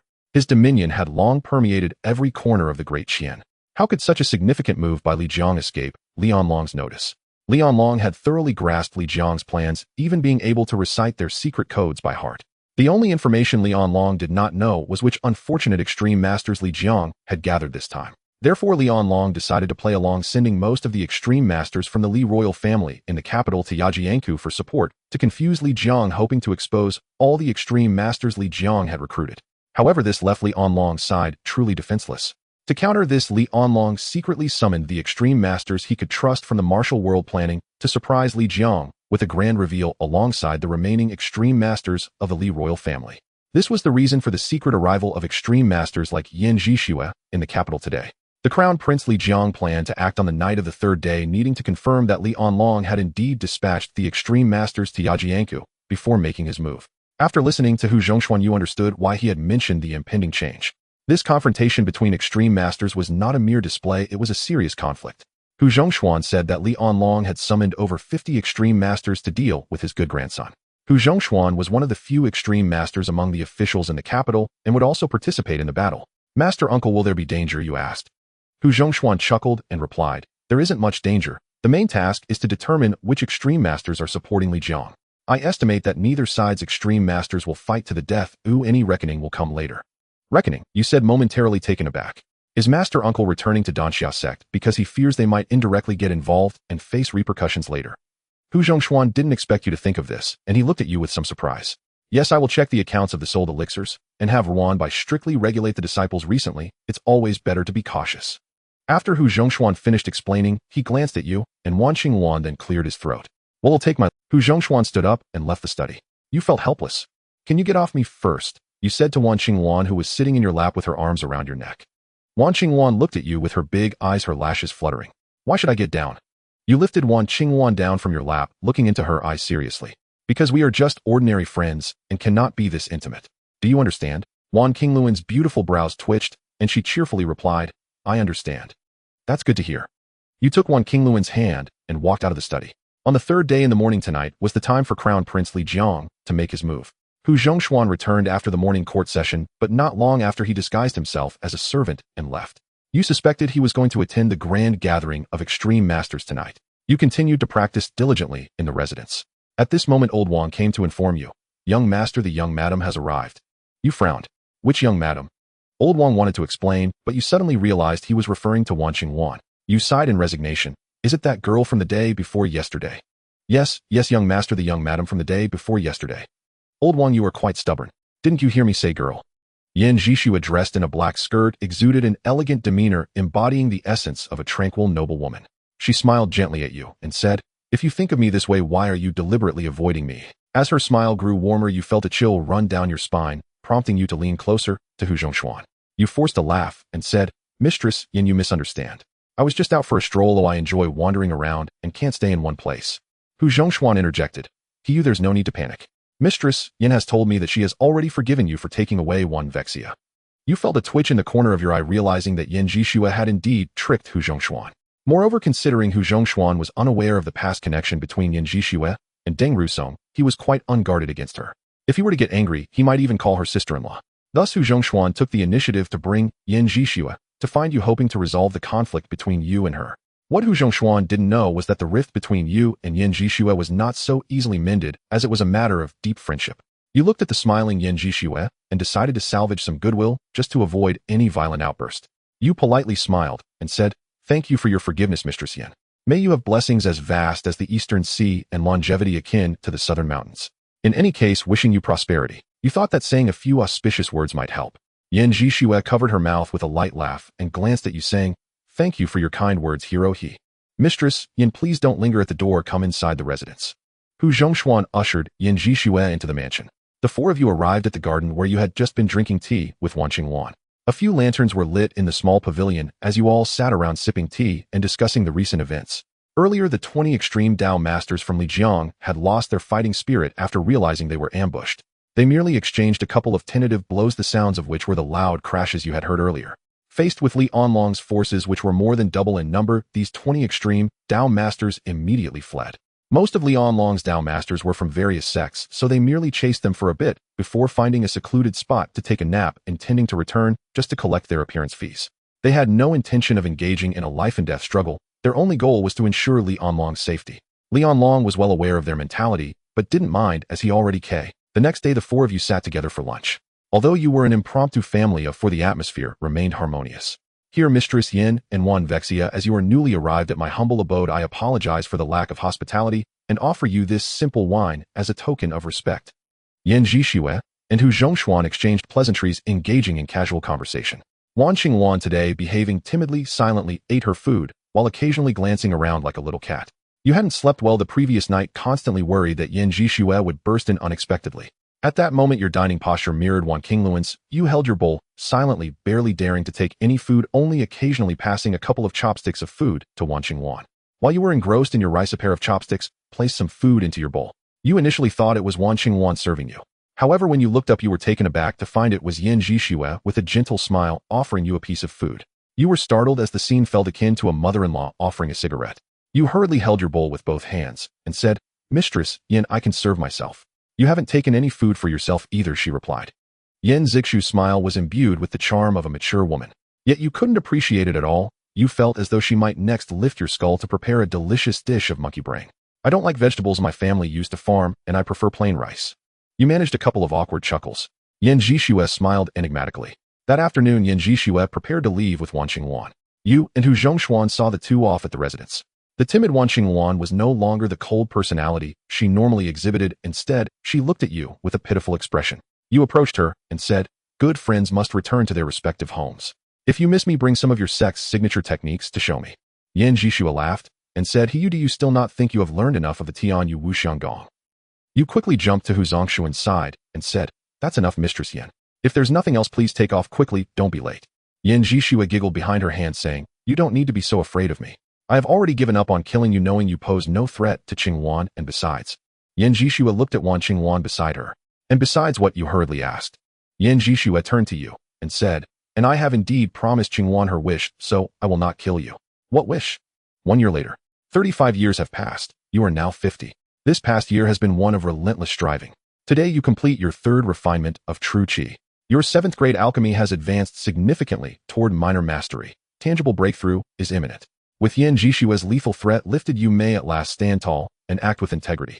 After evading Yan Zhixue for over 2 years, the crisis has finally dissolved. You are overcome with profound reflection. You rush into the garden of your estate and cry aloud in rhythmic soaring cadence. "Wind and snow bore down upon me for 2 or 3 years, 5 in total, and now at last I am free. Free at last." You fling your arms wide and shout with unrestrained abandon, "Young master! Young master!" Old Wang approaches, calling out repeatedly before you finally cease your exultant cries. You turn to face him. Old Wang glances downward at your lower body. "Young master, next time at least wear trousers before stepping outside." You glance down and realize in your overwhelming excitement you dashed out bareskin to recite poetry. You survey the garden, then look again between your legs. "Old Wang, did anyone else see?" "No, I don't think so." Old Wang's expression turns strained. You sigh softly, "What a pity." You retreat to your chamber wearing an air of deep regret. That evening, Hu Zhongshuan dines with you.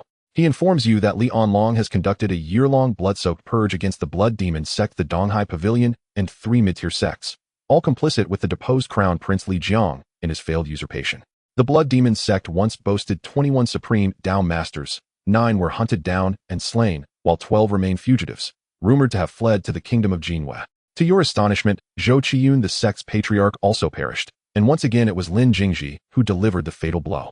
You cannot help but muse that this world resembles nothing so much as a surreal enchanted hall, truly wondrous beyond measure. The Donghai Pavilion fielded 15 supreme Dao masters, 8 killed, 7 still at large. The 3 allied sects collectively lost all 5 of their supreme Dao masters. Moreover, every martial cultivator beneath the rank of Su. Your Majesty, the Grand Eunuch bows low, the traitorous crown prince has been secretly guided to Yongning Wang's. Li Anlong nods, faintly murmuring with quiet menace, "That earthly origin mark upon my worthy grandson. It is most tempting indeed. Let us see whether Yongning Wang can truly remain forever at peace." The 36th year arrives. Your alchemical art achieves a breakthrough. 7th grade alchemy ascends from initial attainment to minor mastery. Hu Zhongshuan rejoices more than if he himself had sired a child. That very day, he drinks heavily until the wine runs dry, then digs up last year's buried vintage of Daughter's Red to share with you. Your true qi undergoes its 4th refinement. Yet your divine perception art, though long perfected, shows no further progress. You know full well that attaining consummation will be exceedingly arduous. Fortunately, even its perfected state proves more than sufficient, especially when combined with the spirit awakening technique, accelerating your alchemical advancement at near miraculous speed. During this time, you return once more to the Danxia sect. You first seek out Lin Mo, setting off cheerfully only to arrive subdued and glum. For Lin Mo, still only 27, has already reached the initial dragon transformation realm, surpassing you by an. Faced with such staggering disparity, you cannot help but wonder which window exactly did heaven slam shut upon Lin Mo. Then it strikes you. His scholarly aptitude is abysmal. Had he lived in your homeland, he likely would have been expelled before completing compulsory education. You, however, are different. Before your transmigration, you were a revered specialist degree scholar. Moreover, you sat for the Specialisto Bachelor Ascension Tribulation examination. Out of a total score of 450, you fell short by 384 points, failing to transcend. Yet you consider yourself half-stepped into the bachelor realm, standing with one foot firmly upon its threshold. You've heard whispers of the even more formidable master elders beyond the bachelor realm. Terrifying figures indeed. And beyond masters lie the dread Ph.D. cultivators. Merely thinking of them sends shivers coursing through your limbs. Even more unsettling, you once overheard rumors of an indescribable entity beyond the Ph.D., the postdoctoral being. Said to defy rational comprehension, it transcends all conventional academic hierarchies, beyond degree, beyond title, existing solely as a laboring ox bound eternally to toil. In any case, academically speaking, you utterly eclipse Lin Mo, like Qin Shi Huang grasping a live wire victory absolute and unassailable. Having reconciled this truth, you depart Lin Mo's presence in high spirits. Next you visit Bai Chun and Jiao Mingxiu. Bai Chun's Mingchun courtyard flourishes evermore, drawing tourists from distant provinces. For 3 consecutive years he has been honored as a distinguished entrepreneur. Jiao Mingxiu's martial academy likewise thrives, producing outstanding graduates, security captains, underworld enforcers, and the like. Jiao Mingxiu's daughter. When you heard the name, Li Yu curiosity prickled at once. It seemed likely that Duan Qian was acting on Li Yu's behalf. You questioned Hu Zhongshuan carefully. Hu Zhongshuan said that during his flight Li Jiang had been forced into Li Yu's fief and inadvertently exposed himself, whereupon Li Yu captured him. A day after seizing Li Jiang, Li Yu submitted a memorial to Li Onlong explaining the circumstances, and that very day sent men to escort Li Jiang back to the capital. Yet Li Yu himself remained obediently in his own fief Yanglingzhou. Yu mulled it over and found Li Yu suspicious. By capturing the deposed crown prince, he could easily have waited for Li Onlong's summons, gone to the capital, and accepted imperial rewards. Instead, he merely sent Li Jiang away as if he had done some trifling thing. The court's intrigue seemed endless, but that suited you. Li Yu and Li Onlong did not appear close, which meant you could pry into Li Yu's depths without fear of smashing into Li Onlong's IR. Li Onlong slowly opened his eyes, regarding Wang Jin with a cool, silent gaze. A flicker of doubt crossed Wang Jin's face before he recovered. His body trembled slightly as he bowed lower and said, "Your Majesty, the Dun on the crown prince has been returned as well, and Yongning Wang has also presented a sealed letter." "Bring it here," Li Onlong commanded. Wang Jin hurried forward and placed a palm-sized Dun bowl and a letter into Li Onlong's hands. Li Onlong cast a casual glance at the Dun and nodded slightly, though disappointment flickered across his eyes. He had not expected Li Yu to resist such a temptation.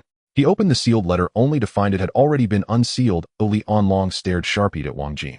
Wang Jin, having stepped back to stand beneath the hall, as Li Onlong broke the seal, respectfully reported, "Your Majesty, Yongning Wang's men say the letter they obtained had already been opened by Yongning Wang." Li Onlong's face smoothed as he turned his attention to the letter's contents. As he read, his expression shifted. One moment a frown, the next deep contemplation. The letter was not from Li Yu to Li Onlong, but from the state of Jinyu to Li Yu. Jinyu pledged to supply a Dun to help Li Yu, already a master at the zenith of Zongshi, ascend to the rank of Supreme Zongshi, and pledged full support for Li Yu to overthrow Li Onlong's rule and ascend as Emperor of Daqian. The condition was that if successful, Li Yu must cede the 5 prefectures south of the Zhangwang Desert to Jinyu as their territory. Li Onlong set the letter upon the desk and tapped the armrest of his throne in a steady rhythm. He understood that Li Yu's voluntary presentation of the letter was meant to prove his loyalty. After a long pause, he murmured to himself, "My grandnephew, the more you make me feel at ease, the less at ease I become." Then looking to Wang Jin, he instructed, "Yongning Wang is peerless in Mar." Wang Jin bowed his head and replied, "Your Majesty, though Lord Lu is a supreme Zongshi of unparalleled power, his temperament may offend Yongning Wang." "That would be inappropriate, might it not?" "Send Lu Yinhao regardless," Li Onlong decided. "Very well, Your Majesty. Since Yongning Wang has merit in capturing the deposed crown prince, should he receive a reward?" Wang Jin asked. "A reward?" Li Onlong snorted lightly, his voice dropped into a solemn baritone. "Yongning Wang assaulted the heir apparent and should be held accountable. But in consideration of it being a first offense, confiscate 1,000 qing of his estates as punishment. Let it serve as a reprimand." "Oh," Wang Jin exclaimed in surprise. "Your Majesty, that might breed resentment in Yongning Wang, might it not?" Li Onlong replied in a low voice, "That is precisely the point. I want him to hate me to the extreme." At Hu Zhongshuan's residence, attendants bowed, and Hu Zhongshuan escorted away the third wave of visiting officials. "Lord Hu, farewell, farewell.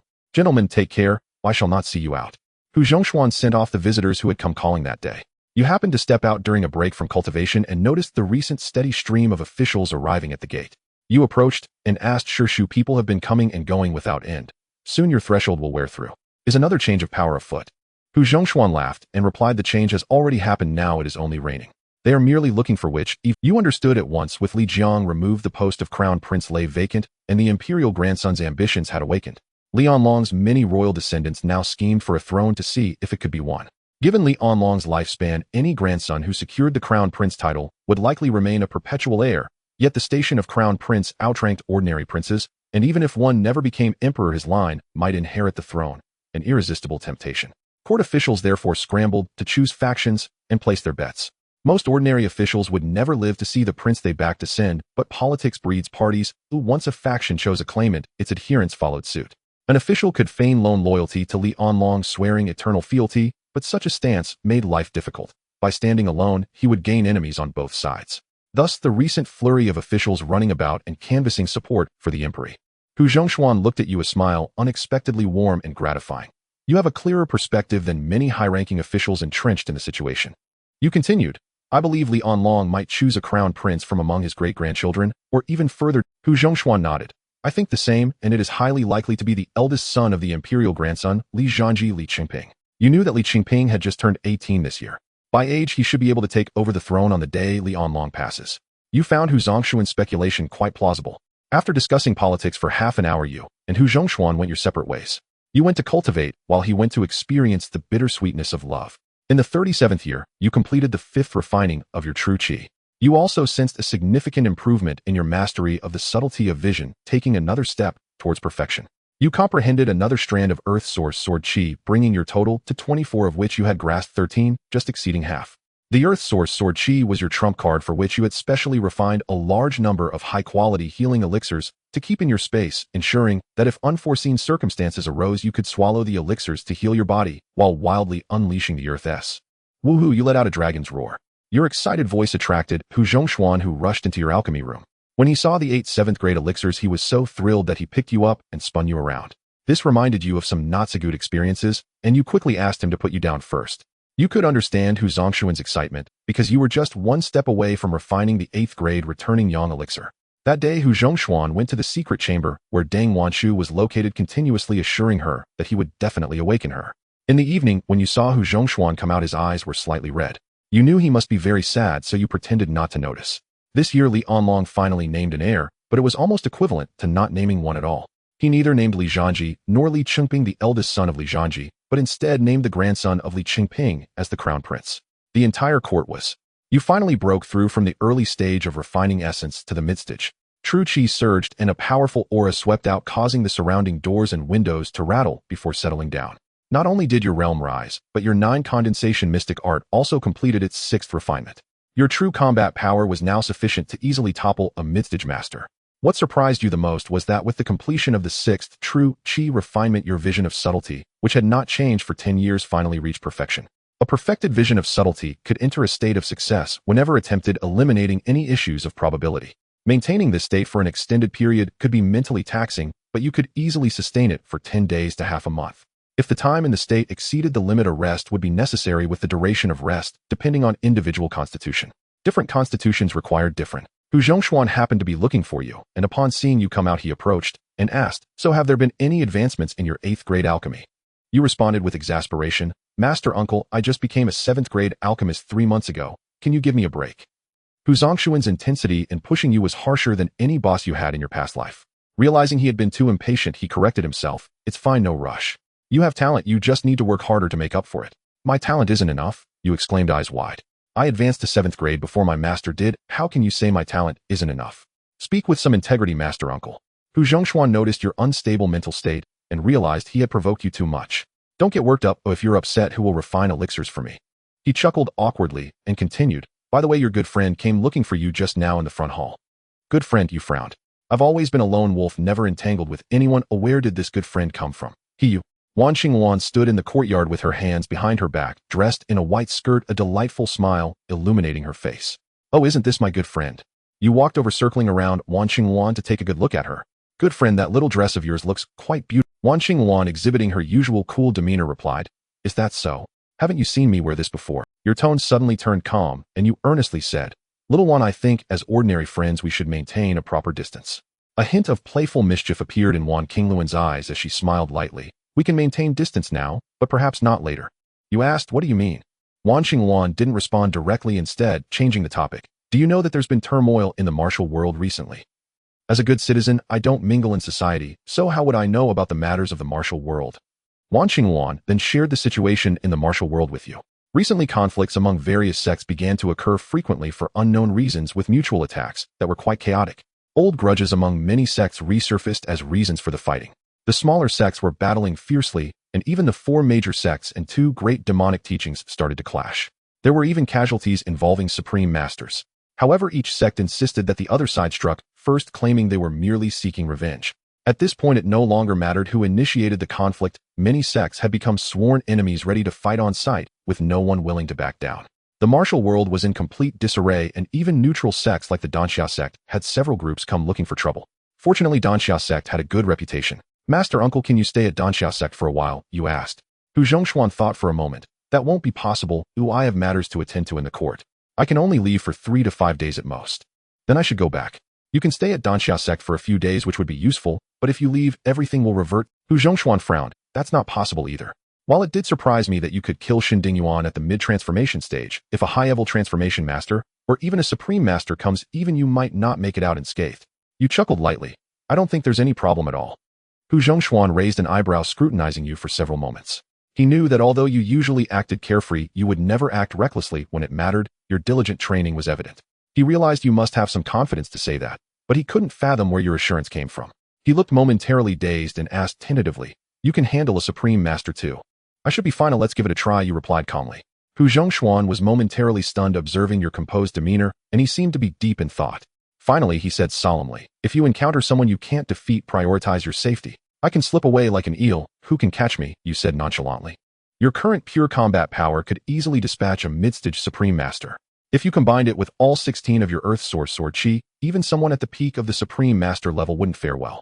Even if a supreme master tried to catch you, it wouldn't be easy. Your Yution step and earth source sword chi would pose significant trouble for them.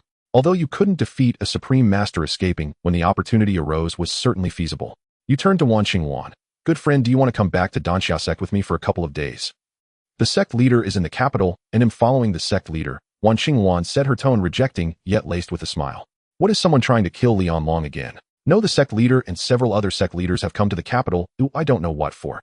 They all came." You turned to Hu Zhongshuan. "Master Uncle, do you know anything about this?" Hu Zhongshuan shook his head in confusion. Although you couldn't understand it, you felt that these supreme masters were surely up to no good, but you didn't bother to think too deeply about it. You directly walked out with Wan Qingwan, who then went to find Yan Jishua. You soared into the sky, transforming into a streak of light, heading towards Danxia sect. This time you planned to return without making a big fuss to avoid exposing your strength and attracting more attention to Danxia sect. You reminded yourself, "I must sneak in quietly and no shooting." You rushed at full speed and soon arrived at Danxia sect. According to common sense, the moment you returned to Danxia sect, you would encounter a situation where strong opponents were cornering Danxia sect, waiting for you to heroically intervene, revealing your prowess and saving Danxia sect from peril. You even prepared a few dramatic lines for your entrance, choosing the most thrilling one: "A mere supreme master dares to bully my sect. Prepare to face my blade." You imagined that scene, thrillingly shivering with excitement. You were fully ready for your dramatic display. However, upon returning to Danxia sect, you found it completely tranquil, peaceful, and harmonious.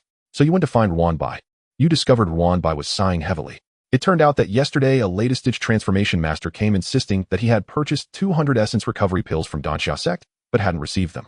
Ruanbai knew that this was just another extortionist. Several groups had come in the past few days with the same intent. These extortionists didn't ask for much, just a few dozen or a few hundred pills. After receiving the medicine, they would leave displaying a certain professional ethics. Given the manageable losses, Ruanbai thought it better to part with the pills to avoid disaster. Calling in high-level martial artists for protection would cost far more than these extorted pills. However, with this happening day after day, no one could bear it.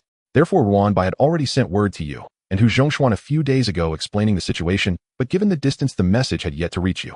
Just as Ruanbai was troubled about what to do next, you descended from the sky like a rainbow. You walked straight into the main hall, and upon seeing you, Ruanbai's fragile heart was instantly comforted. It was as if he had seen the towering figure of his own father, and warmth flooded his heart like sunlight breaking through the clouds. "Senior brother, where have you been?" Ruanbai exclaimed, clinging to your leg and crying uncontrollably. His emotions were very much in place. "Senior brother, you're back, and the sky has brightened." You patted Ruanbai's head. "Good boy, tell your senior brother which little friend has been bullying you." Ruanbai explained the situation to you in detail, mentioning that the latest transformation master who had come to extort them had also left a statement. "I also bought 50 healing pills, and he'll come back tomorrow to collect them." Your gaze sharpened. "This guy must be addicted to the pills." "Exactly, senior brother," Ruanbai said with a resentful expression. You looked at Ruanbai and said, "Tomorrow you lead that little greedy cat to the main hall. I will cure his greed." Ruanbai nodded vigorously. "Okay, senior brother, all right." Dear Tim, the latest transformation master indeed came. Ruanbai confidently brought the latest transformation master into the main hall. "Zhang Daxia, please take a seat. You mentioned buying 50 healing pills. Our Danxia sect has no record of that." "Oh." Zhang Daxia let out a miserable scream and suddenly retreated. He looked up in terror, seeing you standing before his former seat with the soul awakening blade in hand. "Who are you?" He stared at you suspiciously while circulating his true chi to stop the bleeding from his wrist. You asked coldly. Zhang Daxiao was shaken all over by your gaze, sensing the cold, murderous intent emanating from you. I am a solitary martial artist with no sect or affiliation. No sect or affiliation. Zhang Daxiao was cleaved from head to toe by your blade, his body fresh and lifeless. Why didn't you say you were alone? You made me hide for so long. You instructed Ruanbai to clean up the body and keep the news under wraps. However, Ruanbai stared at you in shock, still frozen in place. Your strength had left him utterly stunned for a millennium. He thought you and Zhang Daxiao would engage in a fierce life-and-death battle, only to witness you effortlessly dispatch him with a single stroke. Ignoring Ruanbai, who gaped at you in astonishment, you returned to your former courtyard. As per custom, you visited the graves of Xia Huida and Deng Rusong to pay your respects. Ruanbai had kept the two graves clean and tidy from their appearance. It seemed as though they had just been buried today. In the following days, you and Ruanbai were busy setting traps for the unsuspecting martial artists who came to extort. Ruanbai was responsible for luring them into the Danxiao sect, while you guided them to their demise. During this time, even a latest-stage grandmaster appeared. That day, Ruanbai was so frightened by the latest-stage grandmaster T. Based on the information Hu Zhongshuan had previously provided, there was a peak grandmaster martial artist protecting Duan Qian closely. You still remembered your experience of being bested by this martial artist.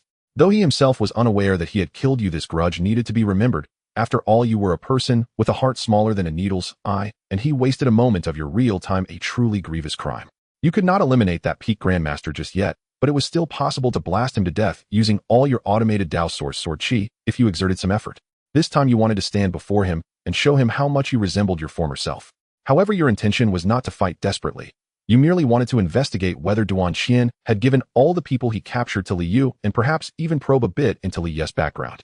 After forming this plan, you set off that same day, fearing that if you left too. But isn't that the shadow guard of Duan Qian? Does he not guard at night if there's no shadow? You temporarily set aside that thought and began to search for other clues. Soon you indeed uncovered a very peculiar situation. You discovered that the underground of Duan Qian's residence was actually a massive dungeon nearly the same size as the above-ground estate, and it spanned 3 levels. How many people must have been held here? You cautiously entered the dark and damp dungeon. You found all 3 levels of the dungeon to be empty, appearing to have been vacant for quite some time. However, the mottled bloodstains on the walls and floor indicated that this place had once been a hell on earth. You estimated that the level of brutality was approaching that of your mass grave. The dungeon has been empty for so long, indicating that Duan Qian has washed his hands of these matters for quite some time. Thoughts surged through your mind. If Duan Qian used these youths for bribery, as long as he remains in office, he will not suddenly cease political dealings. This suggests that these youths were taken for sacrificial training, and those who had trained were already at their limits. Thus, Duan Qian stopped capturing people. You had a general idea of the situation. After exiting the dungeon, you carefully searched a few more times, but found no other discoveries. Only as the morning light began to dawn did you slip away. After leaving Duan Qian's residence, you did not return directly to the Danxiao sect. Instead, you activated your insightful vision and made several rounds through various states, even circling through the Cangwang Desert twice. You took the opportunity to visit the former residence of the Desert Death God during your years there, but since you had not planted any trees, it was merely a wasteland. Confirming that you were not being followed, you finally headed towards the Danxiao sect. By the time you returned to the Danxiao sect, a year had already passed. In the 40th year, you were 55 years old. After returning, Ruanbai found you and informed you that the upheaval in the martial world had come to an end. He also mentioned that Hu Zhongshuan had sought you out several times, asking. Just as you were about to leave the Danxiao sect, Hu Zhongshuan happened to arrive. Upon landing in your courtyard and seeing you, he visibly sighed in relief. He had been worried for several months without any news from you. His primary concern was that you might have perished without anyone to refine the Yang pill. Of course, there was also the worry of an elder. Where have you been these past few months? Hu Zhongshuan spoke with concern. You smiled and replied, the world is vast, I went out for a while. Hu Zhongshuan looked at you and said, as long as you're safe, that's what matters. Uncle Master, you visited me several times. There must be something you want to discuss. There are indeed 2 matters I wish to speak to you about. You brightened up, saying, let me guess, is there a lead on the resources? Hu Zhongshuan paused for a moment, hesitatingly, saying, there is indeed news, but I'm still considering it. How is your alchemy skill? I haven't reached the 8th tier yet, but I can feel that I'm not far from it. With a bang, a surge of Earth Origin sword chi shot forth, erupting into massive splashes in the center of the vast lake, causing the entire surface to ripple. Several fish leaped to the surface, swimming upside down. This display startled Lin Mo, who exclaimed, Uncle Yu, what kind of technique is this? Did you create this yourself? You almost instinctively confessed, but fortunately, you managed to stop yourself in time, suppressing the strong impulse to show off. Otherwise, if Lin Mo truly grasped the Earth Origin technique, you would have been left embarrassed. You told Lin Mo that this was a renowned technique created by someone else. Lin Mo pondered, the founder of this technique must be an extraordinary master. You asked Lin Mo if he had discerned anything, but he was still a bit lost. You shot out several more Earth Origin sword chi for him to observe. This time Lin Mo truly gained some insights, although they didn't benefit you much. After all, you were also someone who had comprehended 16 strands of Earth Origin sword chi, and you had already considered most of the insights Lin Mo shared. However, this indicated that Lin Mo's talent was remarkably high. He could understand just by watching you unleash the sword chi. You continued to demonstrate the Earth Origin sword chi to Lin Mo disdainfully, and gradually, he began to develop some insights you hadn't thought of. You saw a glimmer of hope and continued to showcase the Earth Origin sword chi from various angles. Fast, slow, heavy, light, every possible stance. To be honest, if you were to directly impart the insights of Earth Origin to Lin Mo, the efficiency would undoubtedly be much higher. You could let him only grasp the 8 strands of sword. Among the 24 strands of Earth Origin sword chi, you had comprehended a total of 18. In high spirits, you were about to give Lin Mo a motivational speech to encourage him to continue his efforts when you suddenly felt a powerful surge of true chi erupting from Lin Mo, a strong aura indicative of the peak of transformation into dragon enveloping the area. You were left dumbfounded. He has ascended, hasn't he? Lin Mo, through his understanding of the Earth Origin sword chi, had directly advanced from the late stage of transformation into dragon to the peak stage. Surprisingly, Lin Mo did not directly comprehend the Earth Origin, but instead understood the sword chi you had fired after comprehending it. It was akin to you enjoying a dish while Lin Mo merely caught a whiff of its aroma, yet he gained 20 pounds on the spot. Quite absurd. You were entirely taken aback, thankful you hadn't directly imparted the Earth Origin to Lin Mo. Thank you, Uncle Yu. Thank you for urging me to comprehend the sword chi, for always valuing and nurturing me. Lin Mo will forever remember your immense kindness and virtue. With a thud, Lin Mo knelt 3 times, performing 3 loud bows before standing up. You were stunned. This child was too sincere. Yet it was hard to blame him. From Lin Mo's perspective, every day you struggled to deplete your true chi and then replenished it with pills just to unleash sword chi for him, to comprehend, facilitating his progress. To prevent him from becoming complacent, you required him to summarize his insights each day. You were essentially a strict yet soft-hearted mentor dedicated to guiding him, which deeply moved Lin Mo. Looking at him, you thought his imagination was more potent than his martial talent. A genius with an extraordinary imagination. You smiled kindly and patted this imaginative child on the shoulder. Good boy, it's rare for you to understand my good intentions. Let's continue. Lin Mo nodded earnestly, his eyes filled with determination. 2 months later, you extracted 2 more strands of Earth Origin sword chi from Lin Mo. You had comprehended a total of 20 strands of Earth Origin sword chi, leaving only 4 strands ungrasped. Another month passed, and you felt that Lin Mo's insights were becoming less beneficial to you, so you gradually reduced the frequency of asking him for help with comprehending Earth Origin sword chi. You began to focus on mastering the 8th grade alchemy technique within the Danxia sect. You wasted batch after batch of 8th grade pills, yet your confidence grew. You felt you were on the verge of grasping that critical opportunity. In the 41st year, you once again failed to refine a batch of 8th grade pills. You decided to take a 2-day break, preparing to make a final push for mastering the basics of 8th grade pills. The day was clear with a gentle breeze. You found yourself at the grave of Xiahuida. With your hands behind your head, a blade of grass dangling from your mouth, you leisurely leaned against Xiahuida's grave to soak up the sun.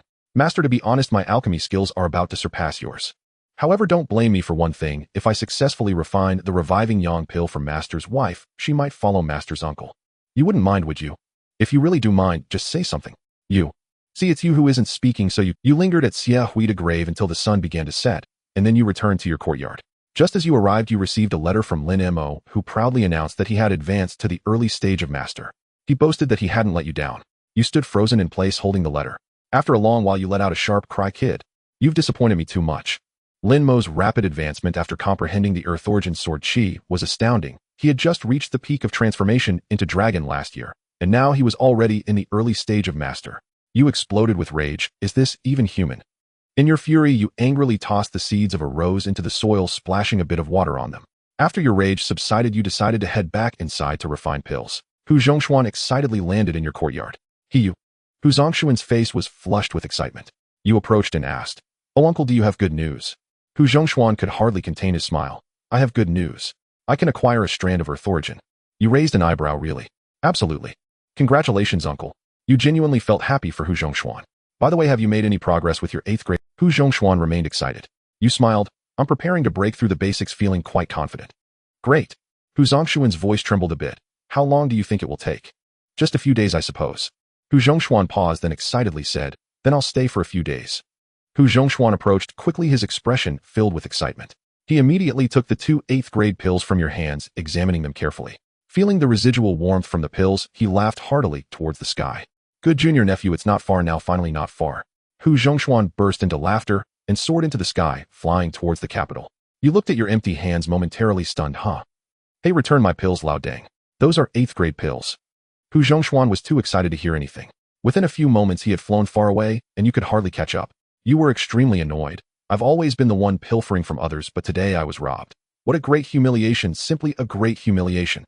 You watched Hu Zhongshuan's diminishing figure gradually calming down. A thoughtful gleam flickered in your eyes. Hu Zhongshuan seemed very pleased when he mentioned obtaining the earth source, but you knew he must have paid a tremendous price. He didn't say where the earth source came from, but you could roughly guess it was provided by Lian Long.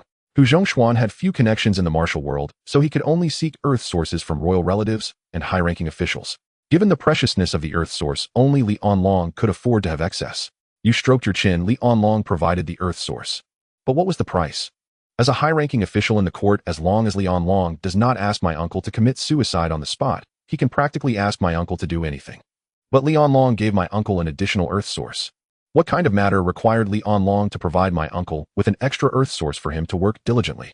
You couldn't think of an answer for now, but you believed the answer would soon reveal itself. Because whatever Hu Zhongshuan was planning, it wouldn't be small. Whether it succeeded or failed, you would eventually know. You returned to your own cultivation. 7 months later, relying on your rare comprehension ability, you finally understood a complete earth source sword aura without Lin Mo's guidance. You somewhat missed how Lin Mo led you to comprehend 4 earth sources in just 5 months, but unfortunately his insights were no longer of much use to you. You had comprehended 21 out of 24 earth source sword auras, with only 3 remaining to unlock. Your 9 condensing mystic art had completed 8 rounds of true energy refinement, with just 1 more round needed to finish the entire true energy refinement of the refining essence realm. The improvement in your foundation brought by the 9 condensing mystic art had become remarkably evident, your martial talent in. Awesome. Absolutely awesome.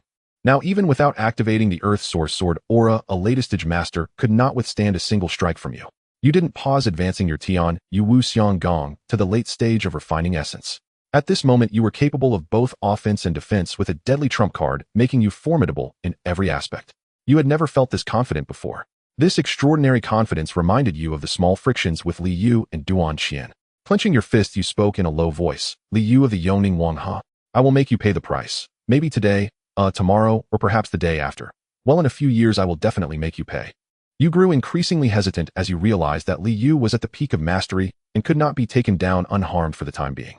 Today I will let you off the hook. You muttered fiercely to yourself. He you, who are you letting off? A clear and lively voice came through. Wan Qingwan appeared in the courtyard smiling at you. You looked up, your expression calm. You're here, my ordinary friend.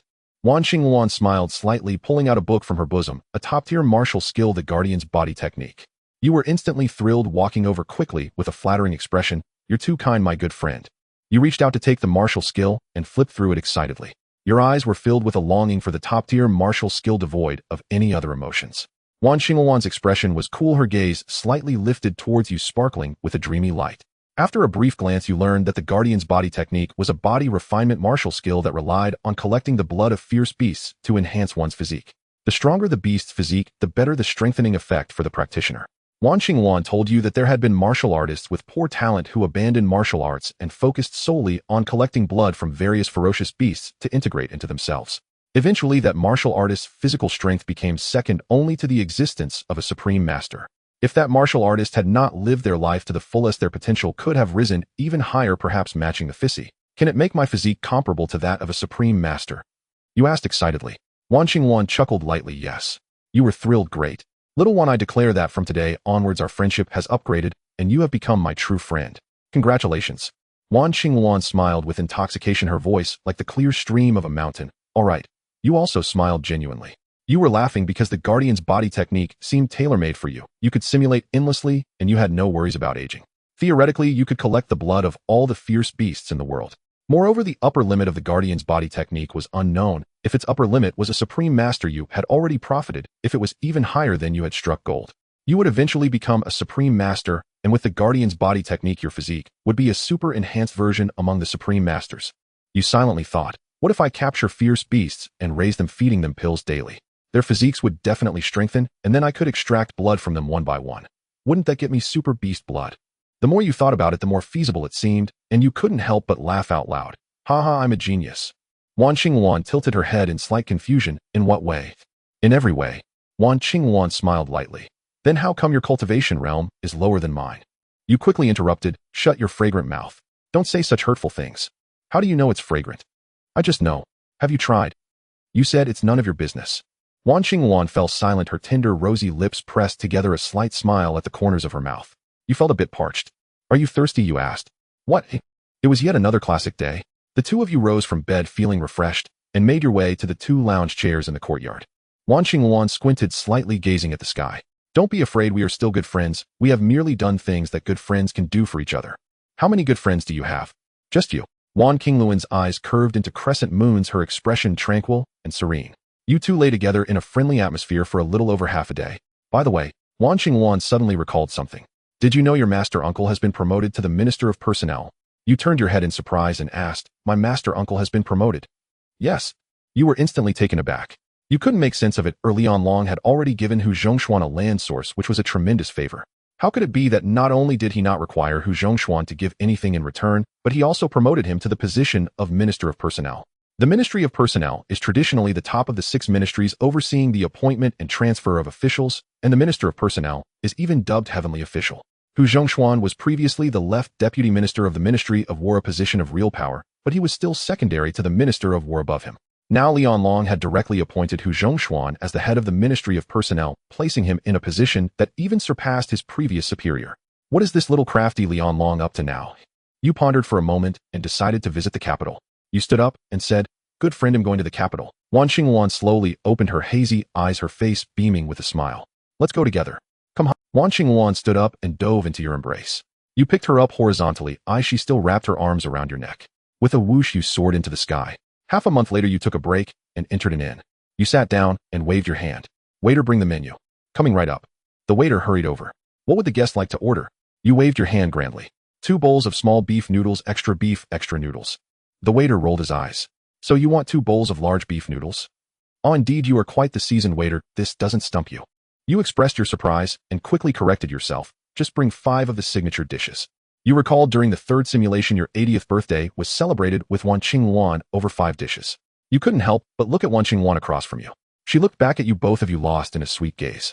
At that moment, the conversation between 2 people behind you caught your attention. Oldly impressive. You finally indulged in meat. Old Zhao, what are you saying? You've started eating meat too. True, we've lived in poverty our whole lives, didn't expect this day to come. Truly, the heavens have eyes. What do you mean the heavens have eyes? You should thank Lord Hu. If it weren't for Lord Hu's strong push for the tax reform, we would still be crushed under various oppressive taxes our whole lives.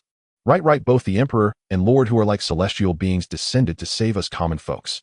Tax reform. You murmured lightly. Finally, Lian Long has done something human. You began to understand why Hu Zhongshuan had been promoted to the position of Minister of Personnel by Lian Long. It turned out Lian Long wanted Hu Zhongshuan to be his sharpest blade to push forward this policy that would touch the interests of the majority of wealthy gentry and nobles. The tax reform simply meant that the myriad taxes of the Deqian dynasty would be unified and simplified into a single official tax based only on the number of acres of land owned by farmers. The tax payment would also be standardized in silver, thereby avoiding lower-level officials manipulating the system to profit for themselves. The tax reform abolished various miscellaneous taxes, abruptly cutting off the illegal profit opportunities of various nobles and officials. It's likely that now the entire court has grown to loathe Hu Zhongshuan, as he has effectively placed himself at odds with all vested interest groups. You understood the situation.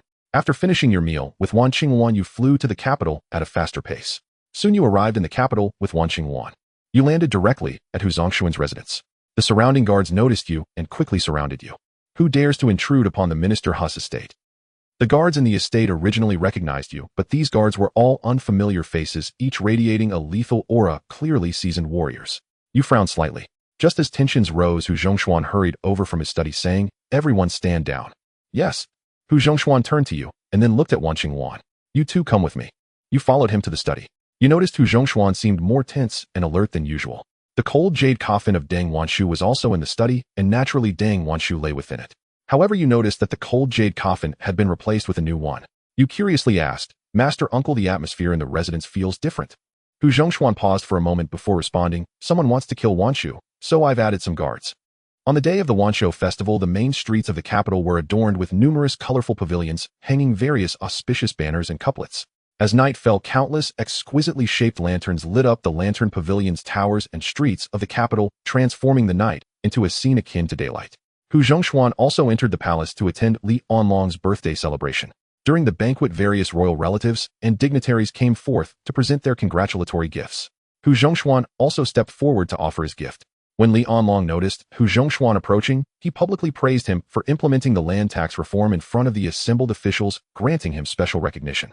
The expressions of the various officials were vivid and varied. When it was Li Ye's turn to present his gift, Li Onlong cast a deep glance at him before suddenly stating, "So the Prince of Yongning had already known, and it is I who acted FO."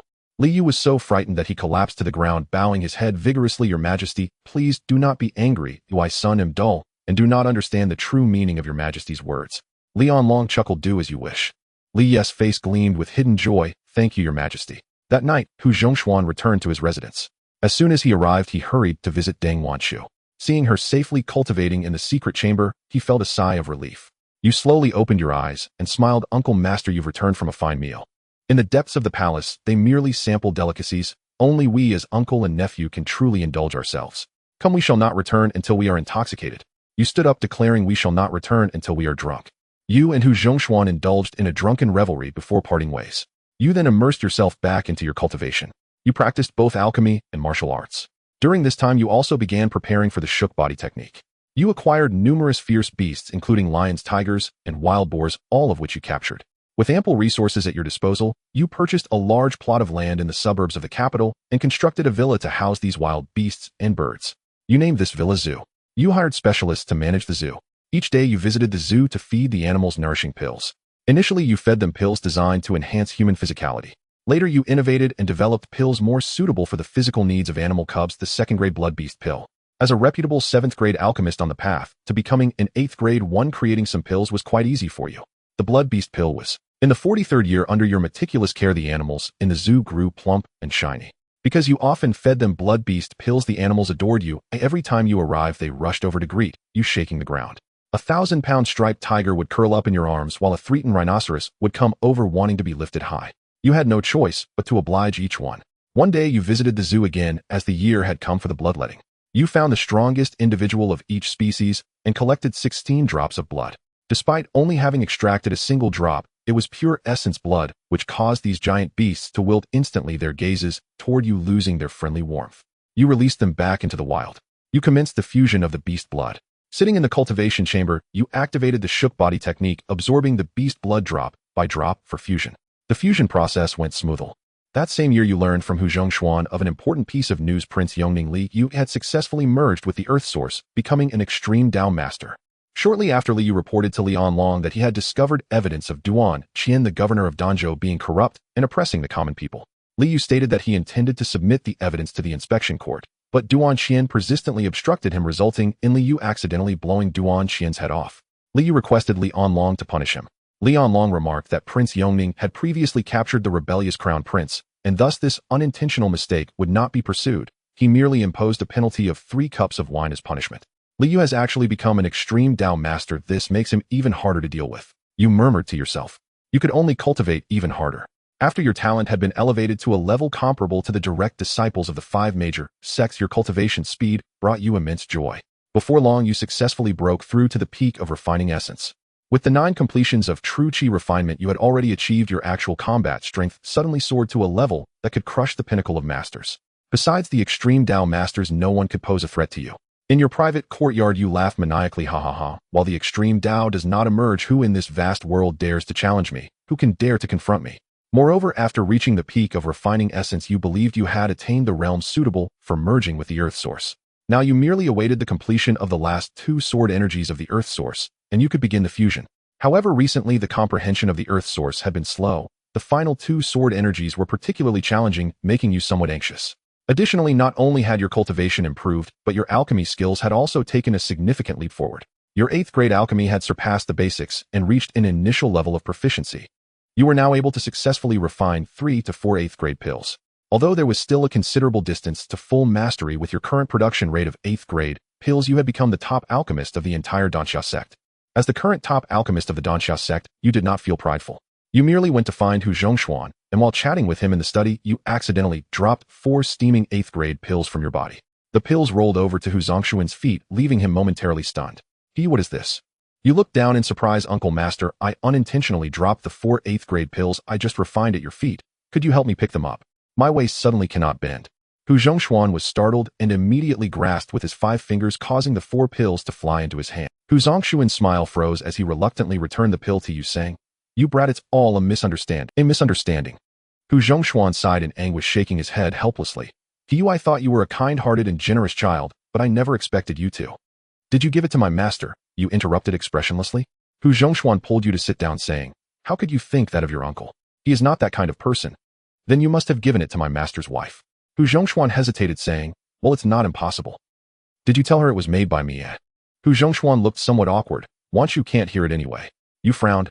"Uncle, I've put in so much effort refining pills, and I didn't even leave a good reputation." Hu Zongshuan's expression turned unnatural. "Next time for sure." Yu angrily stood up and leaving. "This is humiliating. Whoever wants to refine the pills can do it. I'm not doing it anymore." Yu quickly took 3 steps out, then stepped back, one glancing at Hu Zhongshuan. Hu Zhongshuan watched Yu without saying anything. Yu took 3 steps forward and 2 steps back. "Am I really leaving?" Hu Zhongshuan looked at Yu, who couldn't get out of the study, shaking his head helplessly. "All right, just tell me what you want." Yu chuckled. "Uncle, your influence in the court is indeed impressive. Your understanding of human affairs is profound, and my respect for you." "Stop rambling, what do you want?" Yu replied with a smile. "Uncle, just give me something interesting. A few hundred copies of core sect techniques or martial arts will do. I'm not picky."